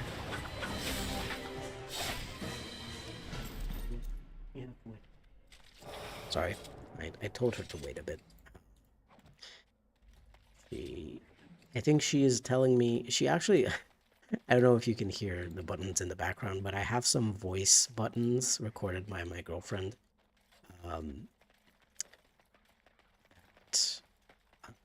Say various words like water and food and outside and various things like that. And I think that right now my cat told me water outside because she considers outside to essentially be any place that she can't currently see or be in. And so the bedroom door is closed because my partner is asleep and I didn't want to wake her up with my stream. And I think my cat just told me water outside because she wants me to... And now she also told me mummy. So she wants to go to the bedroom, which she considers to be outside.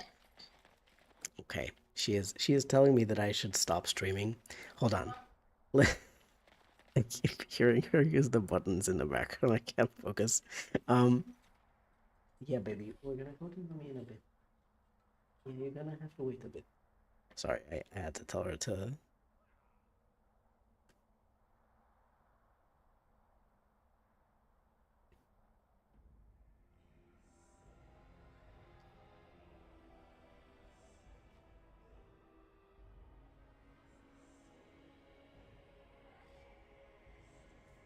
Okay.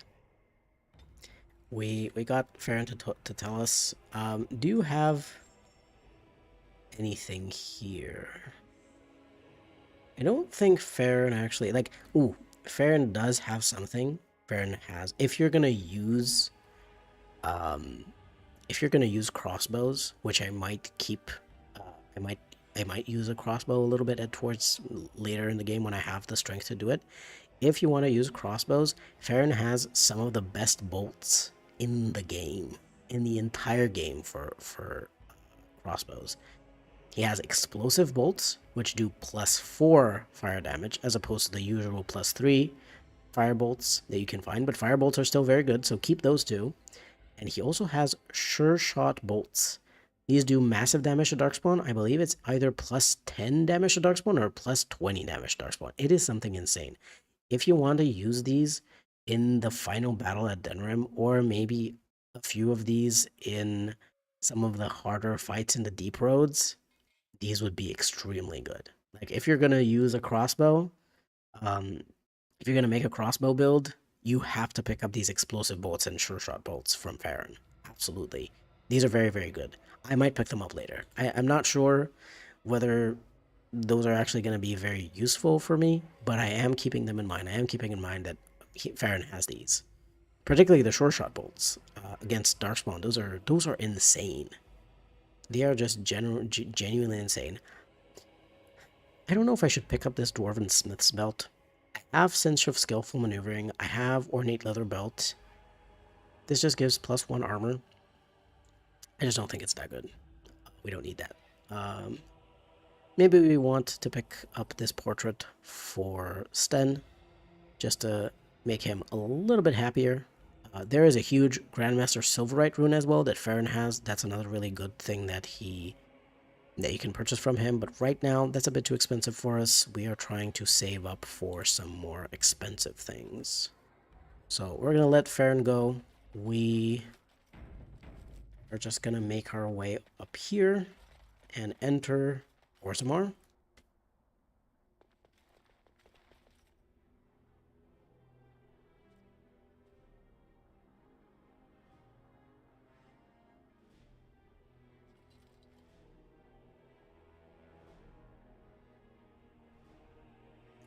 Okay.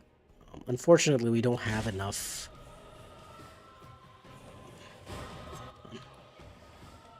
We don't have enough stuff to.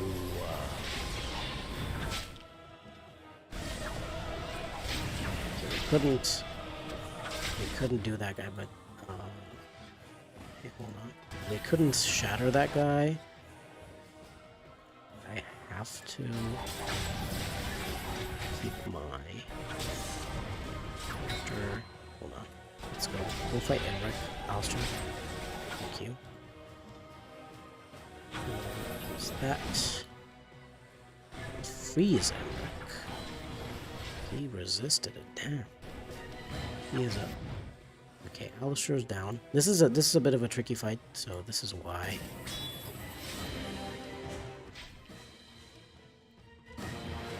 Do my best here. Let's see. Okay. Sven is down, but we're okay. We are alright. I'm just gonna pull myself up. Pull myself up here. Gonna pick that up too. Do this. That guy resisted it. Heal her. I guess we're gonna freeze him. So if we can't freeze him, we're gonna fire. God, he is resisting everything. He is resisting frost. He is resisting knockdowns. This guy is really strong. But thankfully, we are just slightly stronger. So this is what I mean. Like, I'm level, I'm level 6 here.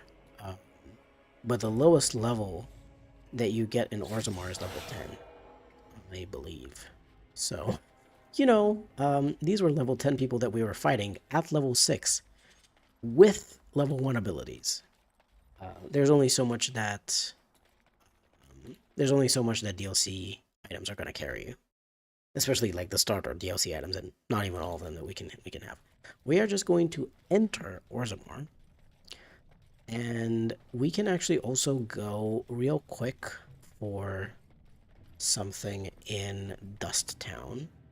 I don't think we have enough money. The Life Giver ring that Garen has here is also very, very good. It's a very nice ring to buy that we hopefully can make enough money for. I'm not entirely sure that we can, but we'll see if we can. Ideally, I would like to not be forced to sell DLC items. I would like not to if I have to. Like if the game gets too hard and I can't do anything about it, I will. I have to wait a bit. Sorry, my cat meowing at me. Okay, we are gonna just check out Legnar here. Okay, this is the guy who was talking about Balin as a very profitable thing for the merchants and the commoners.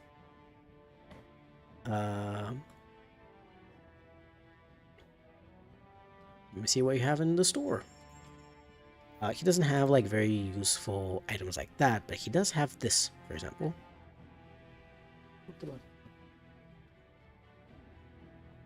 Legnar has this. It gives +2 to cunning, which you might want to pick up for a stealing character.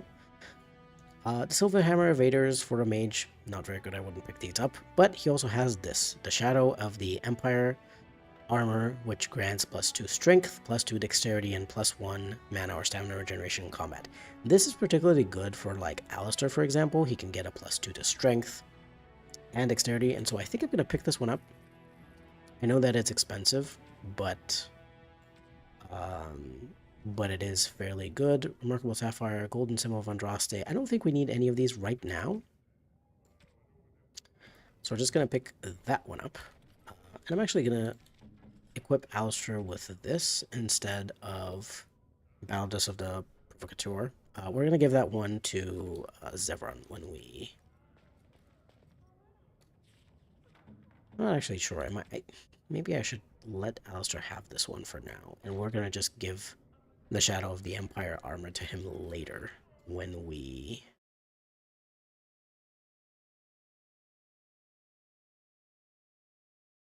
actually have a proper rogue to give it to give the battle dress to. Doesn't make any sense to give it to him because like the battle dress just has more stats, has like extra armor and more dexterity and stuff like that. So I think it's just worth leaving it on Alistair for now if we're gonna keep using Alistair.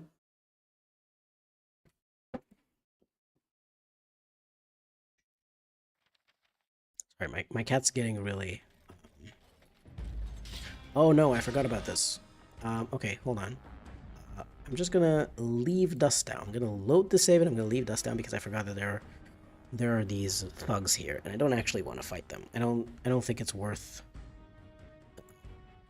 Game crash. It was just a little bit... it was just a little bit laggy. It did not crash, thankfully. Okay. I forgot about those thugs. I'm not gonna go here. I'm just gonna leave immediately. And we're gonna go in Redcliffe. And after we get Sten's sword, I'm gonna stop the stream because I have been streaming for a very long time, a lot of hours, and my cat wants to go to bed. I have been streaming for so many hours that my cat wants to go to bed. My cat is telling me, let's go sleep. Let's go to the bedroom. So, that's what we've got. I'll check Garen's stock, but I believe that the main thing that he has is The main thing that Garen has is the Life Giver Ring. He also has like crystals for Shale, but unfortunately, the crystals for Shale aren't at all usable by us in this playthrough. Oh, he has the Rose's Thorn Dagger. Here's the thing, though. Hold on, my cat's doing something she's not supposed to do.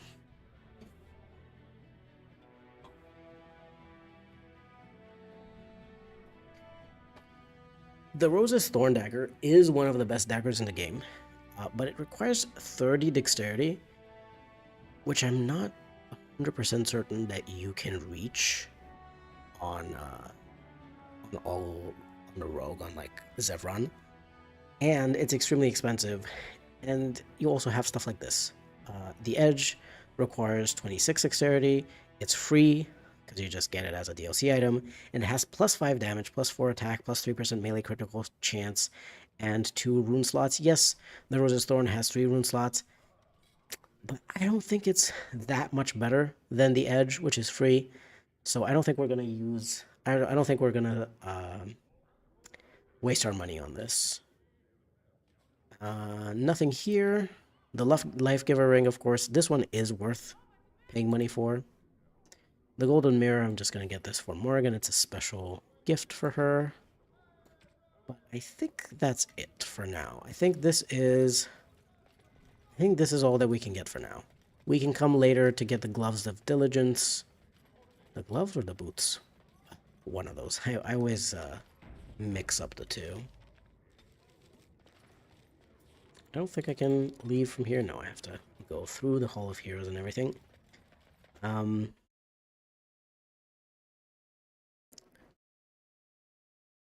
the Shaperate, there is a locked chest that has the Gloves of Diligence, and then the Boots of Diligence you get from Owen in Redcliffe. Yes, I have to think about it a bit. I kind of forgot. It's a bit hard to keep all of these little details in mind. Okay, so just gonna say Orzammar visited.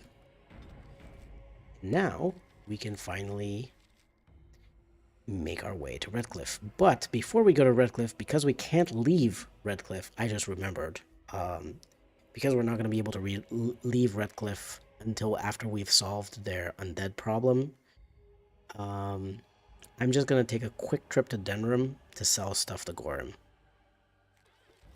Because I don't want to... I do not ever want to be forced to leave loot on the floor or destroy items that I have in my inventory because I reach the limit. Because we already have very limited resources in this run. We need all the help we can get. So yeah, this I'm gonna sell. No one's gonna use it. Mace I'm gonna sell. I think I was keeping these two longbows, and I was also keeping this crossbow. I don't actually think that we need the arrows. The firebolts, maybe, because, you know, this has basic good, like a strong damage baseline. Maybe we want to keep the firebolts. They're there. They don't take up that much space because they stack. We don't need 2 Dalish armors, do we? No. I'm just going to keep 1 Dalish armor. One of these.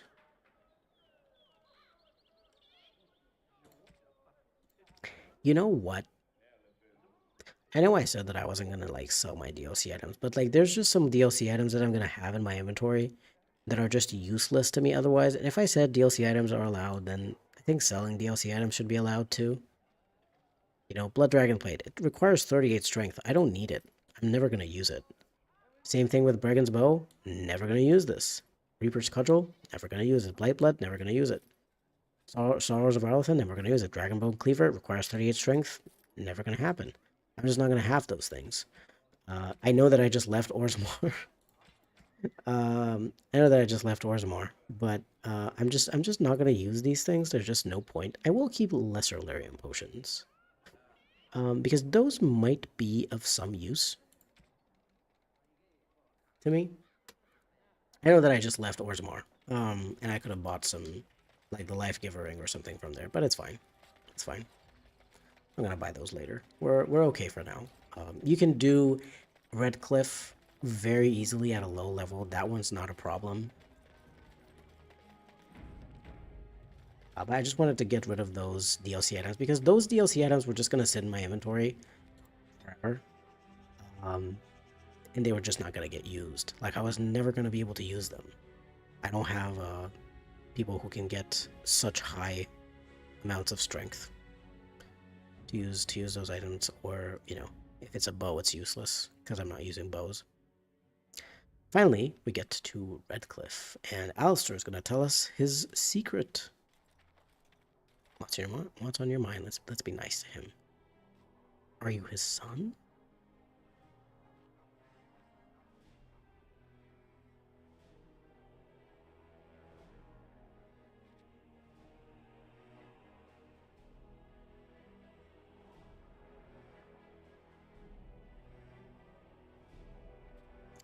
Okay. Um, we have Sten and Alistair and Morgan.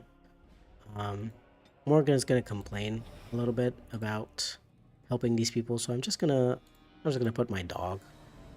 I'm gonna put Liliana because she's probably gonna be happy that we're helping these people out. Um, you know, just gonna. But I like that. I'm just keeping Liliana with her like chantry robes.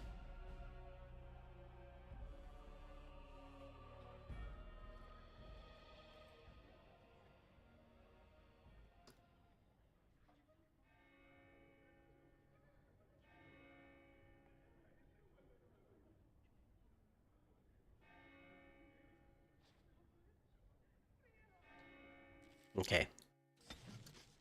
Sten disapproves -10. Wow, thank you, Sten. That is so nice.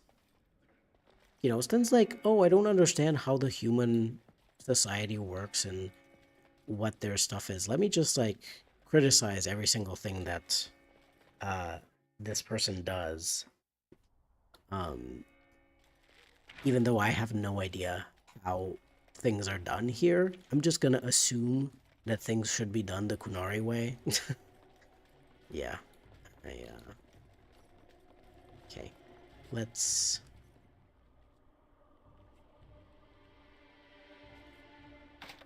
Okay, we're gonna break the lock. We're gonna go in.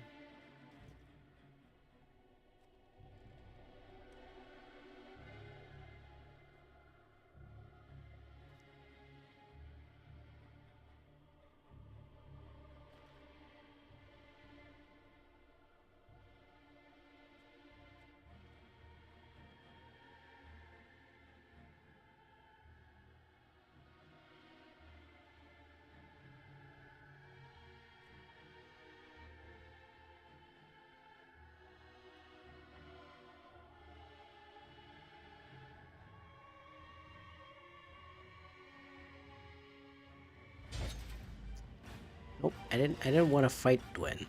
I guess it's happening. I wanted to convince him to help fight the, I wanted to convince him to help fight. I guess it's not happening. I guess we are fighting. That's what's going on. Liliana, I'm sorry. You, here you go. Here you go. You can have a couple of things maybe. If I'm gonna make you fight, I'm sorry. I didn't know we were gonna fight. I wasn't gonna keep you in my party if I knew that this was gonna end in a bloody battle. But I guess we are going to win. I didn't mean to. I was trying to convince him to join the fight. Of course, my character doesn't have very good cunning or coercion. We just have the one rank in coercion. It's gonna help us against a few people, like to use the skill against a few people, but it's not gonna do very much else, unfortunately.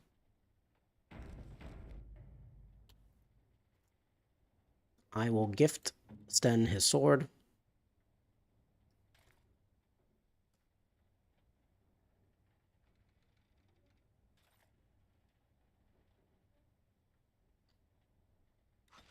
All right. So Sten got happy again that we gave him his sword after he just disapproved, by the way, with a -10, and now he gave us a +16, so he is happy.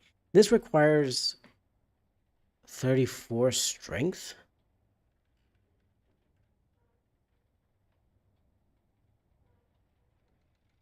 Oh no. um, I I just realized that Sten's usual sword, Asala, was I think made out of steel. But I have in my Quinn's Fixback mod. No, not Quinn's Fixback, I'm sorry.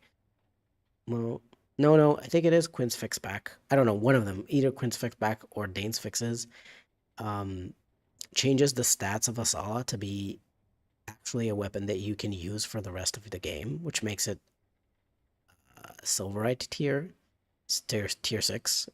Unfortunately, that makes it require 34 strength, and I believe that Sten can't get up to 34 strength to equip it. So I got this. I did this whole quest for Sten for no reason, because he can't equip this version of his sword. With this very bad Asala, that's what I'm gonna name this save file.